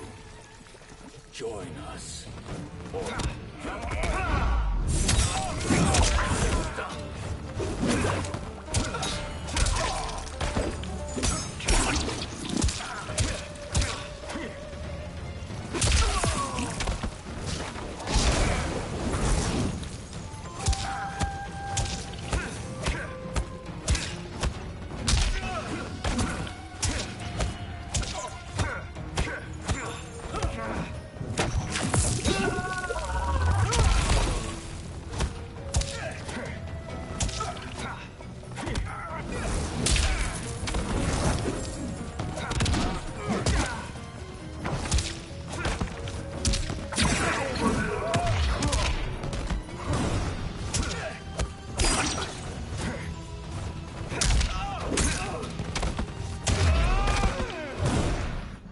Scorpion relaxes and glares. The mistake is yours, Outworlder. Havik and Darius storm in. What have you done? They rush Scorpion. He dodges Darius's punches and blocks Havik's kick. He grasps Havik's arm and smashes his head. He kicks him away and brawls with Darius. He whips out his rope dart, lances Havik's stomach, and slams him against a wall. He throws a series of punches at Darius. Havik kicks Scorpion toward the pot of melted metal. He holds out his hands to stop himself from falling in and burns them. They hold him down and lower his head as he struggles. Test your might.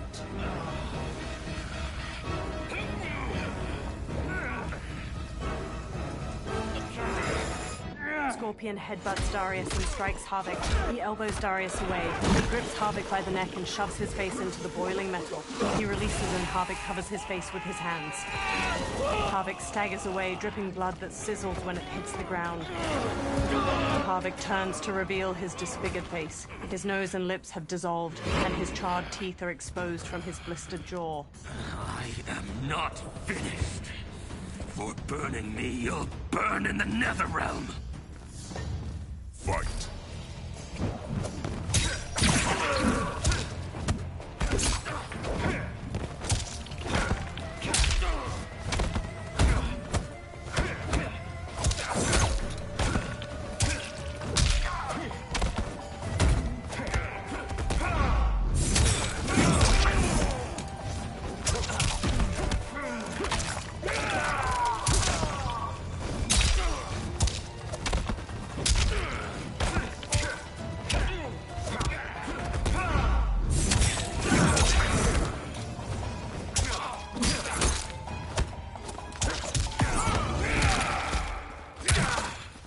Darius jabs the victim's jaw, then stomps on their knee to shatter their femur and shin.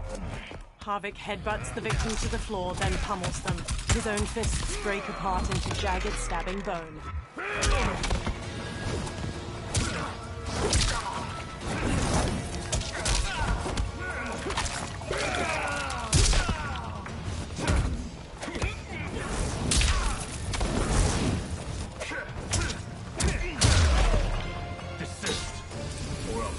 The rest of you.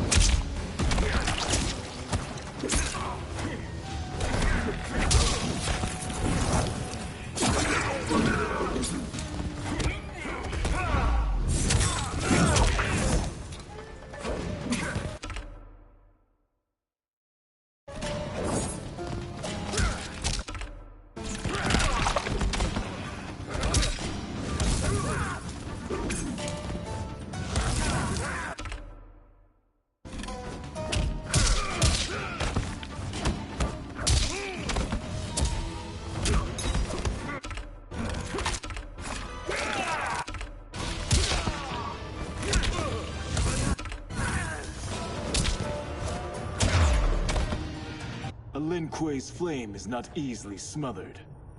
Split up! We must find him! Scorpion bolts out of the castle alone.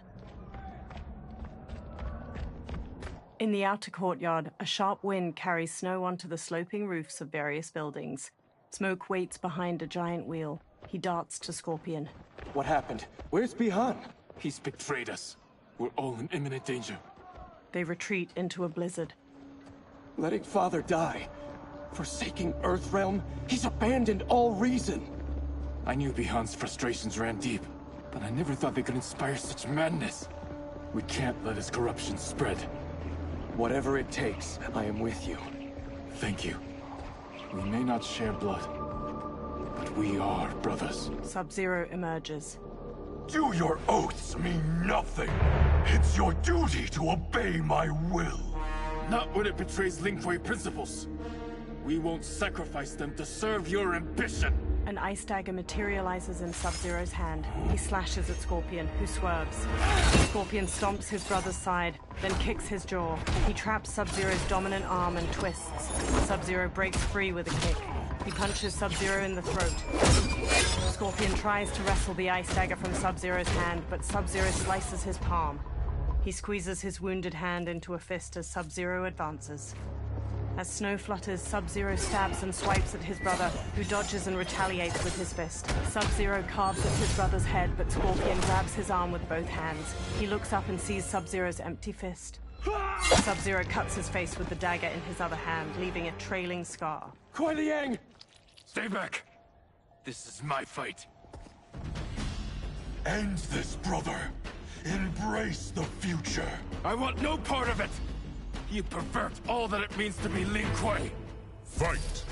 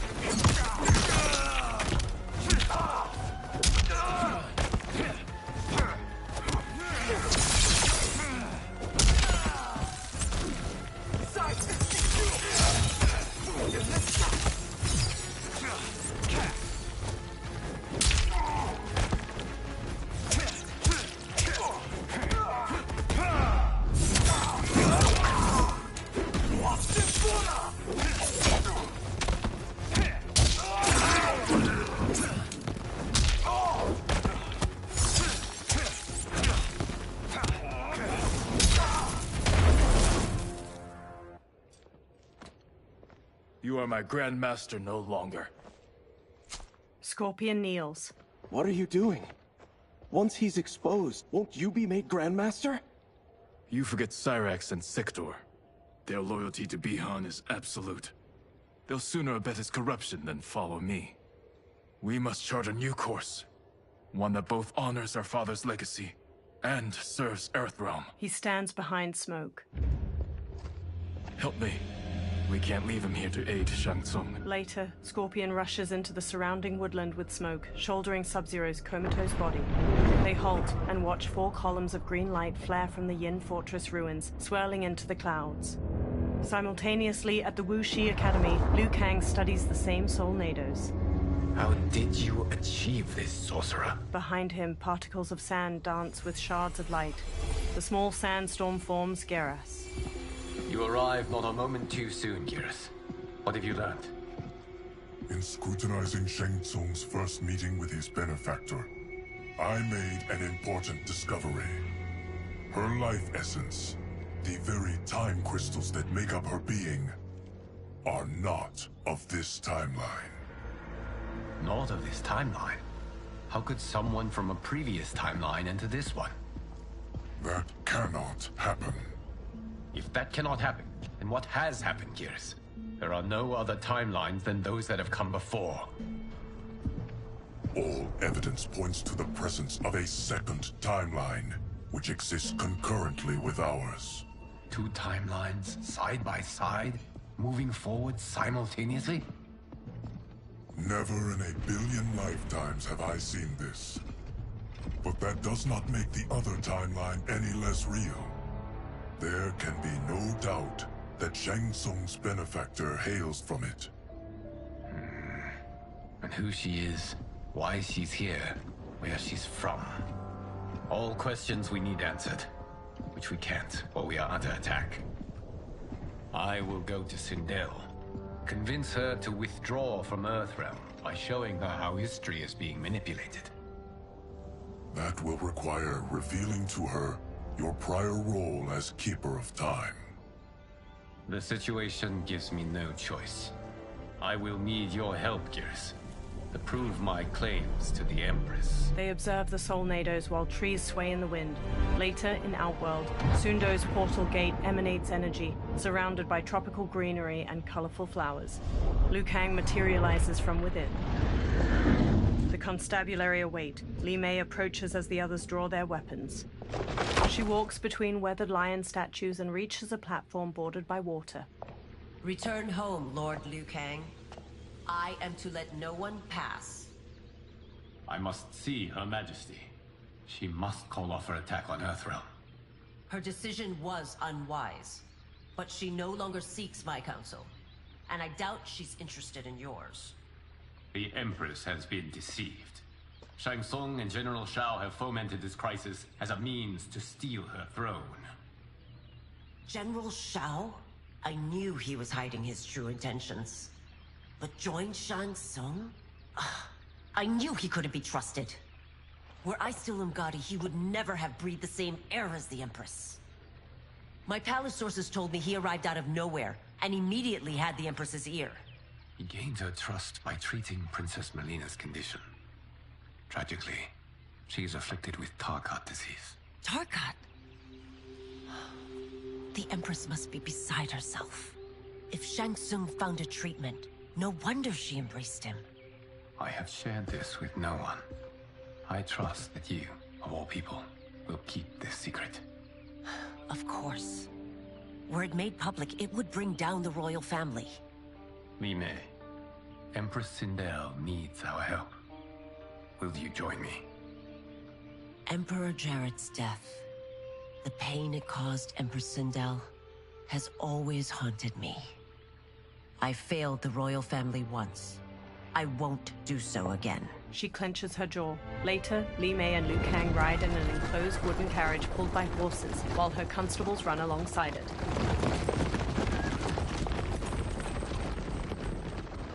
Everything now makes sense. My Umgadi contacts had said the general soldiers had been encroaching. But still, I can't fathom it.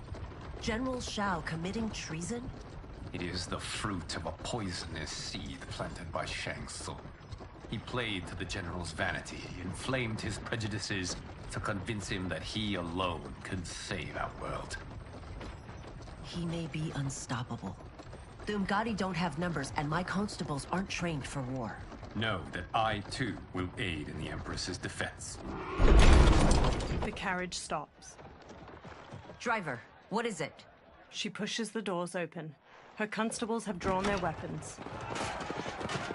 I may need that aid right now. He nods. Reiko and a Centaurian swagger up, backed by General Shao's soldiers.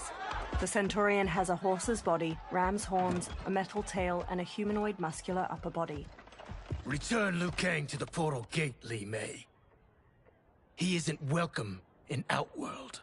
I won't support the General, Reiko, nor his plot to usurp the throne. Then you won't live to see the new regime. The Centaurian rips off a constable's arms. He bucks and stomps his victim to the ground with heavy hooves. Reiko slashes constables with a knife. He rolls and stabs a constable in the throat. Blood spurts as he yanks it out. He flings the blood off his knife. Li Mei shuts the doors. They have us surrounded. I am Earthrealm's protector, Li Mei. I am no stranger to combat. Then let's get out there. She throws open the doors and sprints. She kicks two soldiers in their chests and sweeps her leg to trip another. Li Mei springs back up and faces Reiko, who tosses a constable over his shoulder. You should have joined us, not the constabulary. We could have used your Umgadi skills. Enough! I've no use for a traitor's compliments. Fight!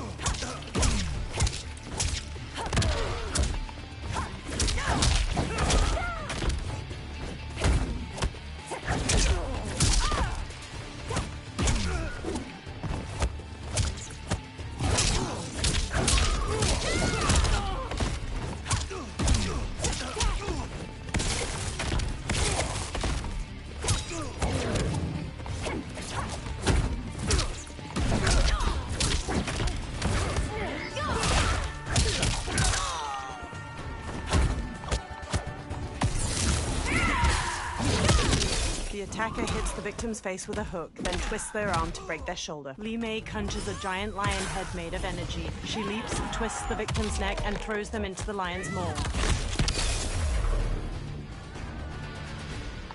You and your accomplices will face judgment, Reiko. Li Mei hurries Liu Kang as her constables arrest the soldiers. We must leave. Reinforcements will be on the way. He follows her into the carriage and shuts the doors. Later, Li Mei and Liu Kang stride through the hanging gardens of Empress Sindel's palace. A purple weeping willow provides ample shade among majestic architecture. They march past lavender drapes dispersed between stone columns. They reach a flourishing garden with vibrant flora and a flowing waterfall. Tanya accosts them, flanked by a second Umgadi. She points her staff at Liu Kang. Word of his arrival precedes you. Surrender if you wish to remain unharmed. Let us pass, Tanya. The Empress and her family are in danger. He brings word that Shang Tsung and General Shao plot against them. The General? Are you so easily taken in by lies? Once again, you prove incapable of protecting the royal house. Fight!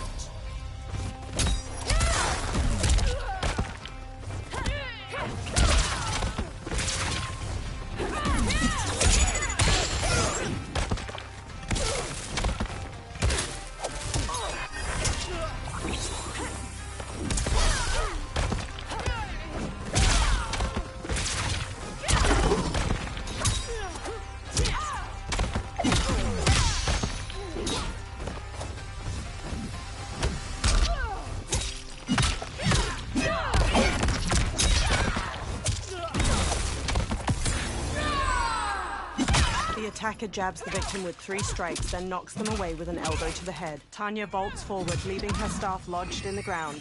She leaps to kick the victim's face through the staff.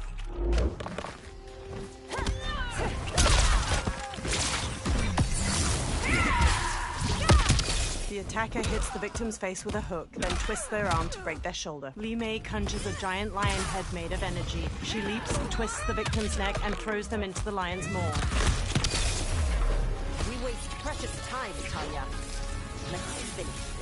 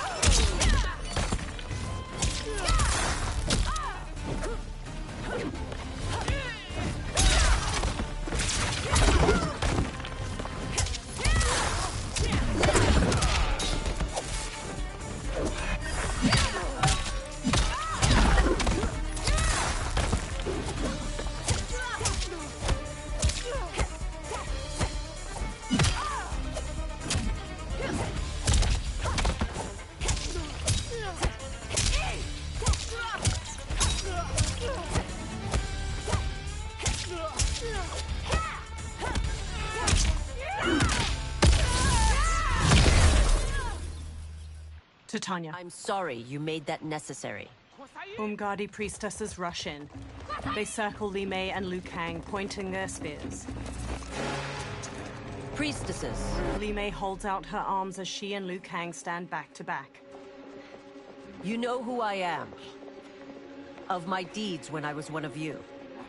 I may no longer be welcome. But in my heart, I am still Umgadi. I will always honor my vows. He's here to end a threat to the Empress.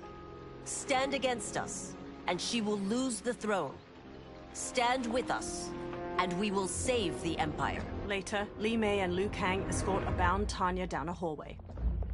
Why didn't you kill me? Because we mean you no harm. And that you live will help prove that fact to the Empress. Umgadi follow as the trio enters the colossal throne room. Purple fabric drapes over the walls, and pink flower petals twirl in the air. They reach Empress Sindel, who sits between Kitana and Melina. Umgadi thump their spears. How dare you, Li Mei? It's not enough that you let Jared be murdered.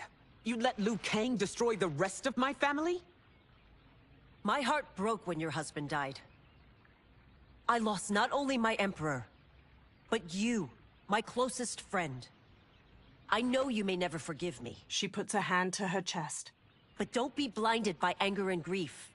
We are here to help you. Tanya chokes Li Mei with rope tied around her wrist. She elbows Tanya's head and twists around to strike. Liu Kang seizes spears. Kitana charges in, to Melina. No, daughter. Your condition. Li Mei sidesteps Tanya's punch.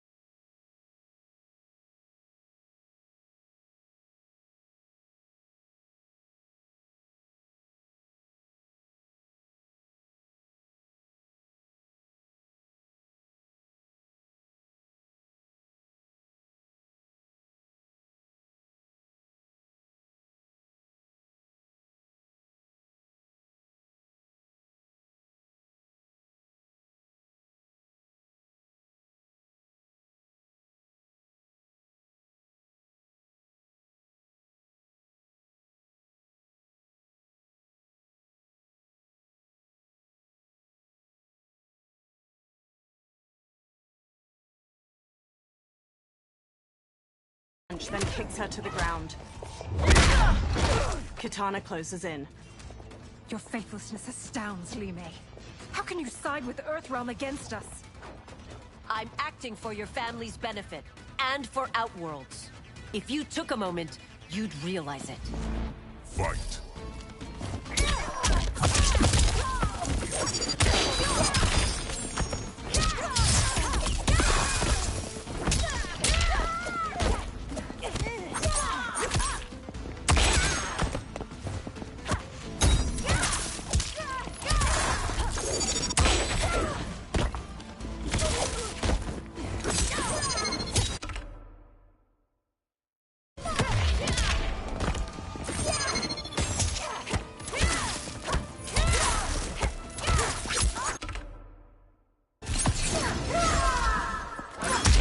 The attacker hits the victim's face with a hook, then twists their arm to break their shoulder. Kitana flings her fan blades into the victim, leaps, summons the fans back, and drives them into their skull.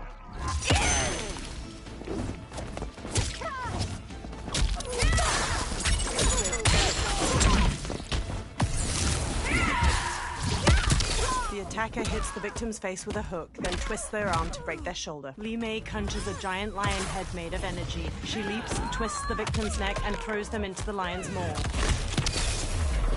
Your Highness, please. You fight the wrong battle.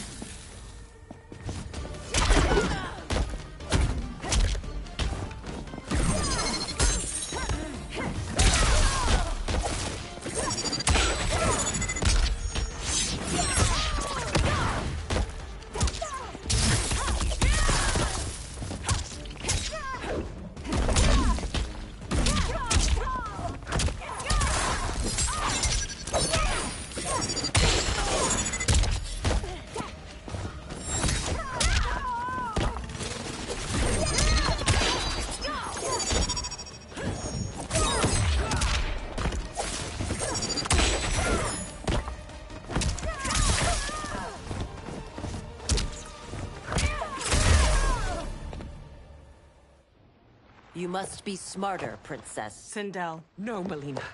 I forbid it. I must. If I won't risk my life for the throne, I'm not worthy of it. Brushing away Sindel's hand, she strikes Li Mei. Li Mei blocks. She cleaves Li Mei's throat and kicks her to the ground. I remember teaching you that, Princess. You were but a girl. That was long ago. Much has changed. My loyalty to your family hasn't. Trust me now as you did then. Melina lunges and throws punches. Li Mei ducks and kicks her down. Please, Princess, just listen. We shouldn't fight. Melina rises and reveals her Tarkat symptoms. Jagged teeth protrude. Melina! Her sharp tongue jerks as she knocks Sindel over. Li Mei dashes over to pull Melina off her mother.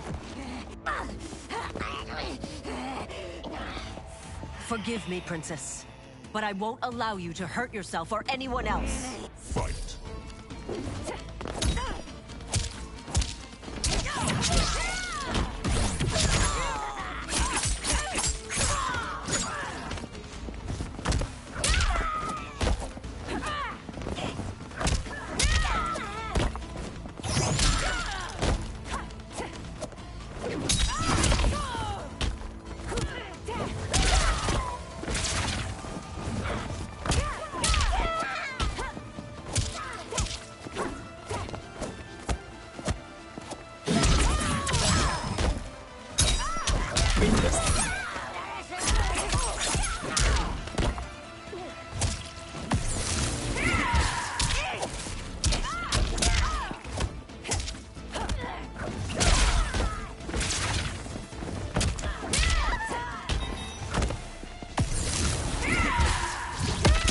The attacker hits the victim's face with a hook, then twists their arm to break their shoulder. Li Mei conjures a giant lion head made of energy. She leaps, twists the victim's neck, and throws them into the lion's maw.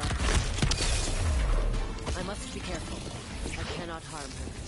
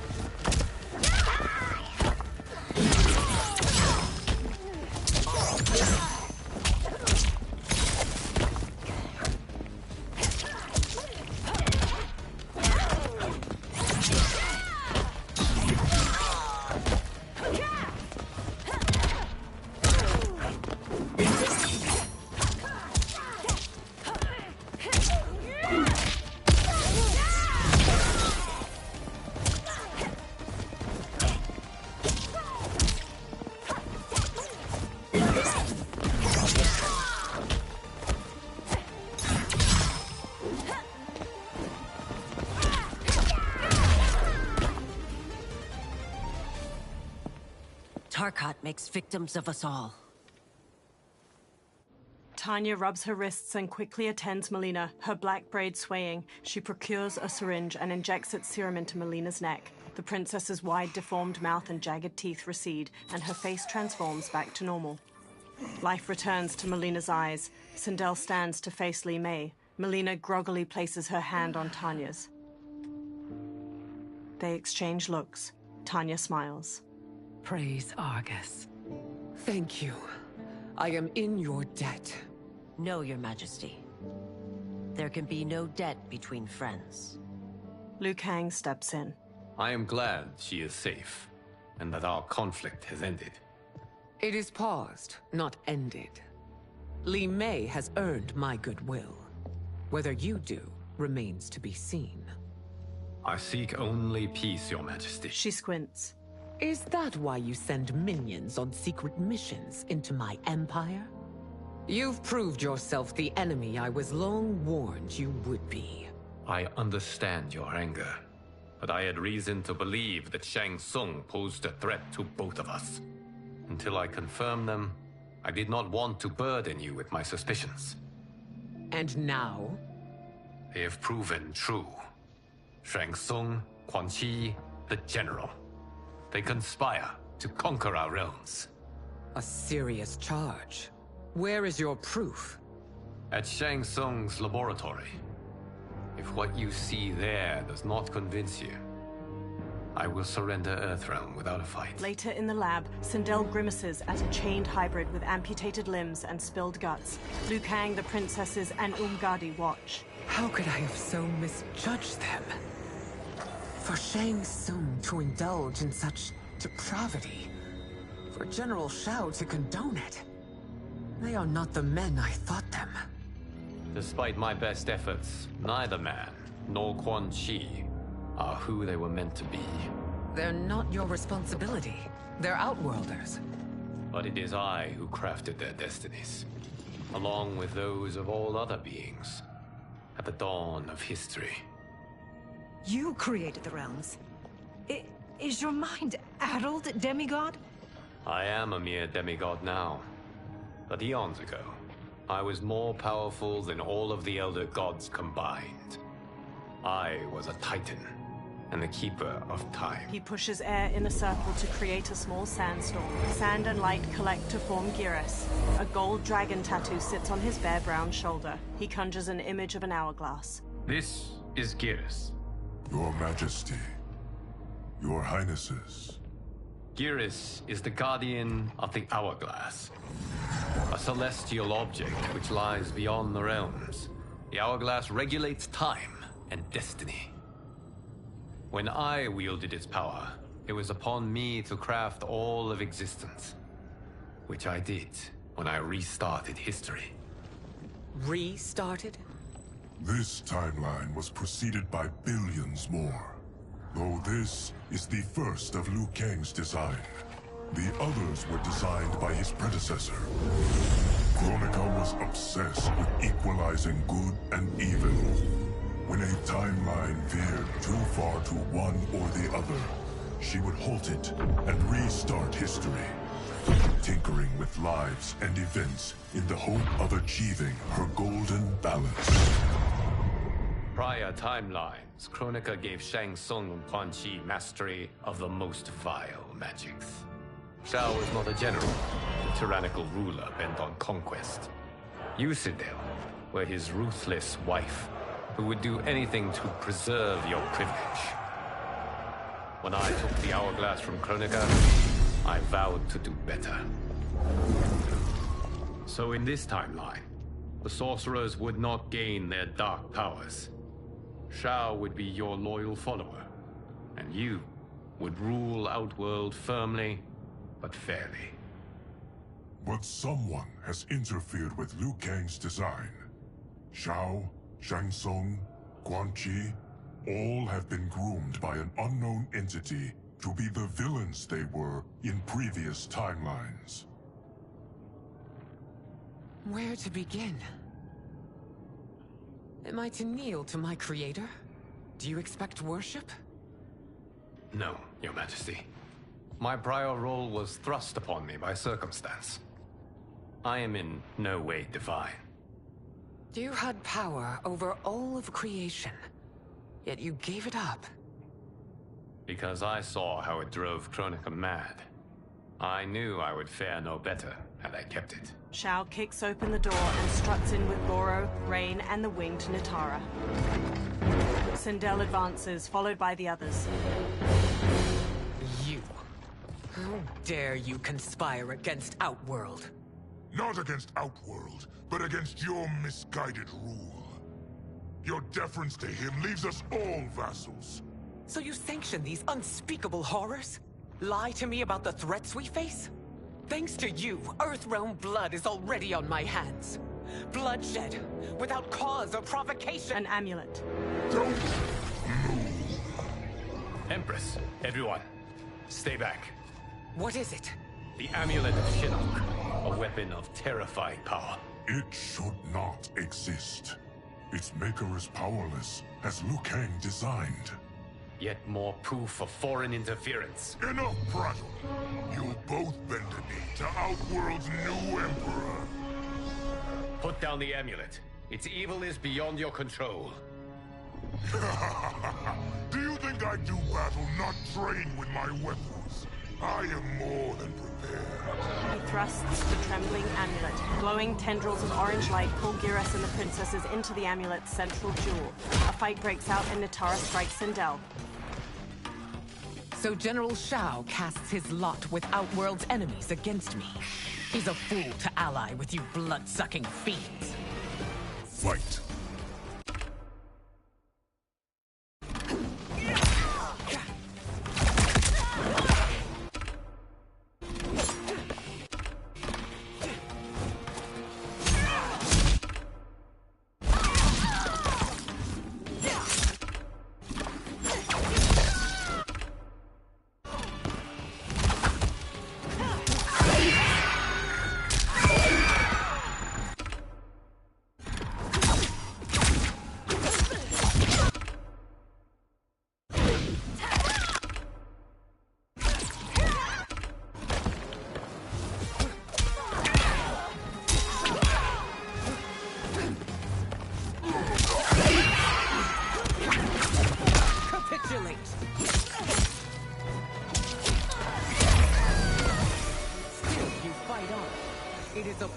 Endeavor.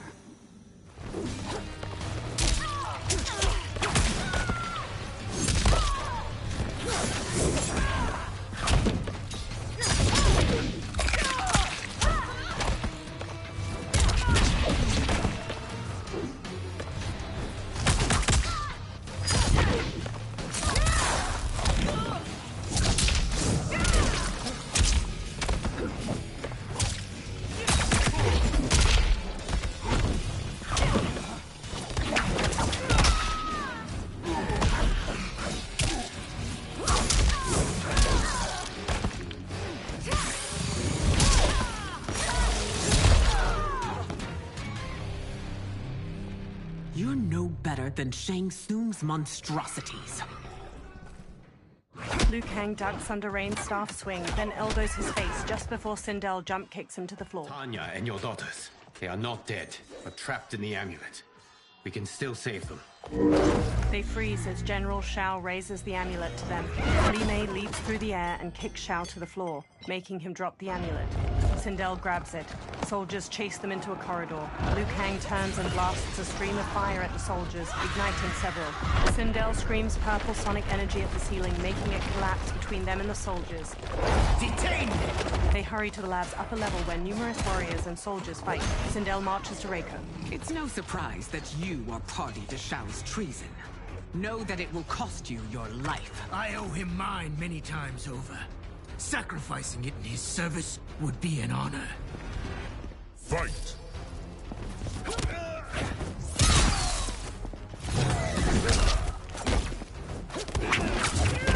So low.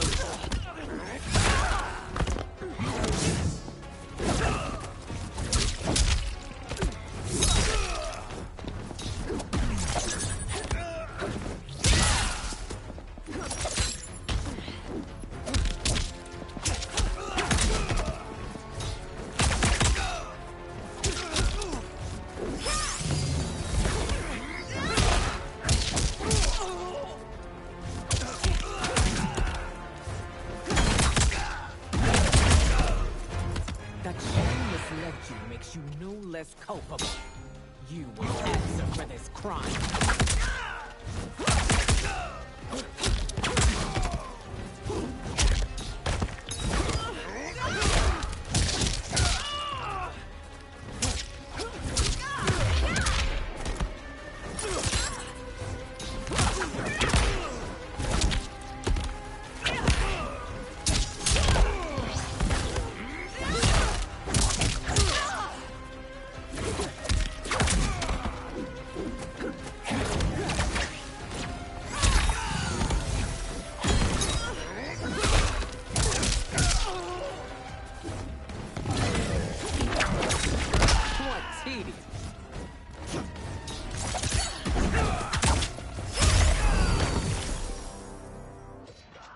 Your rebellion is doomed.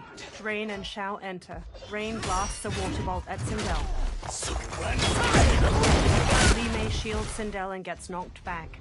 Your betrayal hurts most, Rain. I thought of you as a son. I've outgrown you, Empress. Shang Tsung's taught me that I've scratched just the surface of my power. To explore it, I can't be bound by your limits. Fight!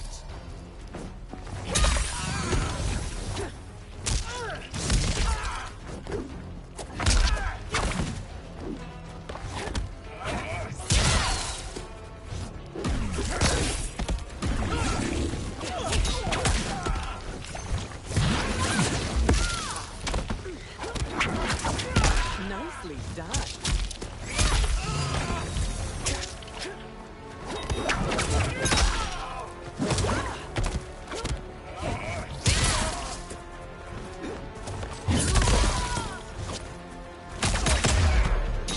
Shang Tsung's taught me more than you know. It's time I show you.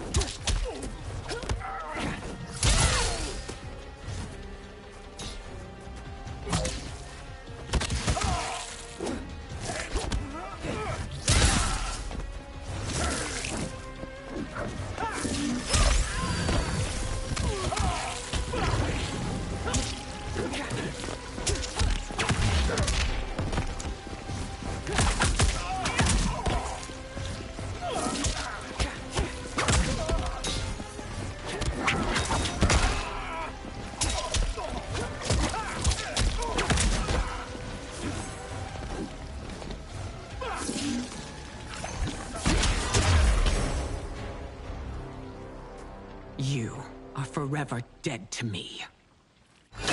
General Shao headbutts an Umgadi, then cleaves off her arm with his axe. He hacks into another shoulder, then wrenches the blade out. Your reign is over, Sindel.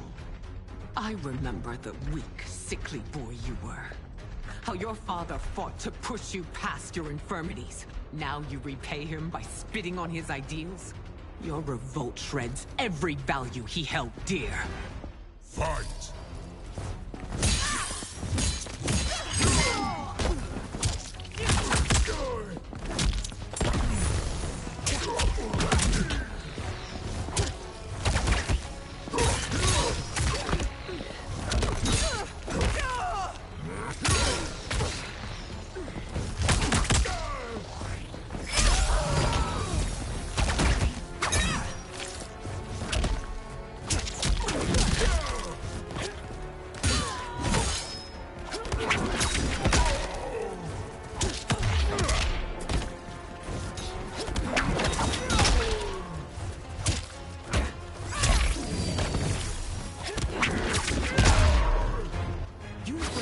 Both me and the Empire. Your family name will be forever tarnished.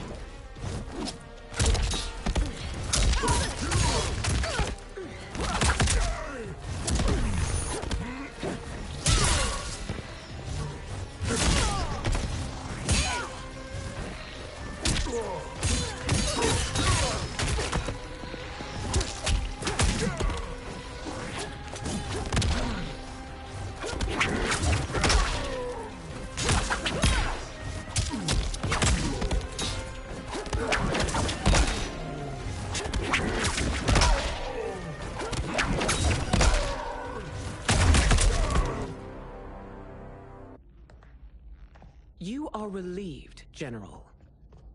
The amulet, Your Majesty. Sindel hands Liu Kang the amulet. Fiery light pours from it as Liu Kang holds it up. Orange energy streams from the amulet. Melina, Kitana, Tanya, and Geras materialize. Sindel runs to her daughters, and they all hug tightly. I hate to disrupt, but we must act quickly to save Earthrealm. Is that the command of my creator? No, Your Majesty. It is the request of a friend. He smiles warmly. Later, Liu Kang, Geras, Sindel, Tanya, Melina, Kitana, Smoke, and Scorpion stand in a tree line of the forest surrounding Shang Tsung's ruined fortress and gaze up at 4 green solnados shining from behind its ramparts.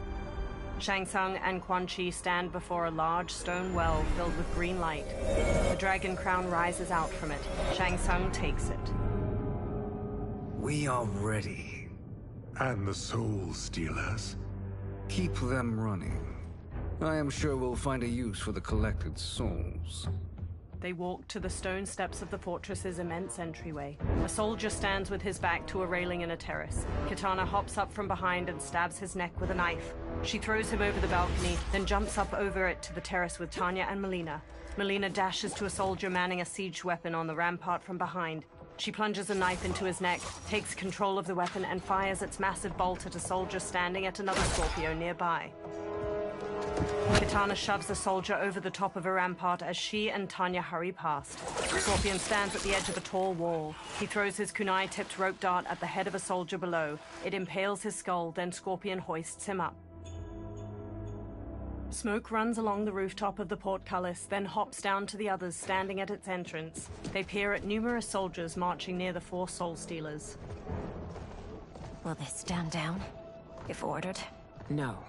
Those are the General's most loyal lieutenants. They must be neutralized if we are to shut down the Soul Stealers. Yes, they do. We should split up. Liu Kang, Melina, Smoke, Sindel, Kitana, Tanya, and Geras sprint through the portcullis into the soldiers guarding the Soul Stealers. Umgadi priestesses and other warriors fight the soldiers while Melina and Tanya break away from the group and raise their weapons to a Soul Stealer. They freeze and turn to Ermac as he floats behind them. Stay behind me, Princess. No. We fight together. He telekinetically throws chunks of a wall at them. One knocks Tanya to the ground while Melina bounds across the others midair and leaps to Ermac. He launches her back just before she can strike with her side blade.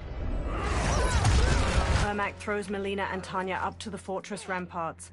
Tanya tries to sit up, teeth gritted and a hand over her torso. Melina crawls to her. What's wrong? My ribs. They may be broken. Ermac levitates above them, green energy pooling around his hands. Help me up! No, Tanya, stay down. This time, I protect you. We are Ermac. It is pointless to resist us. Come any closer, and you'll feel the points of my blades. We are many. You are one. Your souls will become part of our collection. Fight.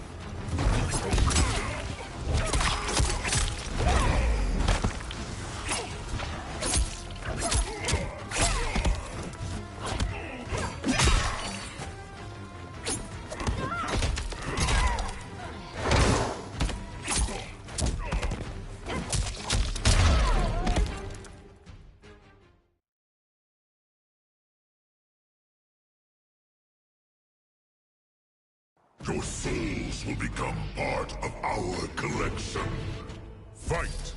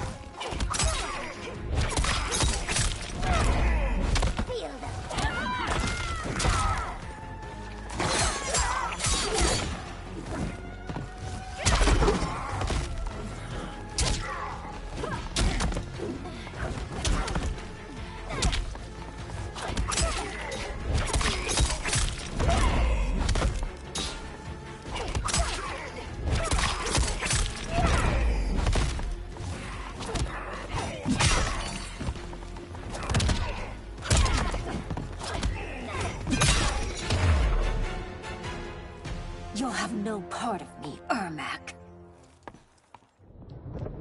Amazing, Melina. In another life, you could have been Umgadi. I prefer this one, dearest Tanya. Melina helps her up, then holds her arm as they pass by Ermac's twitching body. We must leave. Quickly. Melina, wait. Melina stops and turns to Ermac. Father? Ermac staggers to her. His dry and gnarled face transforms, softening into that of a living man's. His eyes are a muted green. Father? Is it truly you? Yes, Melina.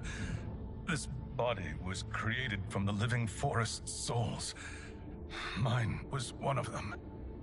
Your attack broke the spell that binds us. Now, I am in control. Father! Melina and Jared embrace tightly. They pull back and he looks at Tanya. You are Umgadi, but not Li Mei. I replaced her after your death, Your Majesty. She left the Order rather than accept punishment. Punishment? It was not her fault. A discussion for another time, Father. We must go. They glance over their shoulders, then hurry off. Liu Kang and Geras stride across the fortress plaza while Jared floats himself, Melina, and Tanya to the ground nearby. Kitana dashes to Jared and throws her arms around him. His smile drops as he turns to Sindel. Jared? She runs to him. Yes, Sindel. It's me. How I've missed you. They share a deep smile as she touches his face. Greetings, Jared. Liu Kang bows. Liu Kang, my friend. We meet again. It is good to have you back. We once again find ourselves in challenging circumstances.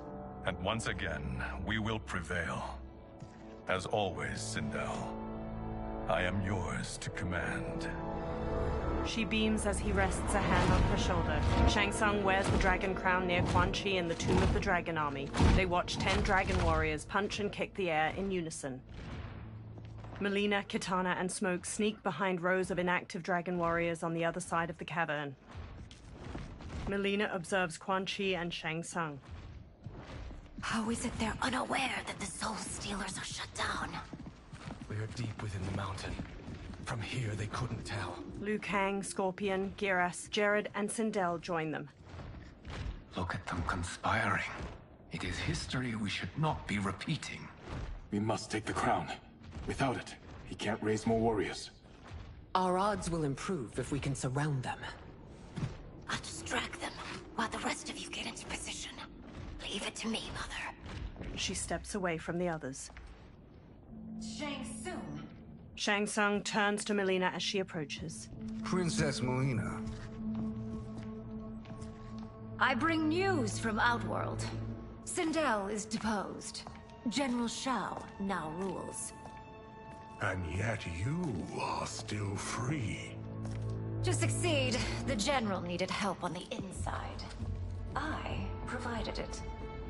The heir to the throne gives it up willingly. It is a burden I've never wanted. The realm is better left in General... Emperor Shao's hands. A most mature perspective. Outworld benefits from your wisdom. Yes, Shang Tsung, it does.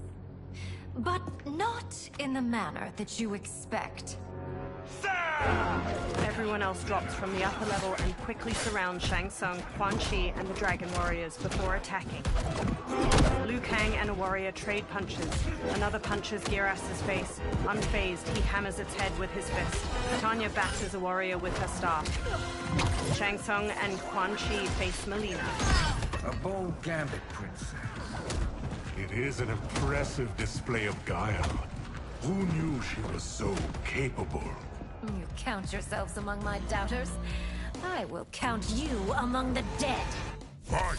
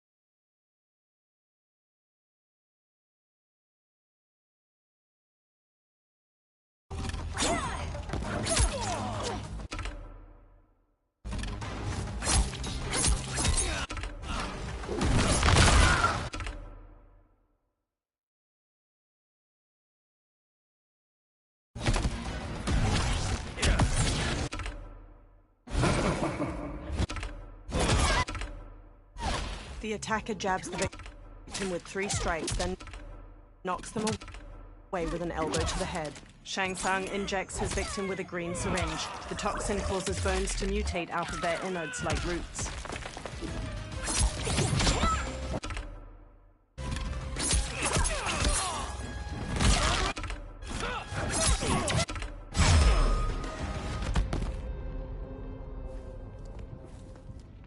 There will be consequences for forsaking Outworld.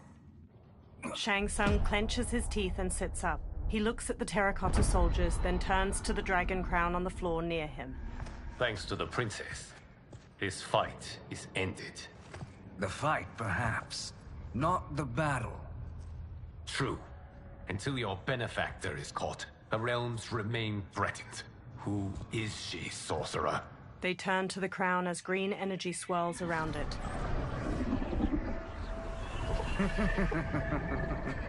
Speak of the devil.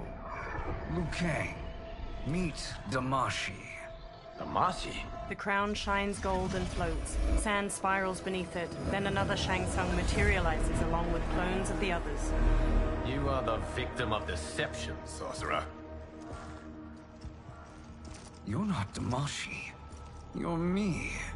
More correctly, you are me. A poor facsimile, anyway. Made lesser by Liu Kang's meddling. What's happening here? Who is he? This Shang Tsung is whom I battled for the Hourglass. I thought him dead. As I did you, Liu Kang. It turns out our battle released mammoth energies which ripped apart time's fabric. The fight had two conclusions. In one, I was the victor. In the other, it was you. It was eons before I discovered this. Once I did, I knew the path forward. I took this form and infiltrated your timeline. I elevated these wretches, giving them great power. Together, they sowed discord among the realms, and assembled for me the Dragon Army. I led them to believe they were aiding my conquest of Earthrealm and Outworld. But my intent is to exterminate all life in this timeline, and then merge it into my own. You promised us realms. Now you leave us to slaughter? You were pawns, not partners. Your purpose served. You will be sacrificed. We served you loyally. Built you the Dragon Crown. This is a toy. I do not need it to control the Dragon Army. Only the souls contained within. The Titan Shang Tsung from the Dark Timeline crumples the crown, releasing numerous souls from it that stream into the different statues. He smiles with the other dark versions of the fighters. Goodbye, Liu Kang. Neither you nor your timeline will be missed. He teleports away. Dark Sindel steps forward as Dark Raiden stands behind her, eyes red. It appears our interests align. For now. Know that I trust neither of you. I will finish you both at the first hint of treachery. Dark Sindel smiles wickedly as Dark Raiden rises behind her. He crackles with red electricity. The fighters charge and Dark Sindel screams a sonic blast at them. Melina rushes Dark Raiden, but he shoots her with a lightning bolt, knocking her down. Jared kneels by her. Melina, what's wrong? Her fangs grow. Serum wearing off. Must stay in control. You attack my family, I will make you suffer! Further resistance serves no purpose. This timeline will be destroyed. Fight!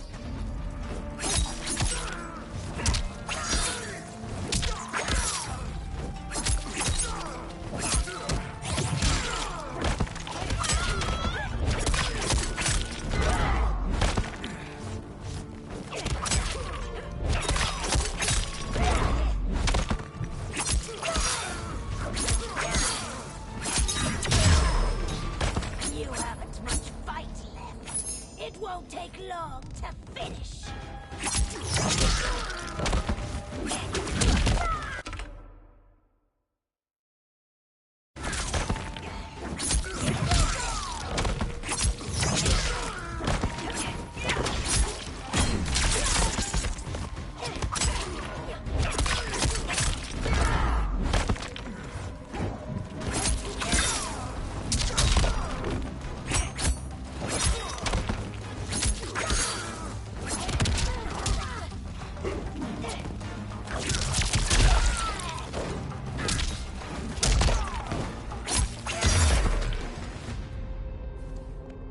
New Shang Tsung should have sent more minions.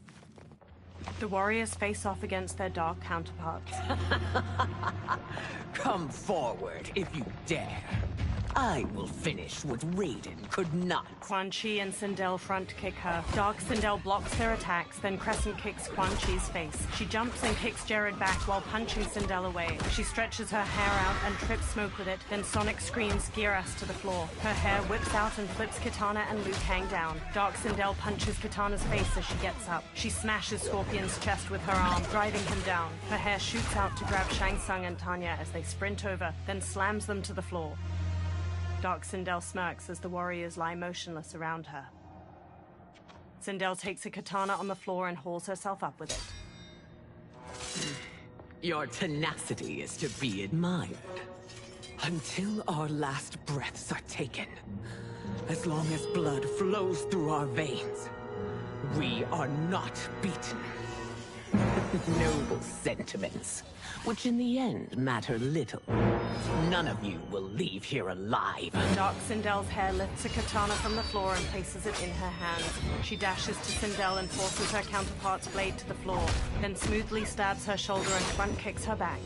Sindel locks blades with Dark Sindel, then uppercuts her jaw as she starts to use a sonic scream. She bashes Dark Sindel's face with the sword's hilt and flings her to the floor. Sindel raises her blade over her counterpart, then Dark Sindel's hair quickly grabs her sword and impales Sindel's gut. Dark Sindel's hair coils around Sindel and flings her aside. Oh, it's so sad to see a child lose her mother.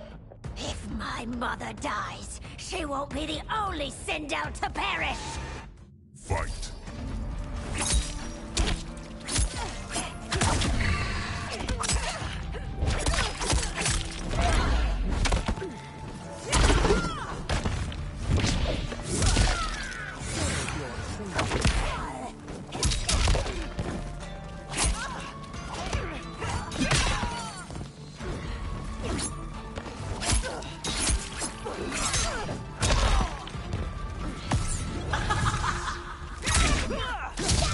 The attacker hits the victim's face with a hook, then twists their arm to break their shoulder. Sindel's hair grabs and slams the victim. Two strands hold their ankles to yank their legs apart, twisting their hips.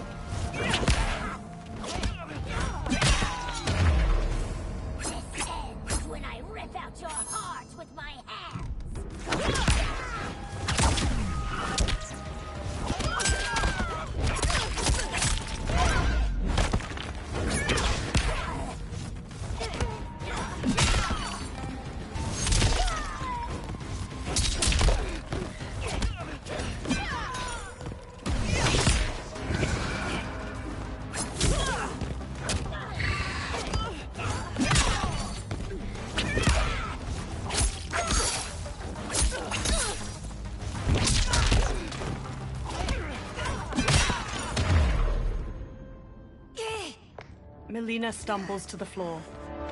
Tanya hurries to her, then injects the serum into her neck with a syringe. Kitana and Jared each hold one of Sindel's hands as she sits bruised and bloodied on the floor. She clutches the wound in her belly. Mother, you can't go. Not yet. It's my time, dear. At least we had a few hours more. I will cherish them. Mother... Melina kneels to Sindel and takes her hand. You are now Empress. Rule well. I will, Mother. Father and Katana will help me. Sindel's expression stills. She gazes up with glassy eyes. Jared waves a hand over her and pink energy flows from her into him. Of course. The others stand around them as the last of the pink energy streams into Jared. Father, what did you do? I collected your mother's soul. It resides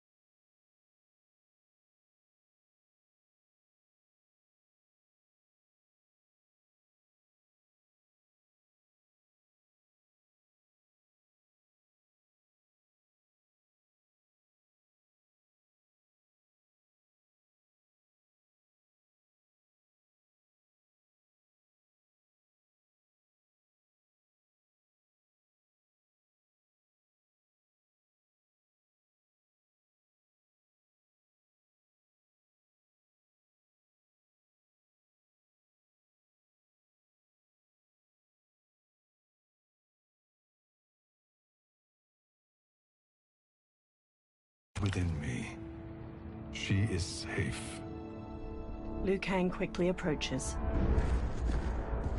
Hurry, everyone. We must withdraw. The fighters run out of the Tomb of the Dragon Army. They step through the snowy foothills of the mountains as the sun sets, the ruined fortress in the far distance behind them. They all stop and turn back to the fortress as hundreds of dragon warriors march away from it and down a pathway. To move an army that large among realms, he'll need a portal, yes? More than one. You will need a nexus of portal gateways. It must be nearby. We follow them. They will lead us to...